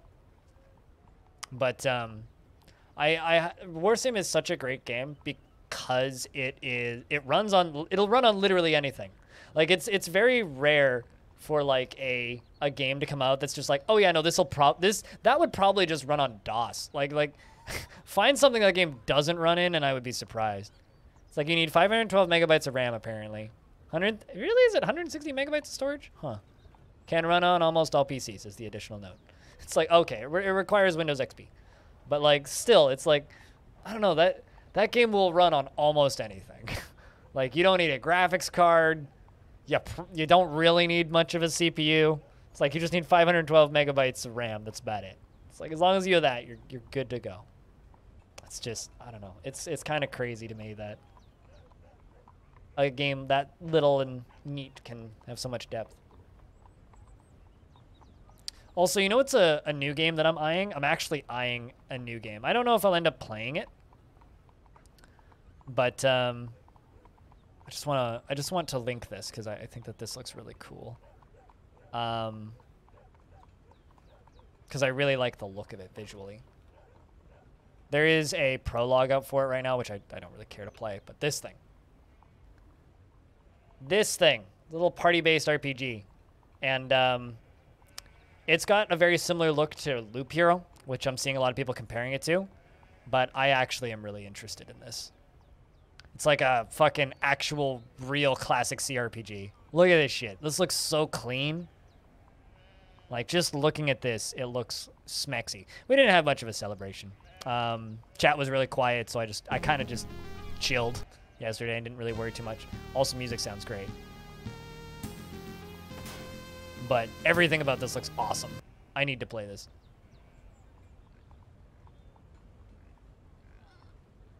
But how's Aquafunkalistic Booty Wap doing?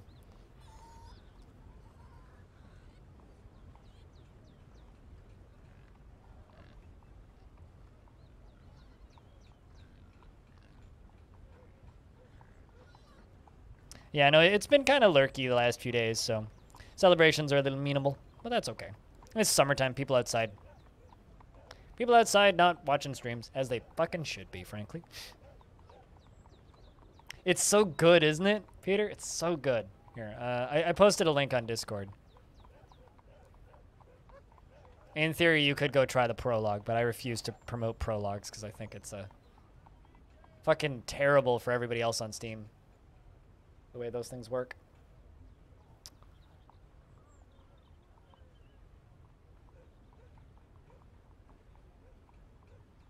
Oh, that's perfectly legitimate reasons to complain, I would say. Back pain is brutal and leg pain is also brutal. My condolences.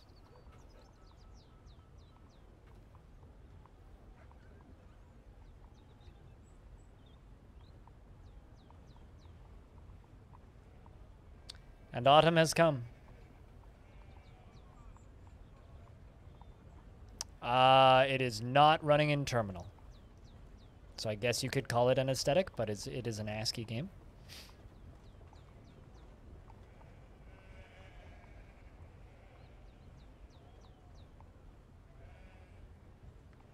Reminds you of all 90s Ultimate. I think that's what they're going for, yeah.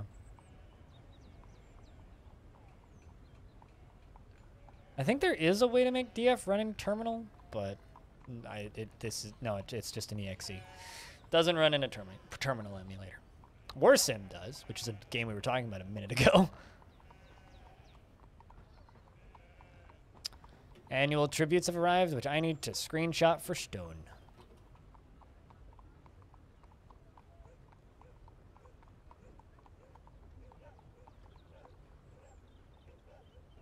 Are you familiar with Dwarf Fortress at all? Danifus? I don't know if I'm saying your name right or if I'm saying it wrong. Probably saying it wrong, but... Nope. Okay. Well, this game's the original inspiration for Minecraft. Yeah, there's a Linux version. Although, I don't think Toady does the compiling for it. I think he has, like... I might be wrong there, but... Yes, there is a native Linux version. There's also a native Mac version.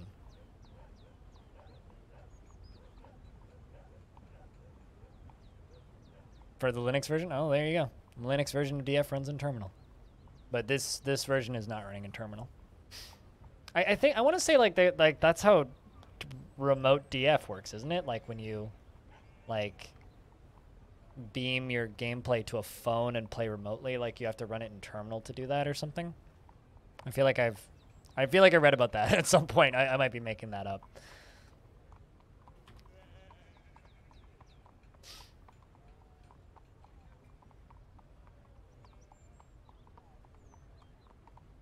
Bought Rift Wizard? Ooh. Enjoy Rift Wizard, Peter. Your hat is fitting, too.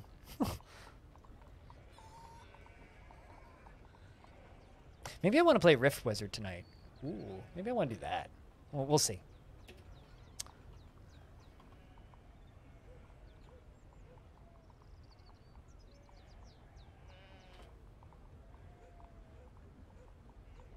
$15 raspberries, how kind of them.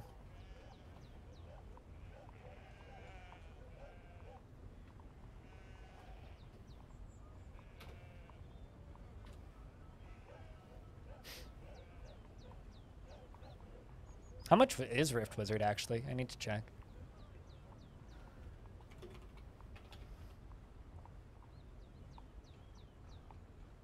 Yeah, 20% discount. Fucking underrated as hell little game. Like, there is... I've heard quotes like, that game has 1,000 hours of content. I don't know if I necessarily agree with that, but... I mean...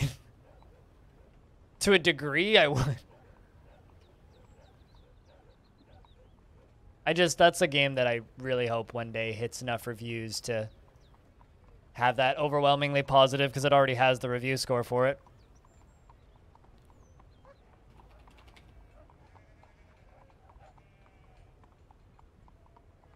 Just like I'd like to see Jupiter Hell hit overwhelmingly positive, but they just have nowhere near enough reviews to actually hit that. Also, they only have, what, 91% positive? Which is a good goddamn review score, but... it's not good enough, unfortunately. This is a very slow fucking human right here. Holy shit. But yeah, no, if you're unfamiliar with Dwarf Fortress at all, this is the original inspiration for Minecraft. Many games that exist now that are quite popular are heavily inspired or straight up just taking ideas from this game. Games like No Moria, fucking more, or lesser liked games like Towns. More liked games like RimWorld. Things like Oxygen Not Included takes a lot from Dwarf Fortress. Minecraft's world generation was almost entirely inspired by Infiniminer, which was inspired by Dwarf Fortress. You can kind of blame Dwarf Fortress in a really roundabout way for Fortnite existing. which is kind of hilarious because Fortnite was supposed to be a Minecraft clone originally. And of course, Dwarf Fortress inspired the existence of Minecraft. Dwarf Fortress is one of the few games that's in not one but two art museums. One in New York and one in Iceland. It's free. It was one of the first crowd-funded games ever, just period. They started crowdfunding this game in 2006. Man, what else? What else can I say about Dwarf Fortress if you've never heard of it? It's one of the most believable history generators in existence. I wouldn't quite consider Banished. Going medieval for sure. Banished is just a town builder. City builders existed before Dwarf Fortress. Well, this game's free, so you can sink a lot of time into this.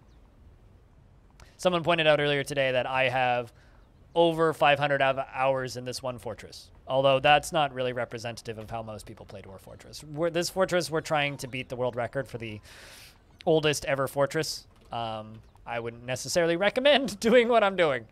I'll just put it that way. I'm going to eat that ibex. But if you're looking for complex time sinks, we can help you find a couple of those from here, even if Dwarf Fortress isn't your particular cup of coffee. What's the world record? 500 years. Well, 500 years is the record for the most heavily documented fortress, which is Arch Crystal. 500 years. Made by Sathatos, and it took him 6 years to finish it. 6 years real time. Started it, and it took him 6 years to finish it. We've been at this for 10 months, and we are 251 years in. Also because, you know, frame rates work a little better in the current version than they did back then. Just let the dwarves finish up with all this leather clothing and such.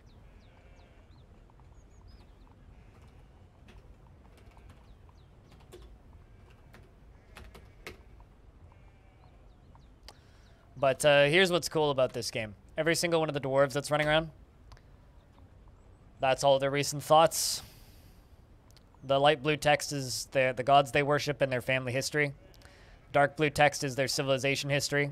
The yellow text is their age. The white text is their description, their visual description.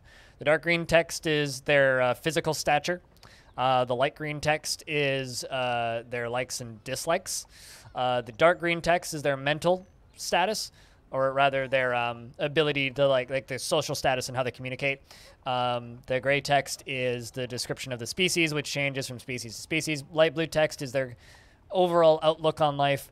The gold text is their goal in life, and the white text is their mental state. And then everything else is whether or not they're focused or unfocused based on current status. Every single dwarf has this, and it affects how they behave.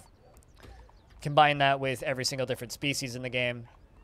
Because you have, you know, your humans, your elves, your goblins, your kobolds, your zombies, your necromancers, your necromancer experiments, your randomly generated creatures, your animal people, your other general fantasy creatures. When a world generates a world, it doesn't just give you a map like this. It by default gives you 250 years of history. And then it goes up to 500 years of history. Stuff's in the Discord, Stone. By default, it gives you 250 years of history, but you can crank that all the way up to 1,100 years of history, or even higher if you're a crazy person. Although 1,100 years of history on a normal-sized world could take like 4 hours for a high-end PC to generate that world. Every single event that happens in the entire world is tracked and documented. This is our fortress, the Fortress of Longdeath. This is another fortress that appeared since we started. These are all other fortresses that the AI is running. And they all have their own populations with their own people in them that exist in the world and are being tracked and calculated. There are wars happening. There are battles happening. There are people running around and adventurers going around stealing things. There are visitors going from place to place and exploring the world. There are scholars that want to learn things from books. And every world is persistent and doesn't end when your fortress ends. So you can, like, retire a fortress at any time, which I'm not going to do because that goes against the spirit of this fortress. But you can retire a fortress at any time and then reclaim it at any time. So you can retire the fortress, go play something out, go play somewhere else in the world for a bit on a different fortress, or play adventure mode, which is a whole different mode of play, and then go visit your fortress in adventure mode, because adventure mode just lets you play as a single-player open-world RPG in the same world and do all of the same things as any species as you would in fortress mode, except from a single character perspective instead of from a fortress of things perspective. And then you can leave them in the fortress and then reclaim the fortress, and then that adventurer who you slayed a dragon with or did whatever with will then be in the fortress. Are those other holds your civilization? Well, I mean, if I hit the where's the actual button I'm looking for? Because I never do this. Is it P? No. World.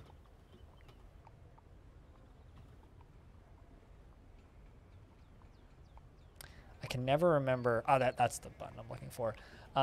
So everything that's blue here is my local government. So these are the fortresses that are directly connected to me. This is my civ. Right down here. These guys. These are my civ. They have claimed a couple spots over here and are constantly at war with these guys. This is an evil goblin civ that we have no contact with. This is a elven civilization that's actually kind of bonkers. They've got 750 elves there and 750 elves there and 2 tiny-ass spots and then 300 down there.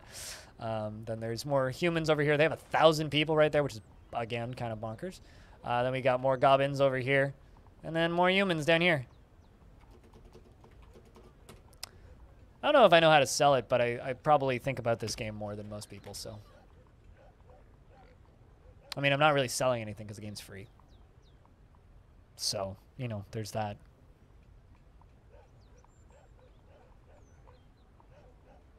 No, Axon. Not if I keep running the fortress the way I am.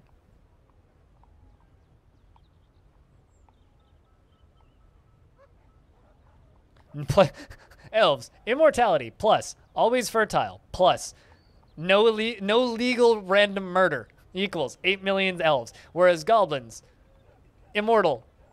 Are goblins always fertile? I don't actually know. Plus legal random murder. Goblins, murder is legal. Whee! I still love reading the description of that one demon that, like, literally all he did was party, participate in foot races, participate in wrestling matches, goes down to the cavern layers and tames wild beasts, and hangs out in the goblin holds and just murders hundreds of goblins a year. It had like 15,000 kills in the community world that one time. That was a very, very, very funny demon to me. It's just like, what do you do? Oh, I hang out in my civilization and I murder my subjects. So amusing.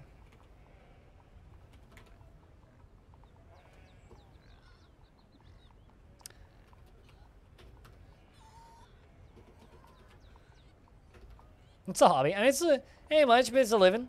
You got to do something when you're a immortal demon overlord. Come on. Everyone needs a hobby. Jinx.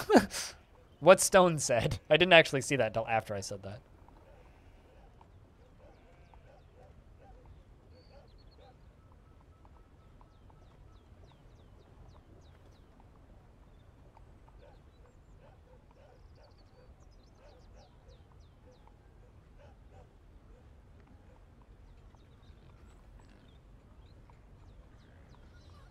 And there they go, mining out more ore. But yeah, this thing that we're working on is a giant glass tube that goes all the way up to our floating tavern up here, which will eventually be filled with lava. That's going to take us a while. Like I said, everyone needs a hobby. That's our hobby. We're building a giant glass tube.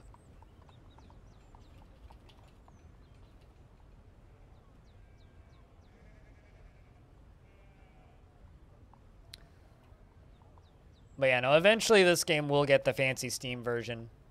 And I say eventually because Dwarf Fortress development is slow. But it's anything but dead. So this is what the Steam version will look like eventually. But of course, the free version will still exist with no graphics. And we'll still be able to play that. So it'll just kind of look more colorful and like this eventually. The UI will change eventually.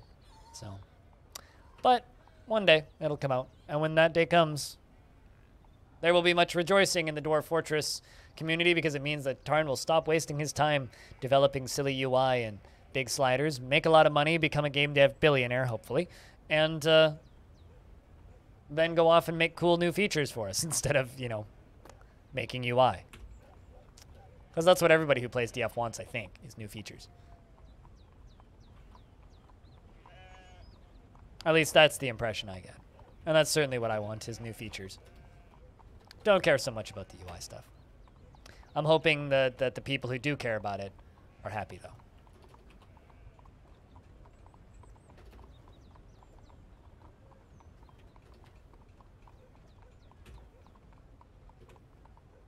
That's not... I wanted to do a channel, not a downstair. I hit J instead of H. To be fair, they're right next to each other on the keyboard.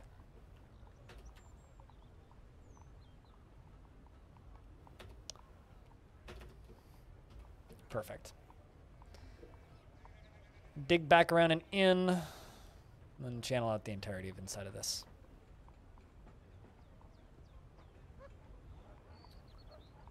But yeah, no, if I keep running this fortress as carefully as I have up until now, Axon, I don't anticipate any frame rate issues. I just have to keep running it super, super carefully.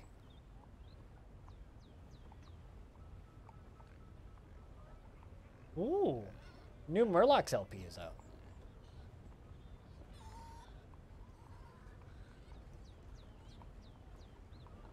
And new Murloc's song. I'll need to listen to that later. I'm going to post that on Discord for myself so I remember to look at it later.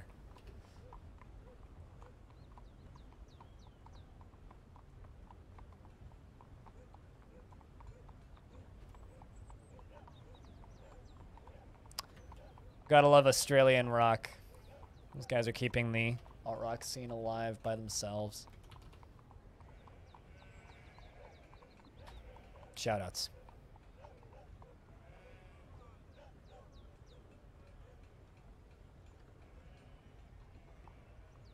As long as you can wall it off, you'll never have pathing down there. Yeah, and as long as they're not trying to path down there, we're fine.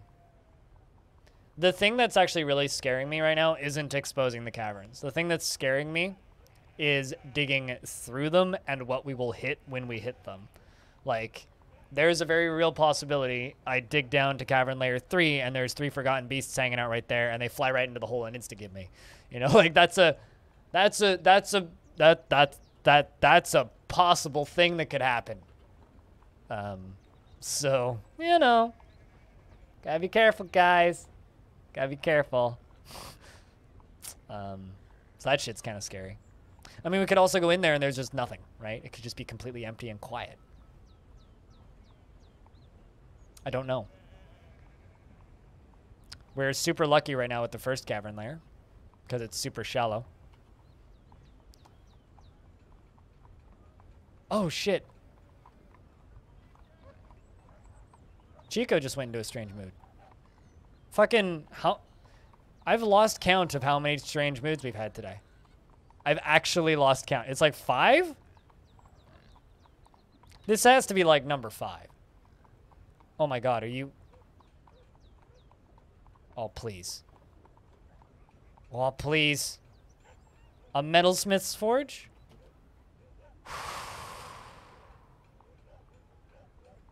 We did go a very long time without any.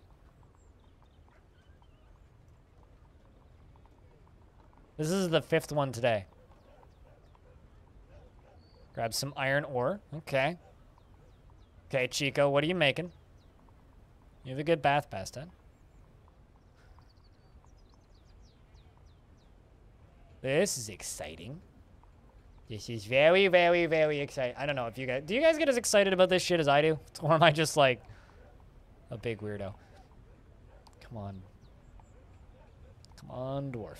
Make us something badass. He's off to the right start, frankly.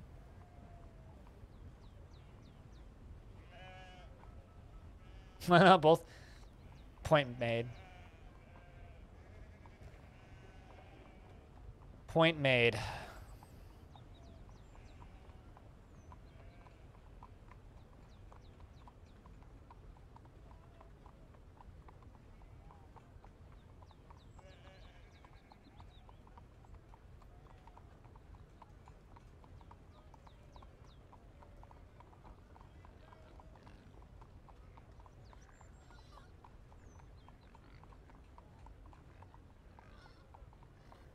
Also, we made it through autumn again with no traders. I really, really, really hope it's either armor or a weapon. I don't actually care what it ends up being made out of. I just want it to be either armor or a weapon so I can get a legendary armor smith or a legendary weapon smith. Because either of those would be... Mwah! Either of those would be awesome. Of course, I could just grind up legendary weaponsmiths, but...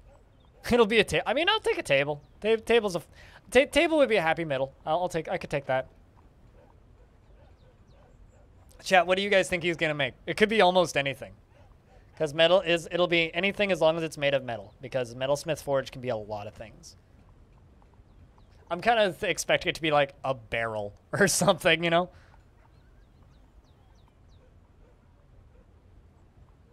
It's like, oh, what did the dwarf make? A gold. Oh God, if you made a gold hammer. Don't you get me excited like that, Tommy.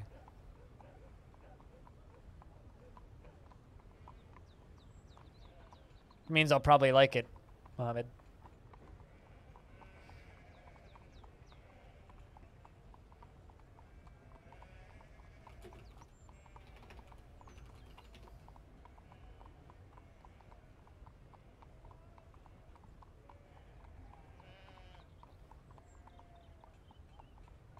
Next box, even better hive. You know, actually, I could use a hive. I could use a hive.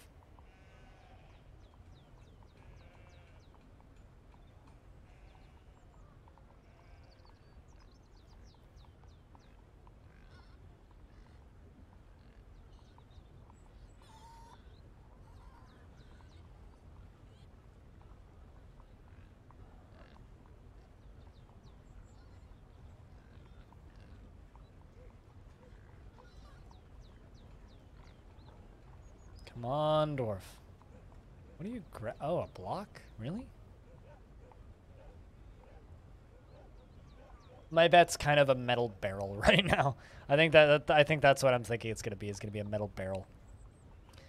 All right, Chico's begun a mysterious construction. Grabbing. Diorite blocks. Marquee cut. Praise opals. Horay marmot leather. Stray unicorn bone. Raw green glass. Round black pyro capuchons, lemonite, and iron. So whatever it is, it's going to be made of iron. Whatever it is, it's going to be made of iron.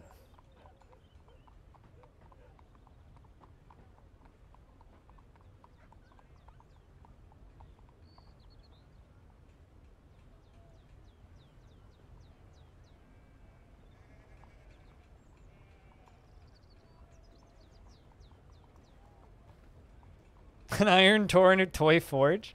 You know, honestly, I would be totally okay with that. I'd be totally okay with that.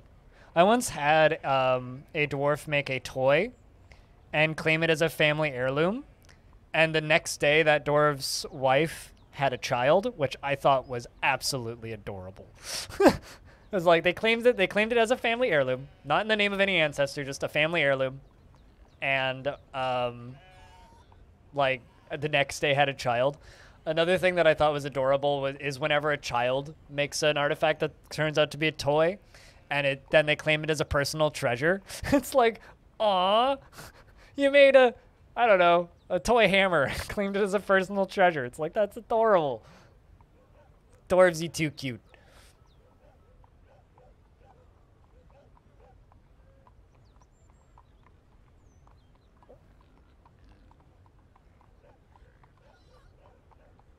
Well, I mean, it's not a table, but nobody guessed it, so.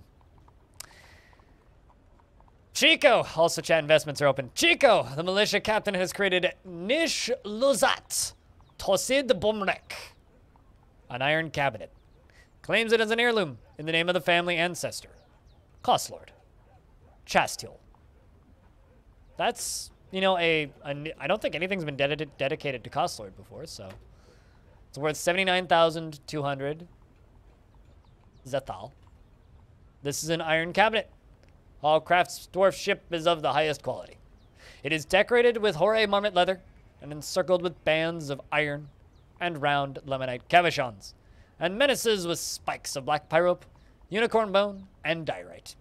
On the item is an image of Clasp Gulf, the lemonite mechanism, in green glass. On the item is an image of puzzle boxes, Impress Opal. Also, yes, 1,069 hours. Nice. You know, kind of okay with that. Also kind of disappointed. Kind of okay, also kind of disappointed. I'm going to put that in the hospital.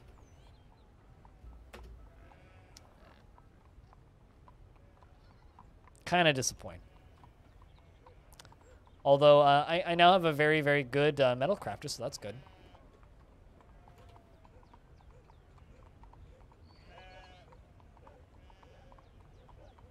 I don't think it's possible for us to get thieves at this point, Batome. So I just construct it in a room. Besides, constructed buildings can't be stolen. They have to be toppled first, so it's fine. It very heavy. Thief can't steal.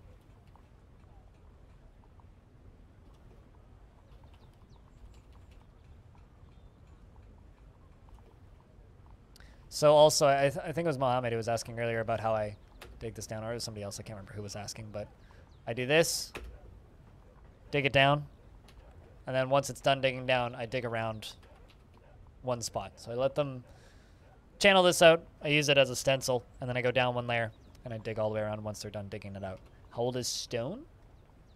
How old's your girl? She is 77 years old, born in the year 179. You felt sympathy after giving somebody water. Euphoric due to inebriation and satisfied at work.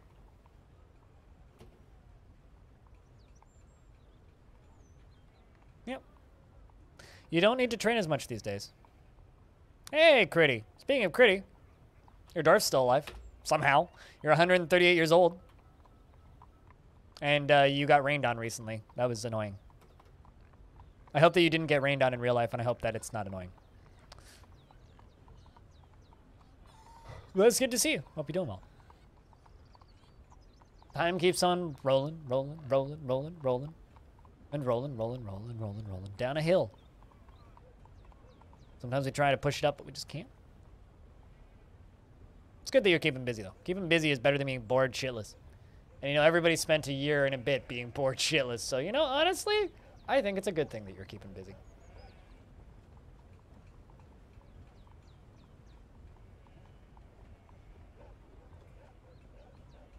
I won't be getting rid of the floor under the glass walls because it's irrelevant to do so. That's why. It basically ceases existing once you place glass above and below. So there's no reason to. In theory, I could, but I don't. You don't need to. So I guess technically, like, between all of these layers going down, there's dirt or rock, but it's irrelevant. It doesn't matter. Even if it's not magma safe in block form, it's magma safe in rock form, if that makes any sense.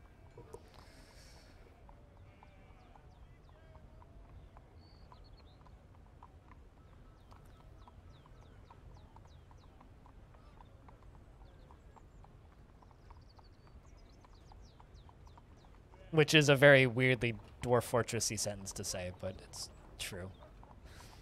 And then we get to dig through this. I'm actually curious, what's the highest point on this? Right there.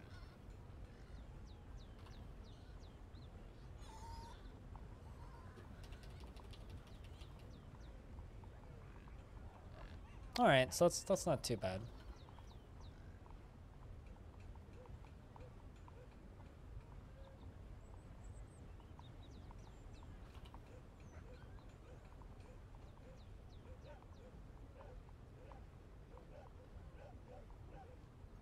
But yeah, I hope, Critty, you've been good busy and not bad busy. Just remember when you're busy. Stream will be here when you get back. So, don't worry about missing streams. I know some people have said things like they get weirdly stressed out when they miss streams, and it's like, nah, don't worry about it. Don't feel bad about it. Be here when you can be, and when it's convenient, don't be here when you can't be, and it's not convenient. Kind of defies the whole point of the process, in my opinion. Then we go around the edge here. In theory, I could channel these up, which would remove the floor, but it doesn't matter.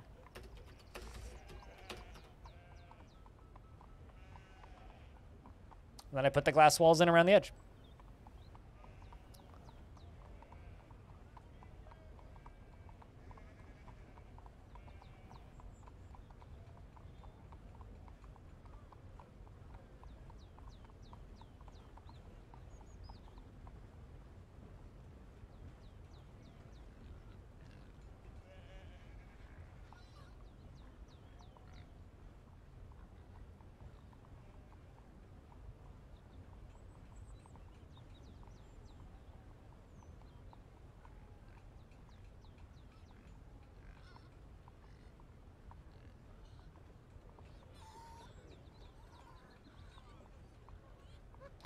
It's like a giant tube for lab experiments? Sort of.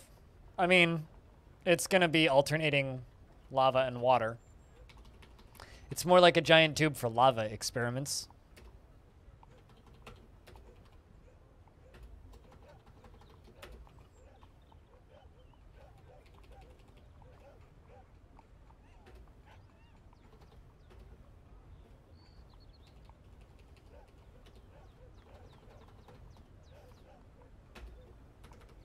Let me do that. Then we do that.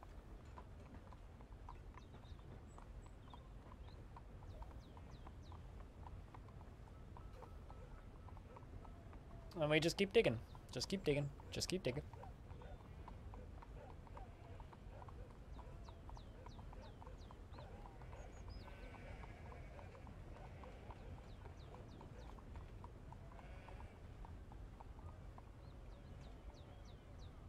Also, just a reminder, OnlyFins is live.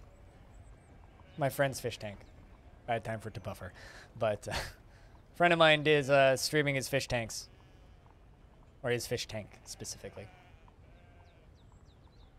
So if you want to watch some fish swim around, you can watch some fish swim around. Who doesn't want to watch some fish swim around? I want to watch some fish swim around, so you know what? God damn it, I'm going to watch some fish swim around.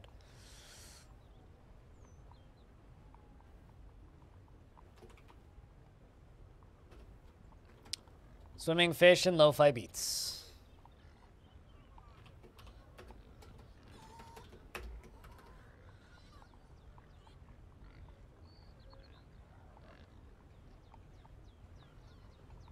I like that one of my unicorns got stung by a honeybee. That's kind of funny. Serving apricot wine. Man, it's so weird. We're only training with the elves and one of the human civs right now. We were trading with 4 civilizations not too long ago. Now it's down to 1. This is the first time they bought wild boar blood? I mean, thanks? Question mark, as I'll always say.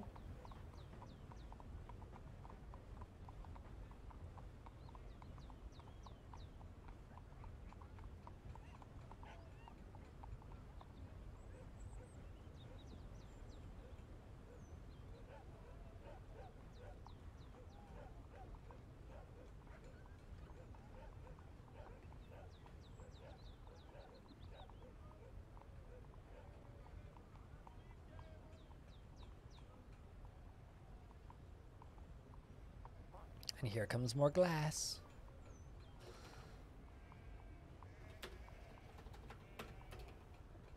Feels weird talking about glass all the time because I so closely associate glass with drugs. Thanks, Breaking Bad. Like, I'm bringing down more glass. Wait. I'm not a criminal, I swear.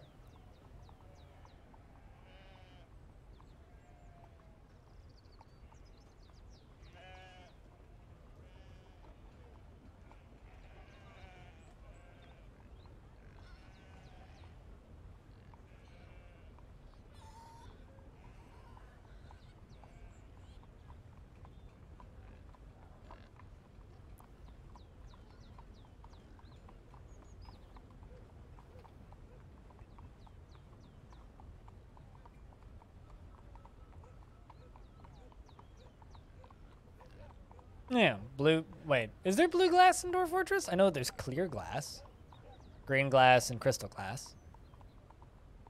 But is there a blue glass in Dwarf Fortress? I know that you can have like blue gem windows, but I don't know if that's necessarily blue glass. Unless you're trying to just make a blue grass pun.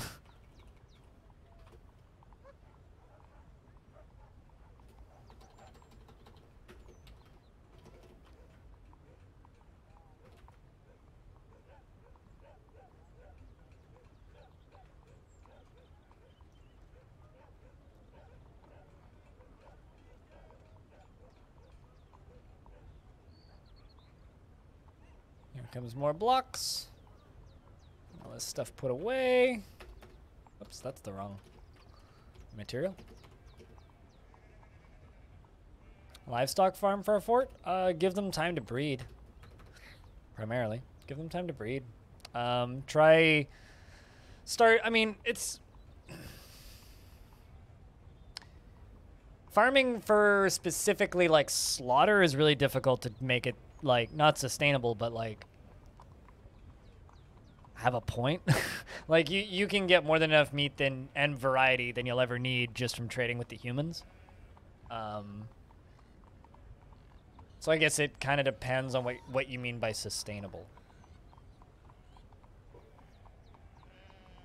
Culling settings for herds? You can do that in DFAC.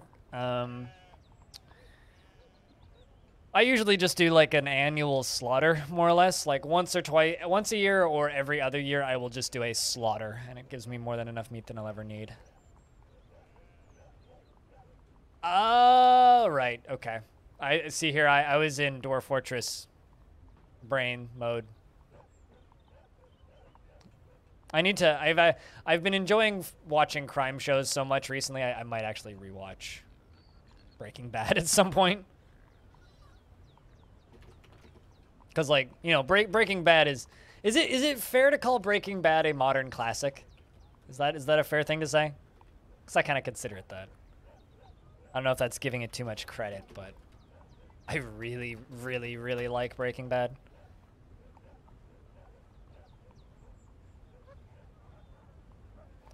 I could if the humans were not getting killed by the zombie horde outside your gates. Oh, yeah. My advice would be, if you've got that problem, my advice would be to try and acquire some piggies. Because pigs are very easy to breed. They breed a lot and they breed frequently. Cattle are also pretty easy if you have grazing. Avoid creatures that take a really long time to grow up. And try and get something that you can also milk.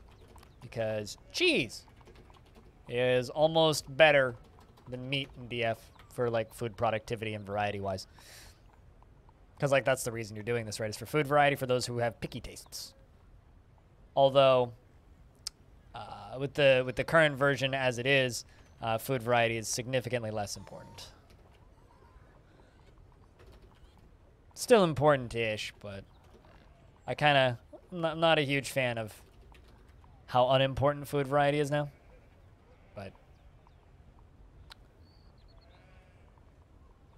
probably came in, if you're wondering how they arrived, they probably came in from a migrant wave, because migrants will bring friends.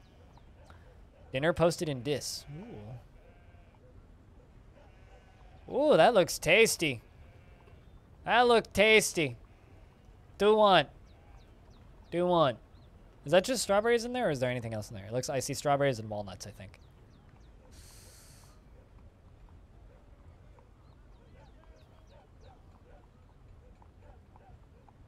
KVs are useless.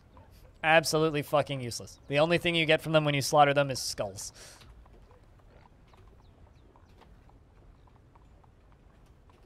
They don't provide any meat or anything of value. Some dwarves like them, and that's about the only, air quotes, value they provide.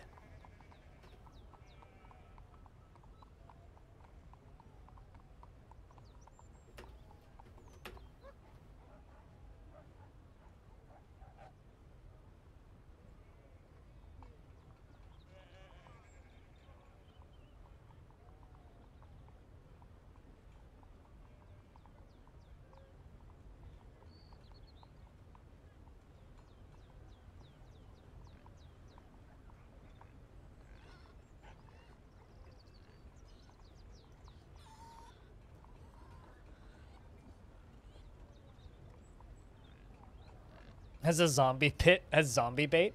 I mean, there's I guess air quotes uses for KVs, but their uses are pretty limited. I'll put it that way. They're certainly not the most useful little critter in the world of DF. That's for sure.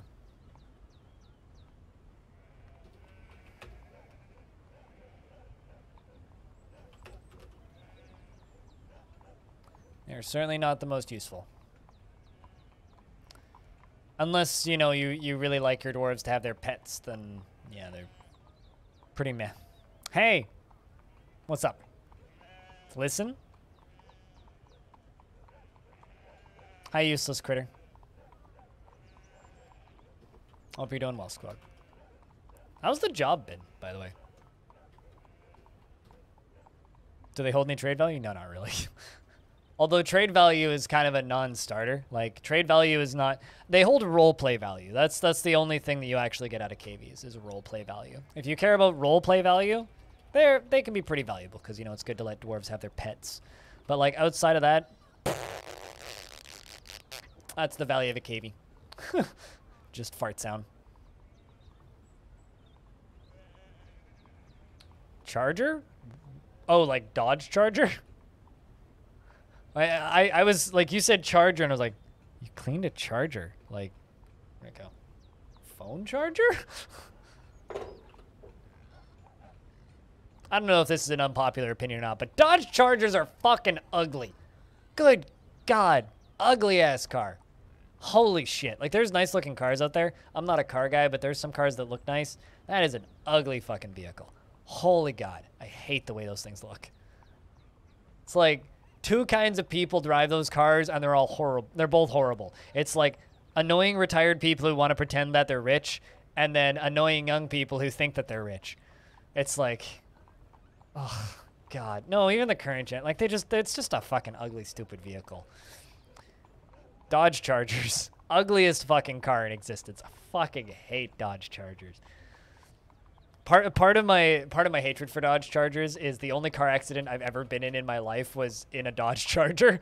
We were in Quebec on sort of a vacation with the family, and when I was like, I don't know, 16, 15, and we were driving through Montreal, and we got rear-ended by some chick who was texting. Like, it wasn't even like there wasn't any damage. We were literally just driving, slowing down because there was a light, and she didn't slow down because she was texting and driving. Just went boom right into her ass. We just lurched forward, and I got some minor whiplash. She couldn't even speak English, and she basically was just, my dad was like, "It's a rental," and she was like, "What?" Yeah, it's pretty good. But she just, like, immediately broke down and started fucking bawling because she, like, couldn't speak English, hit tourists, and it was a rental, and it was 1,000% her fault, and said something to the lines of, like, I will lose my license, so. Yeah, that's how that went. You only know about them because of Starsky and Hutch. True story, I played the Starsky and Hutch Game Boy Advance game. It was terrible. That's all I know about Starsky and Hutch.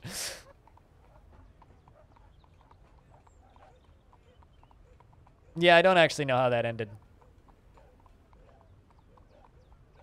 This was before texting and driving was like completely illegal. It was like frowned upon. This was before they put in all the driving laws around here where it's like, yeah, if you're seen texting and driving, that's like worse than being caught without a seatbelt on.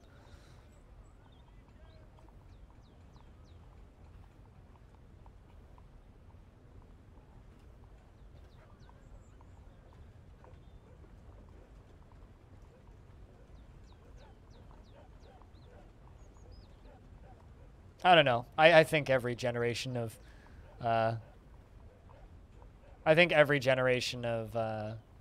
Chargers are ugly as fuck. Also, after you've done that job for a bit, Squug, I'm gonna have to ask you about what's the grossest thing you've had to clean out of someone's car while detailing. Because, you know, like, I've talked about cleaning blood off the ceilings in the women's washroom at McDonald's. So, I'm gonna have to interrogate you at some point. Because I'm really curious about things you find in people's cars. I'm really curious about things you find in people's cars. Off the ceilings, yeah. Yeah. And it's not what you think it is. It's definitely from injecting. It's definitely from injecting. Also, did you see the thing I posted in music on Discord, by the way?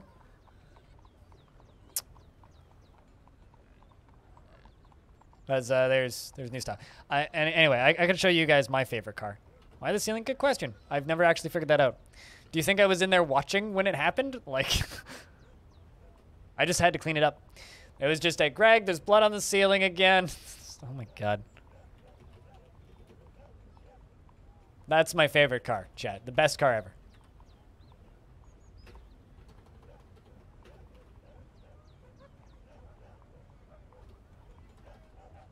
I mean, I'd find tampons in really weird places, but no. It was usually like injections. Although, oddly enough, when that town opened up a safe injection site, I stopped finding blood on the ceiling. And then when I moved over here to the location that's closer to this house, I started finding blood on the ceiling again because they didn't have a safe injection site. So all I'm saying is you should get a safe injection site for your cities so that poor fast food employees don't need to clean blood off the fucking ceiling.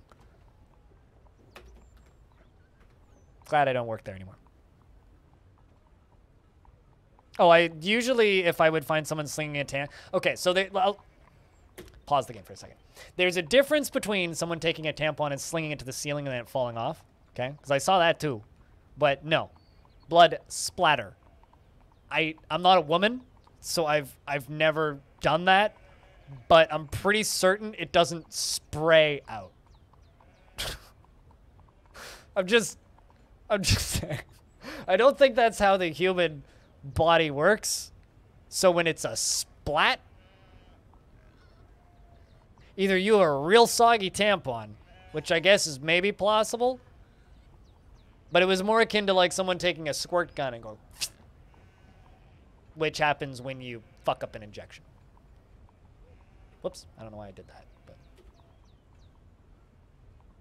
anyway, now that half of my chat's vomited, I'm gonna change the subject. Almost. Lump, almost. But remember, people who do drugs are the criminals.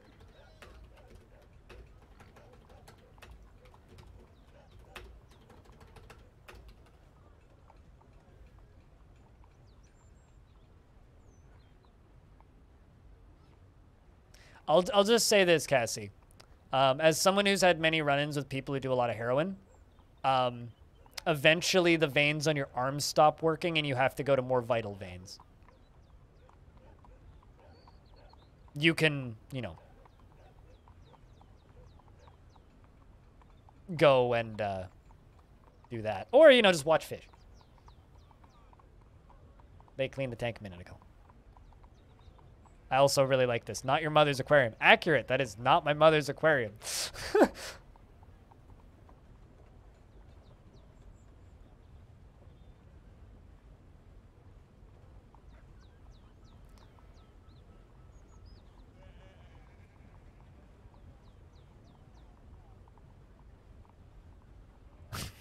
Yeah, that has been what that was.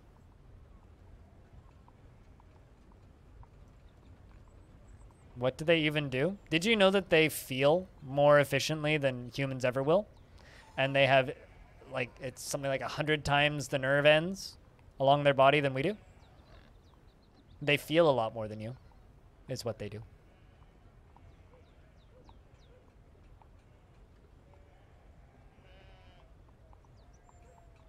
They're also extremely intelligent little critters.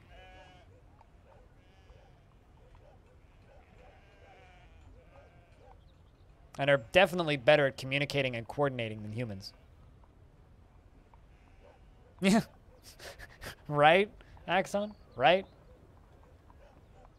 I don't know. You were saying fish kind of piss you off. What do they even do? Annoying little, or no eyelid little fucks. So I don't know, give them some fish facts. They probably, yeah, exactly. They probably evolved before we did, so they've been around here longer. If anything, the fish, Earth belongs to the fish, not us. I totally fucked that up.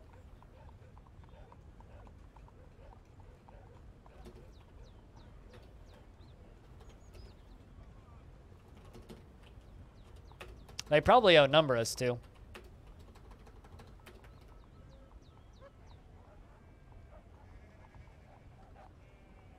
Empathy? Why's that, Cassie? They're pretty? They are pretty, Robin. They are real pretty. I don't know how much entropy I have. I have about the same amount of empathy for fish as I do for most animals. Although I will say that I have like significantly more empathy for like a whale or an octopus than I do like a salmon. Which is, you know, very much just picking and choosing because salmon taste good and I guess whale tastes good, but like I don't need to kill whale. I can just eat salmon and be happy. There's a lot more salmon than whales, so you know, at that point, just a numbers game. But what is that, like a mix of empathy and entropy?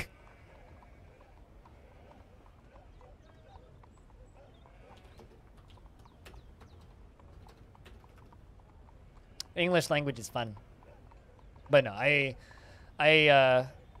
don't necessarily disagree. That's a common take to have.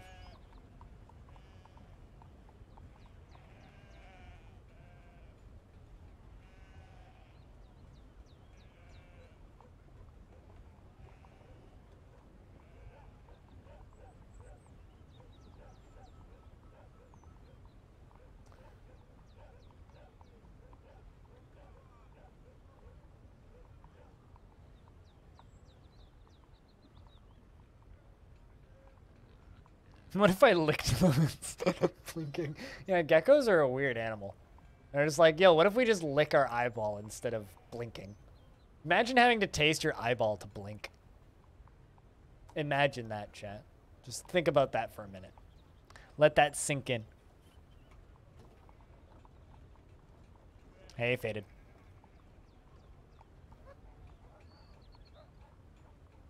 Are they coming to do that? Looks like it. All right, let's just go all the way around the edge.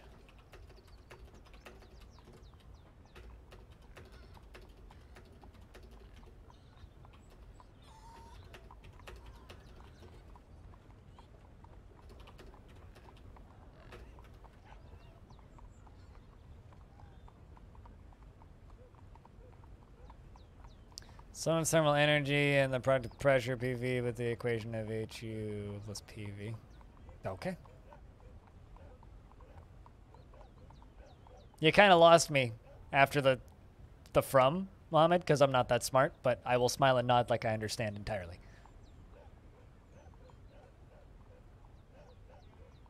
I don't know. As someone who used to own fish, I really like fish.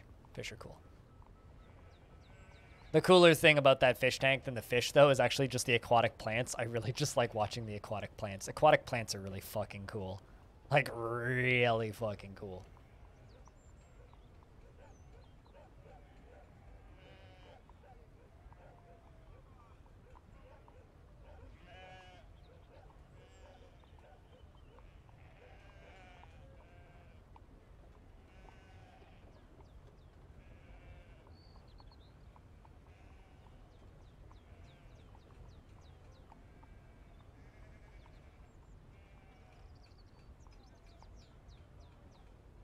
And then I can just automate. And automate. I got some more I gotta automate in a second, which I could probably just do. Is that not ore? What? Okay, there we go. It is ore. That's gonna take them a while to finish. All right, let's jump up to here, see what's going on. We're into midwinter, 256. Started at 255. Making pretty good progress today. Once again, 2 more years, almost in the bucket. 2 more years.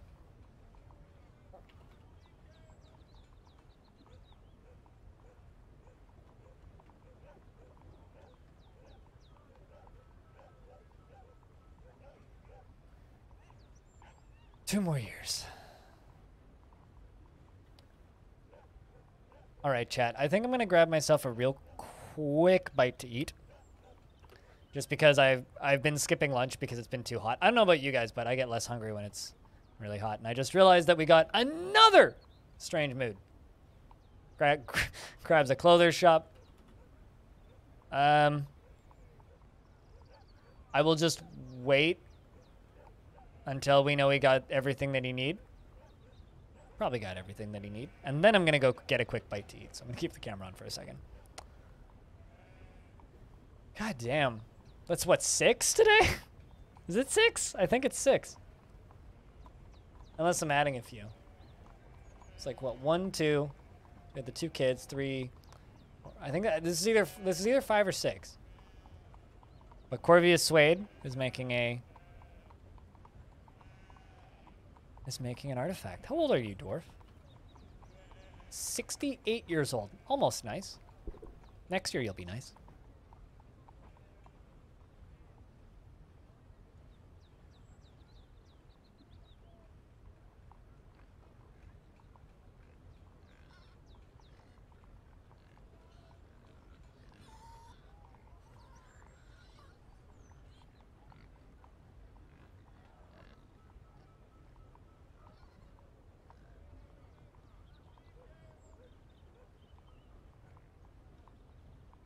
Dress is your guess?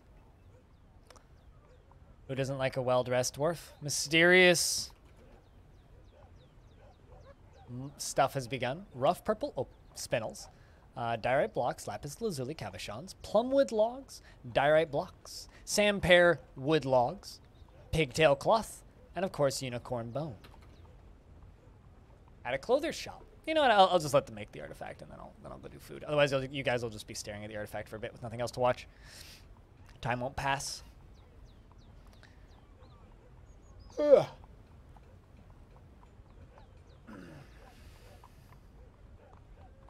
You said dress. Now I'm suddenly wondering, when the fuck are we getting more static dress?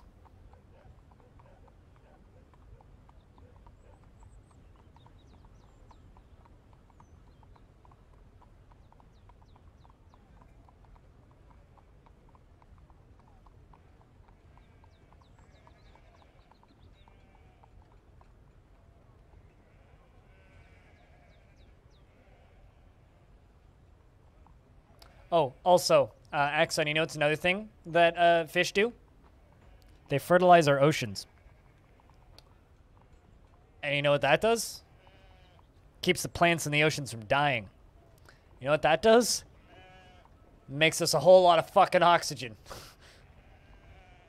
That's what fish do. That's a big thing that fish do. So don't insult fish. Say nice things about fish. Because fish are keeping us alive.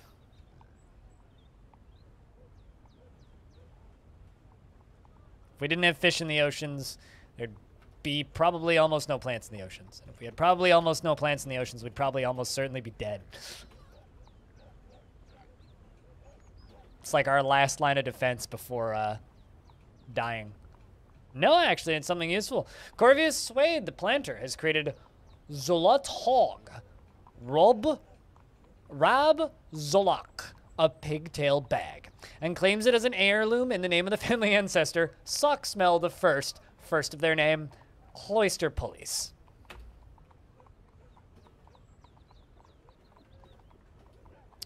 It's worth 42,000 zethal.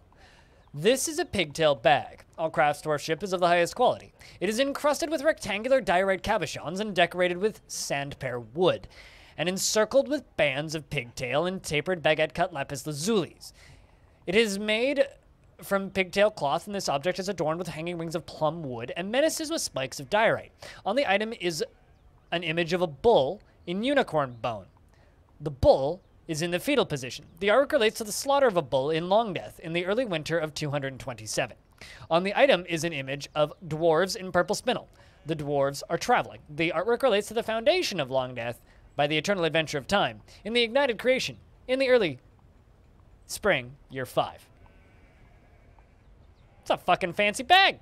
That's a fancy. I'm gonna put that bag in my tavern. I'm gonna place that bag in my tavern. We'll put some mugs in it or something. Also, speaking of, I was meaning to do this because I totally forgot. Stoneware golem, Gillim, and container, because I think bags are under containers, right?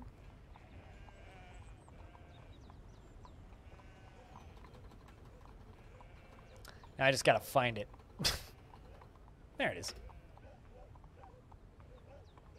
Excellent.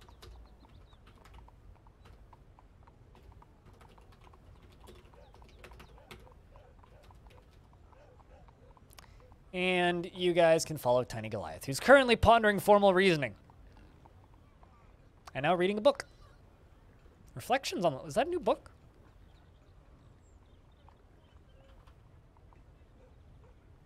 Also today we got... today we got a wool skirt, a scepter, a wood earring, an iron cabinet, and a pigtail bag. 5.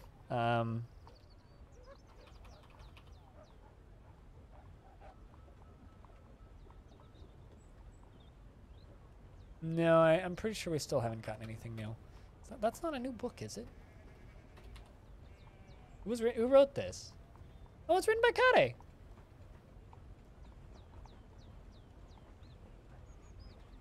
Oh, I know which one this one is. That's the very long, detailed book. All right. I will, like I said, I will be back in a few minutes, chat. If I could get a big round of beers in chat, and if you happen to have them, some sound commands. I think we'll play a little bit into spring. And then we will jump to a different game. I will be back in a couple minutes. Don't go anywhere too fast unless you really want to. Thank you very much, everybody, for hanging out, and thanks for all the support today, guys. BRB. Nuclear vessels.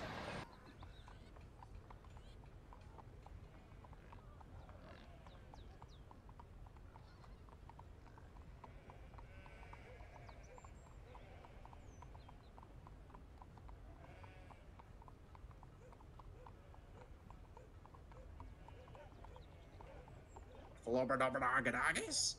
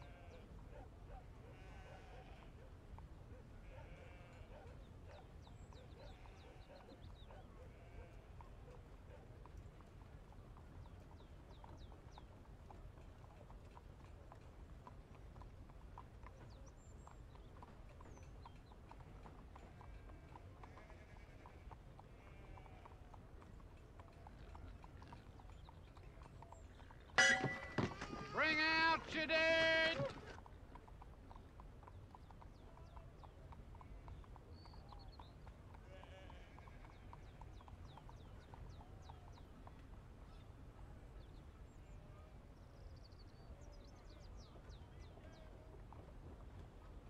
Sandwich!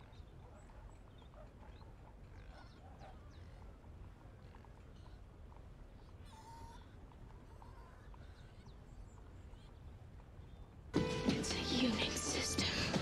I know this.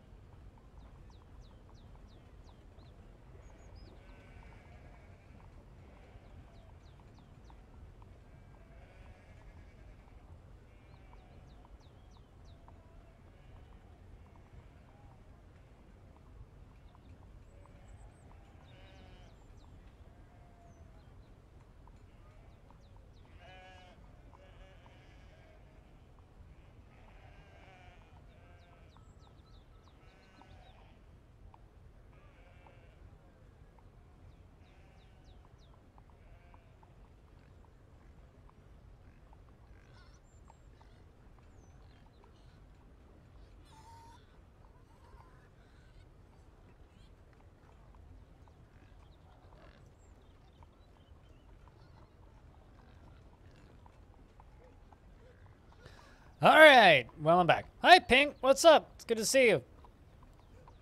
I discovered the other day that I had an engraved slab for your dwarf for some reason that never got constructed. Also, I don't know where your dwarf's corpse is or why we had that or why I made it. So, there's that. I just got back from my sandwich. It was a good sandwich. It's too hot to eat, though. Discuss large sums. Large amounts of things? Formulas for certain arbitrarily large sums. Like how long I've been in this fortress, maybe?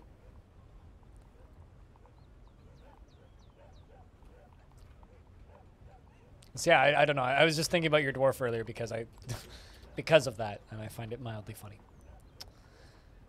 All right, well, down to 7 children in the fort because 2 of them grew up. Still doing good though. Still doing good. We're up to 35 dwarves, which I think is the highest population count I've had in a while. I mean, yeah, ages ago. I have no idea why that was there, but regardless, I found it. So, yeah. Regardless, I found it.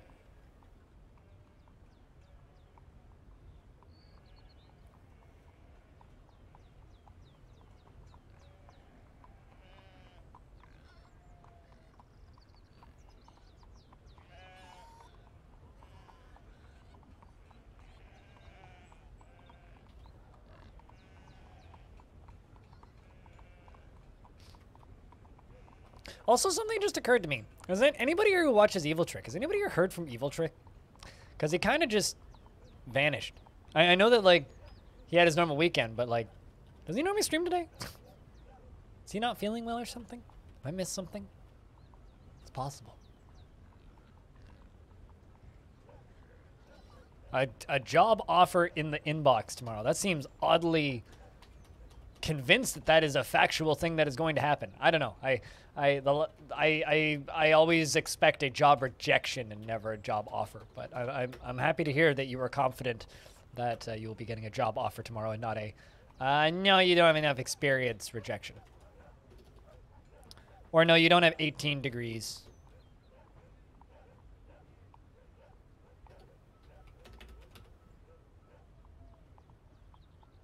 You weren't online? Yeah, I don't know. He didn't. According to like, I was like, I literally like was just checking the team thing because yeah, no, he hasn't been on since Monday.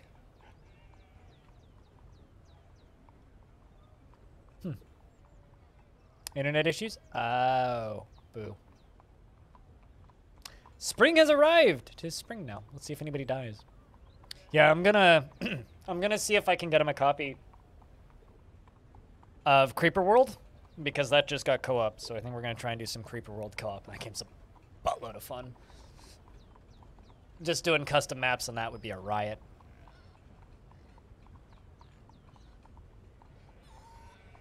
Actually, I wonder, is that game on sale? I might just gift it to him. It's 20% off. Tip him the money to be able to buy it, because I don't think I can actually gift it to him. Annual tribute from Busty Jismak. Spring, yes, spring. Oh, I don't think we lost any dwarves either.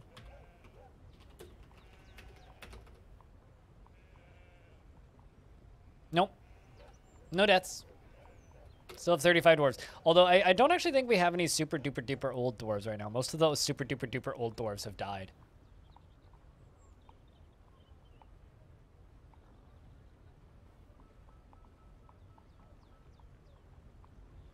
Most of these super duper duper old dwarves have just died.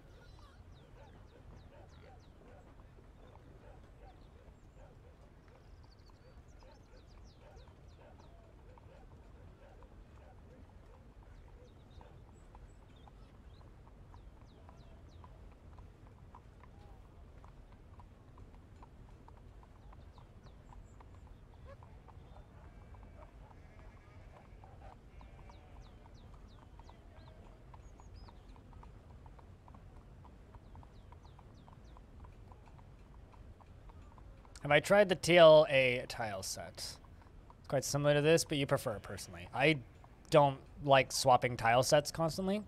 Have I tried that one specifically? No. Do I care to? No. 25 iron arrows.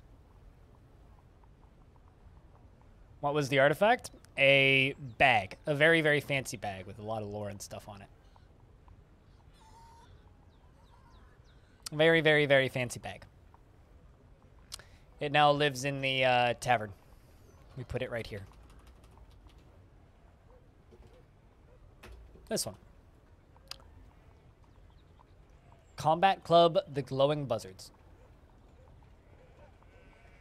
It sounds like someone just bit the tail off of a small dog and then stuck its nose in a vacuum cleaner.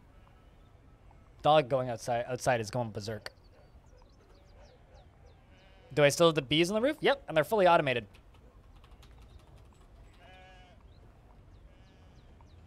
Bees! Although I had to cut some holes to let some sunlight through.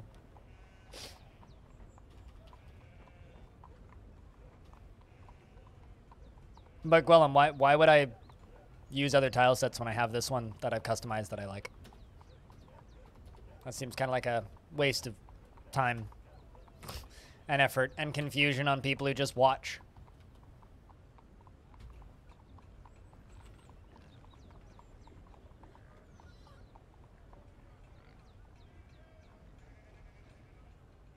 I mean, that's easy paperwork, man.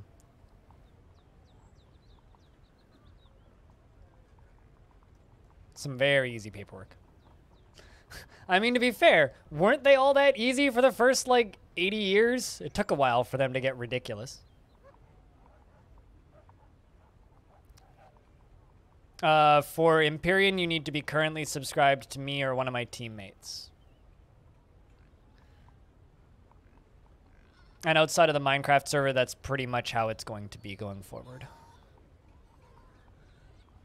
However, if you only need to be subscribed at the time of the whitelist, so it's not like it's like next month you're like if you subscribe to one person for 1 month, then like you're good basically. Yeah, and that's kind of how we're just gonna do it going forward. It's just the Minecraft server will remain public, but Empyrean and the other games will require being subscribed to one of the team members.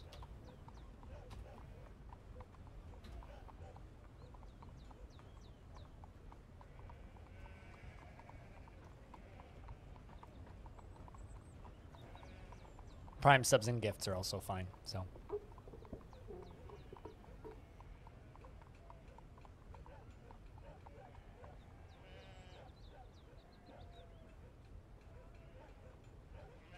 Also, investments are open. How many tickets do I have?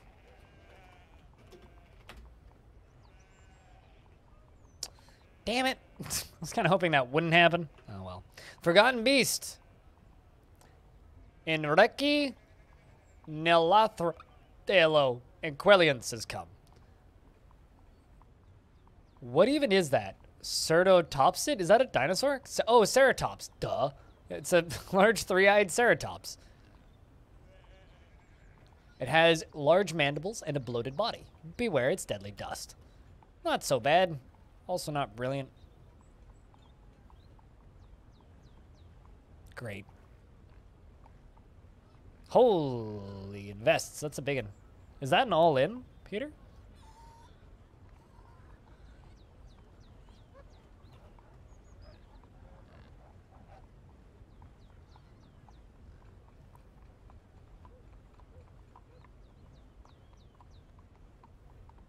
Almost. Good lord. Much luck, friend. Much luck. May you return to your former glory of being one of the most tickets possessed in the chat.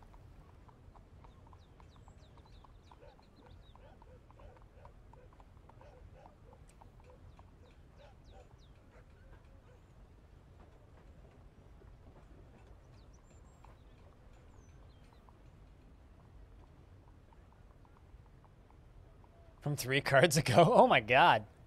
That's, not ideal. I'll say that. That is not ideal. Although, maybe pretty ideal, actually, if you're trying to not spend money on things. You know, Abe has been a good dwarf since, killing a bunch of dwarves.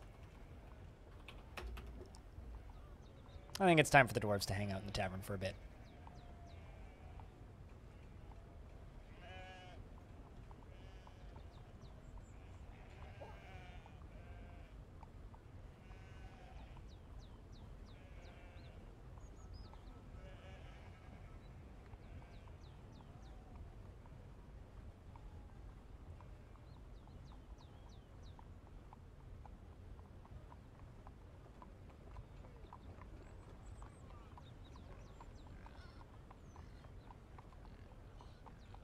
You normally have some freelance money going on in there, but ATM, it's empty. Ah, yeah, I know what you mean. I know what you mean. I know what you mean. I have to keep all that shit up to date, because it's like literally my job. So yeah, I always have to keep that shit up to date.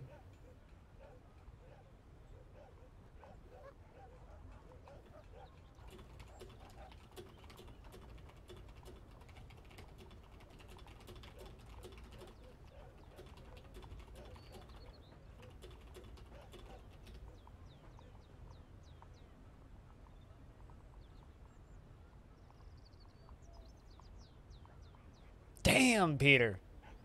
Damn. Damn, dude. That's all I have to say. Can I get a round of beers for Peter? 'Cause damn. So what have you been up to recently, Pink Fluffy? Clearly you're lurking in the Halcyon Discord if you notice the Empyrean stuff pop up. But hope you've been well. That's a big fucking win, dude. Here come the elves once again. We shall trade with the elves. We says that elf. He says that elf. Hey, Bog 2. How's thing?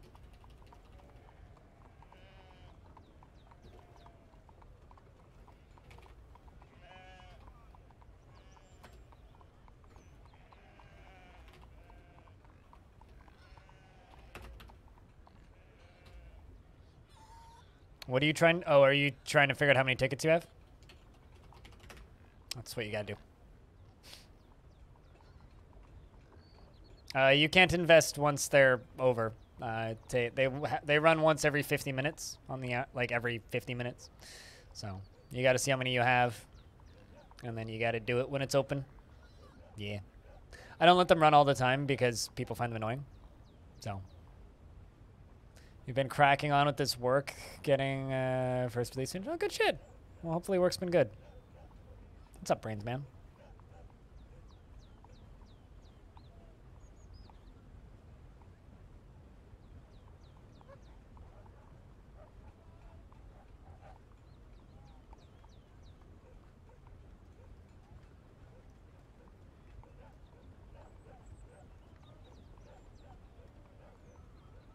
Good lord. Also, bots being annoyingly spammy right now. Apologies. Bot, you being so rude.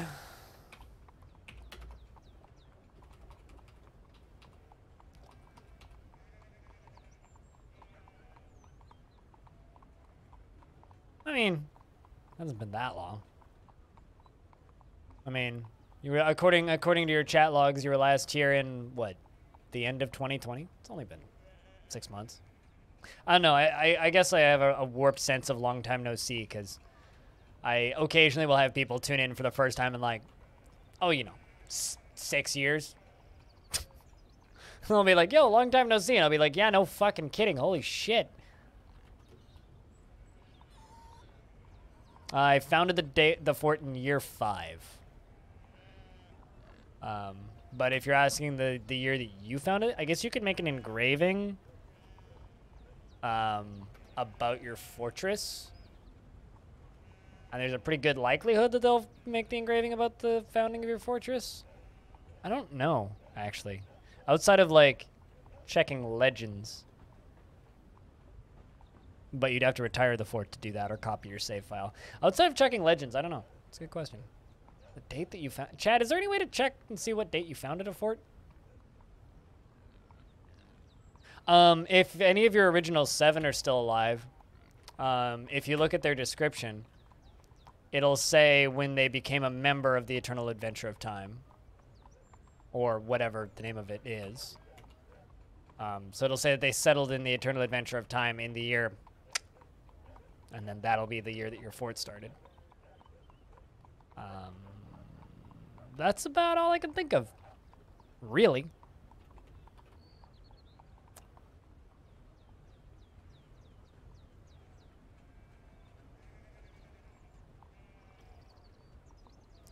Reflections on the line.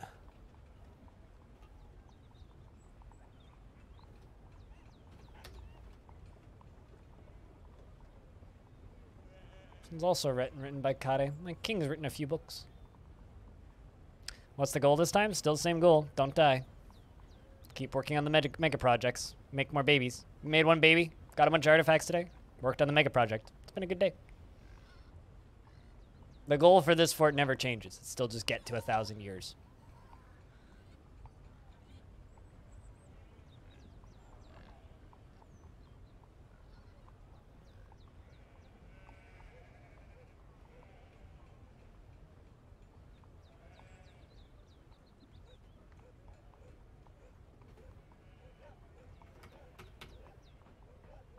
Yep, and we are 1/4 of the way done, as of yesterday.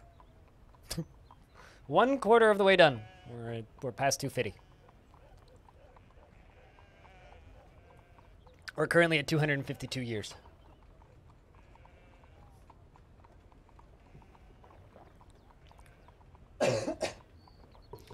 Which I estimate will probably, with what I'm planning up and coming, we will probably get to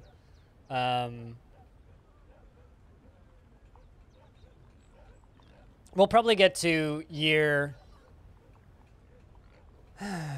500 by the end of the year at the latest. I mean, I'm kind of aiming to be at year 500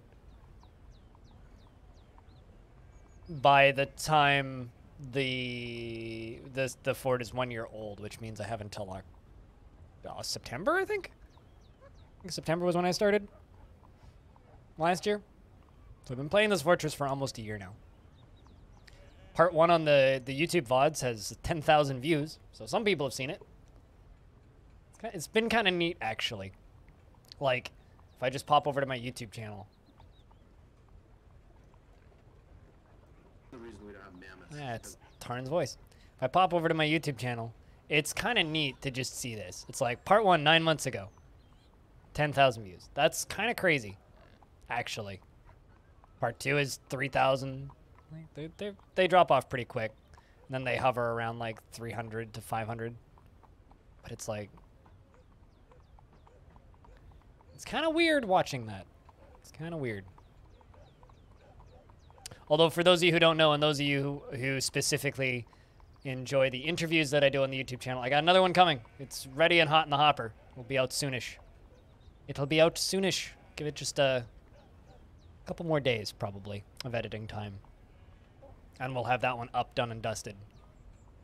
So hopefully you guys get a chance to have a peek at that soon.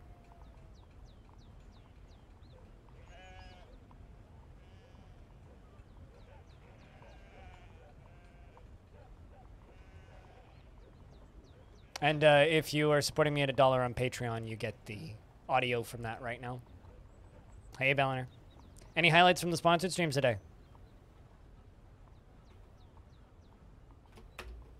I hear they're exhausting.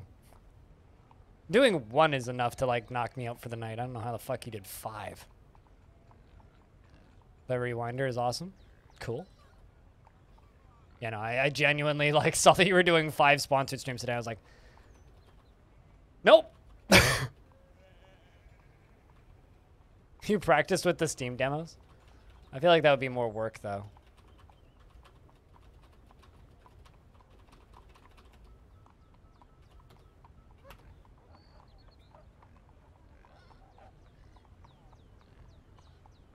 Bellin, are you planning on picking anything up over the Steam sale, or do you just, like, not give a shit?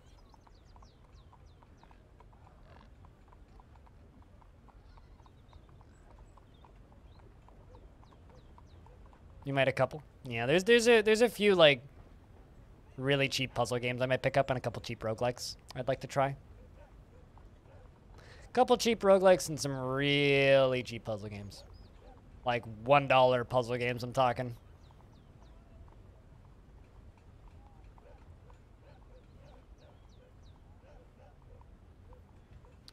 Just got absolutely demolished in Empyrean by a robot. Good shit. Glad to hear. Also, Bellinaire, I don't know if you noticed, but Empyrean is cheap right now. It's something for us to shout about. It's cheap right now. 35% off on a $20 game is pretty cheap.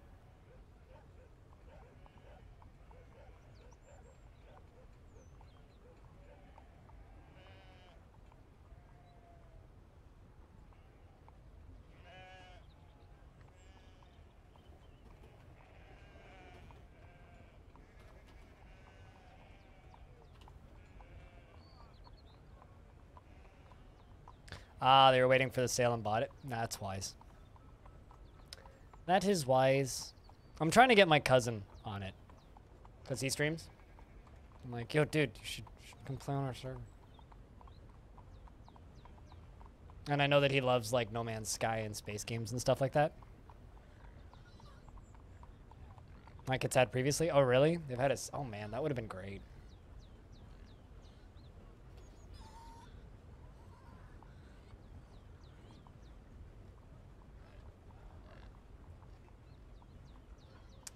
That is actually kind of sad. Oh, well. Still, 35% discount's pretty good. It's probably because they just put out another version is why it's not so deep on sale. That's probably why, because they literally just put out an update for that thing.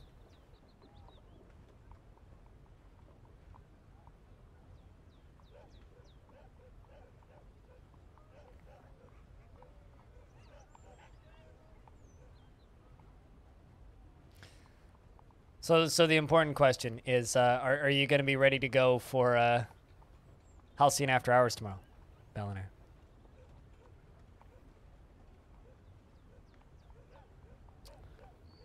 That sounds kind of unfun.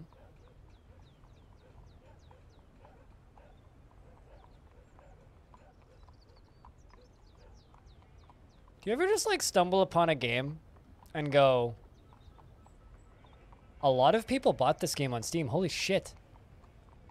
This was just randomly popped up in my recommended. This looks like something I would have played on Newgrounds in like forever ago. Just 45,000 overwhelmingly positive reviews. Definitely looks like a Happy Wheels kind of thing. But like, holy shit. That's all I can say is holy shit. That's just so many fucking people bought that game. That's insane. Good lord. And people have a lot of hours in it too. What the fuck is this? I'm so confused. Need to set up chat GeoGuessr in the morning. Yeah, I'm curious to see how that works. Really curious to see how that works. I mean, we already have like really good scores in GeoGuessr, so we're just gonna make those even better.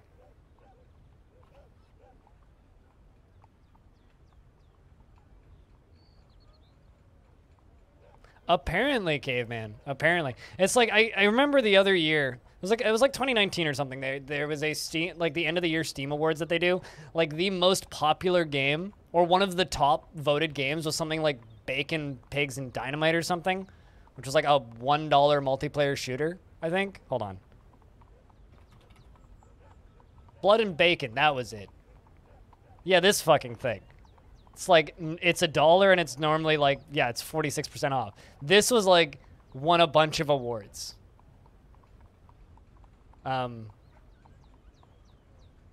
For Steam Awards once. Reviews from Markiplier, Jacksepticeye and PewDiePie, and whoever Vanos Gaming is.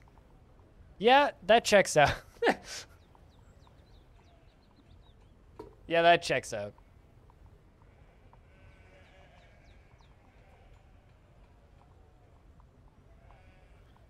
I don't think there's a single unique asset in that entire game. Not saying, you know, that you can't buy assets. Of course you can buy assets, but... Sheesh.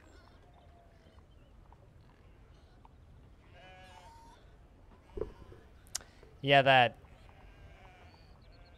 Log2, that indeed.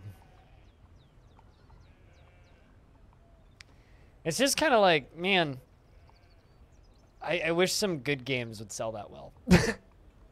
You know? Like, I wish some good games could sell that well. Although that's one of the reasons why I'm really, really, really happy to see Wildermyth doing so well. It's like, yeah, we got paid to play that game, but fuck, that game is really good. That game is really, really well done. What games? What games do I wish would do really well? Oh, you know, me games. Me games that are esoteric and very... not accessible and annoyingly deep and, you know. You do after hours of it again? Yeah, we got to finish those 2 campaigns. Also, I'm just amazed. We just got another Strange Mood. This is insane. This is the most Strange Moods I've ever had in Longdeath in one fort session. Just ever. This is crazy.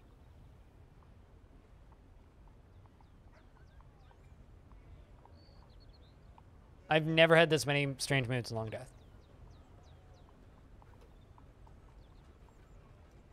It's another clother shop. More cloth. Even more cloth. Even more cloth. I mean, I guess they're inspired because I peeked into the caverns a little bit.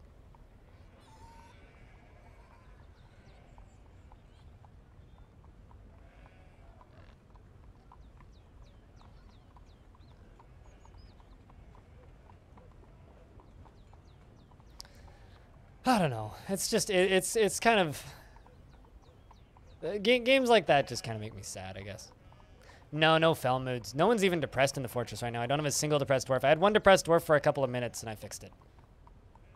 They needed to go work out for a bit and do a craft, so I gave them clothes making and let them go work out for a bit.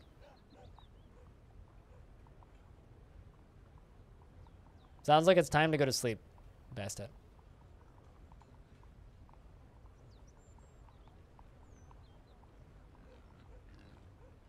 Well, that's good. Glad you found some peace. Sounds like it's been a long day.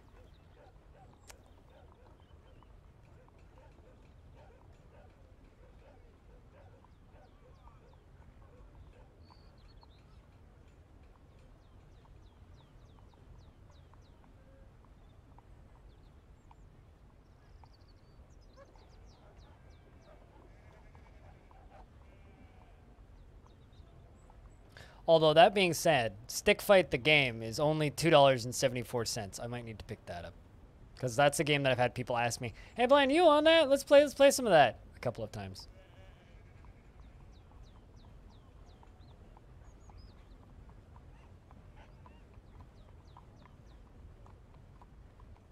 Because that thing looks like dumb fun.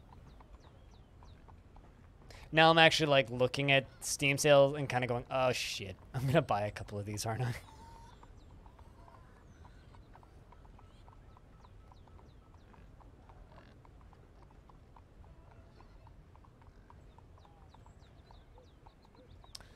Ah shit, I'm going to buy a couple games, aren't I?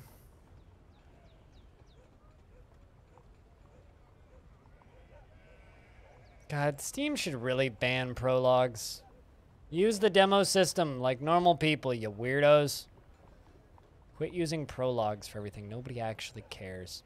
Or, I mean, lots of people do, but it takes away sales from other devs, which sucks.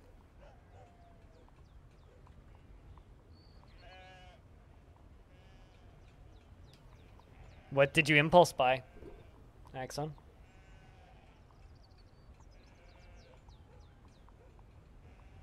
You begun your mysterious construction. What toll did you grab, Dwarf?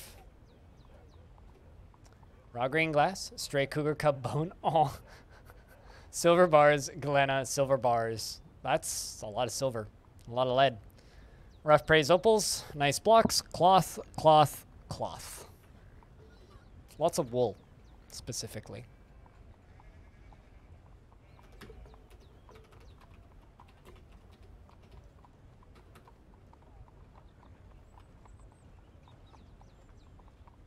Who's actually cooking? Got one dwarf cooking. Let's get two dwarf cooking.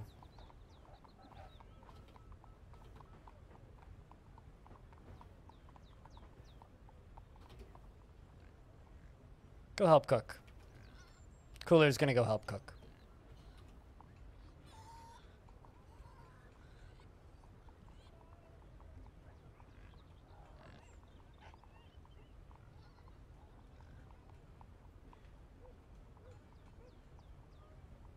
You know, I wonder if I should attempt closed casket tonight. I'm like tossing around in my head a little bit about what I want to do tonight. Neo, Dead Cells, and Shadow of War for $7. Hades and Jupiter Hell. Damn! Do me a huge favor. Install Jupiter Hell right now. Let it run for 2 hours and leave a review.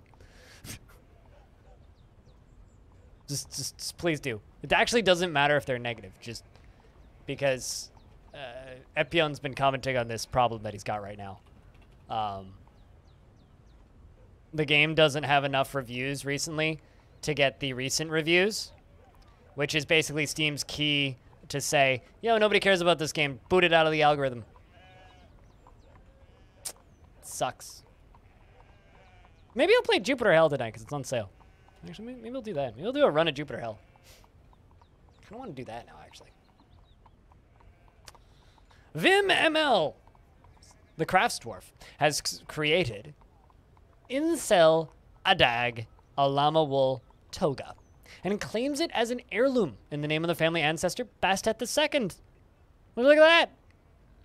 I don't know if Bastet's still here. I think Bastet's still here. Bastet II clasp sack. Not the current Bastet, but the one before. The previous Bastet. It's worth 55,160 Zethal. This is a llama wool toga. All Crafts Dwarf is of the highest quality.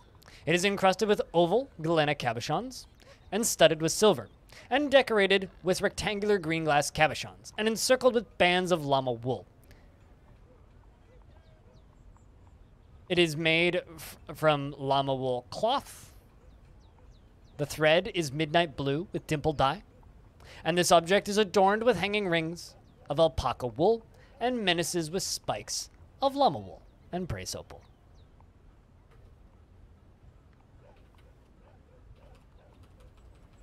But yeah, that's quite the impulse buy.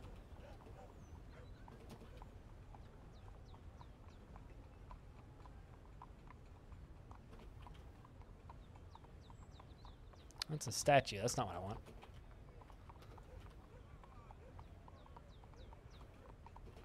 Is it Q that I'm supposed to hit? What? I'm so confused. How is that one not working? Weird. I need that toga. Where that toga at? There it is. Togas. Dwarves don't even normally make togas. What's up, Magna? It is good. It is indeed very good. Very nervous of what, Axon? About how bad you're going to be or how much you're going to get into it? Buffalo cheese roast? Who doesn't like roasted buffalo cheese? You know I like roasted buffalo cheese. Maya, what are you nervous about?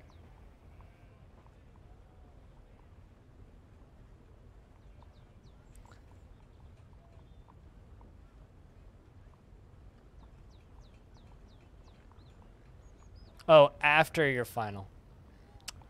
Oh, so you're nervous about the final. I understand. Chat, say something encouraging to Axon. Doesn't matter what you're encouraging Axon to be encouraged about, but say something generally encouraging to Axon.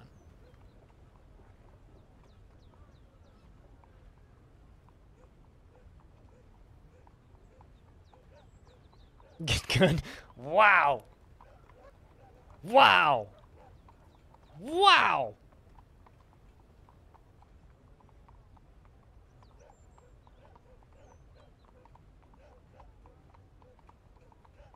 Is being nervous for finals or being glad finals are over? I mean, and also being mad that you're not better at Tome.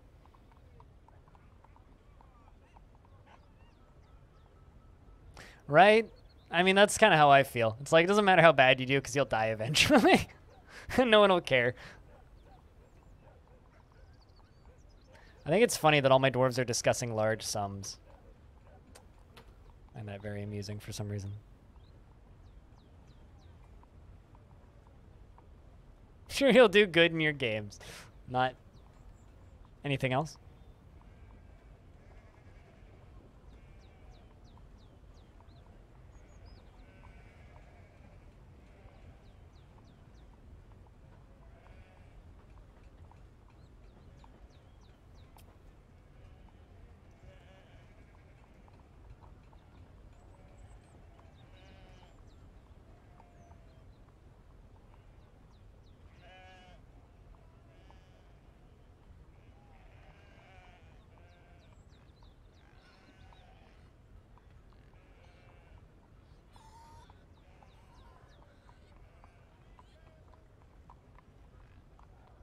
Likelihood of a catastrophe is lower than you think.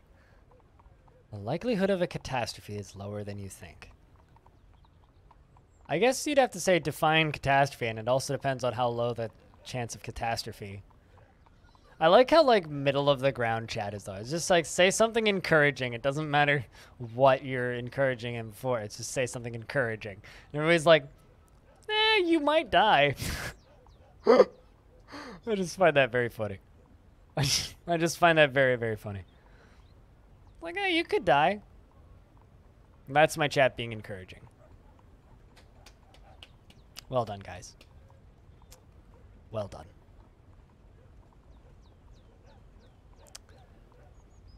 All right, well, that's 8 hours of stream. Which is longer than I was actually planning on streaming today already. Well, not longer. Longer than I was planning on streaming Longdeath today, but here we are.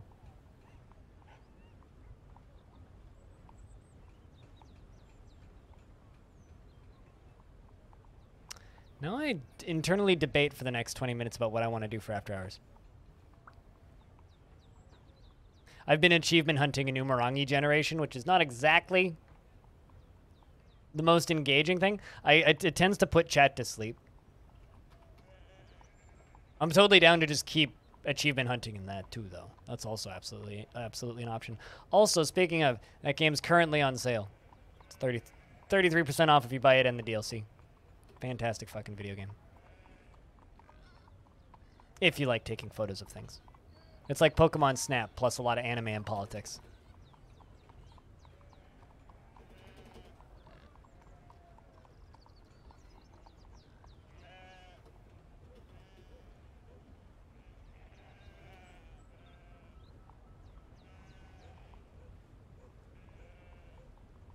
It is on sale. Yes, audio.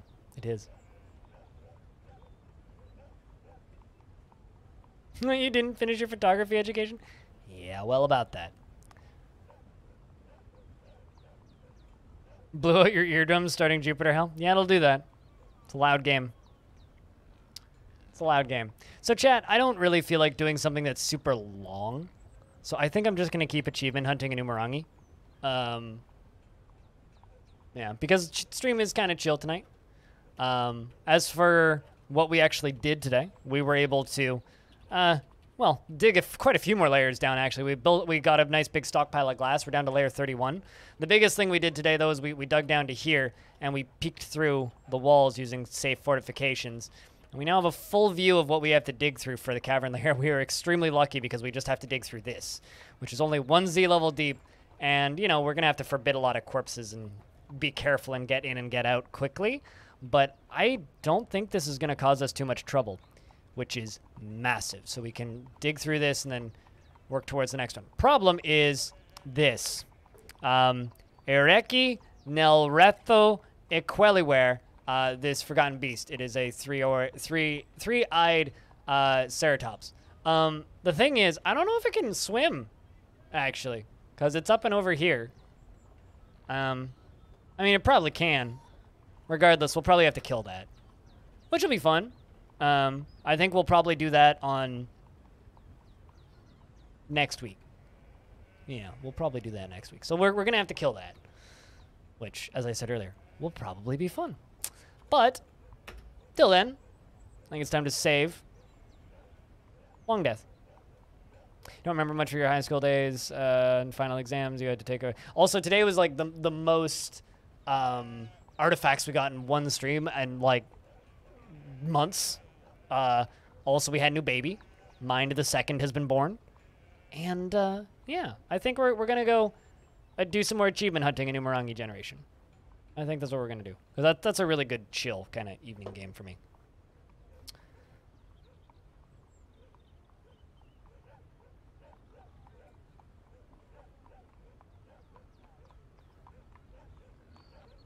I was kind of like debating back and forth if I wanted to like achievement hunt or if I wanted to play like a run of something, but I'm just like, you know what? I'm kind of tired. It's still really fucking hot.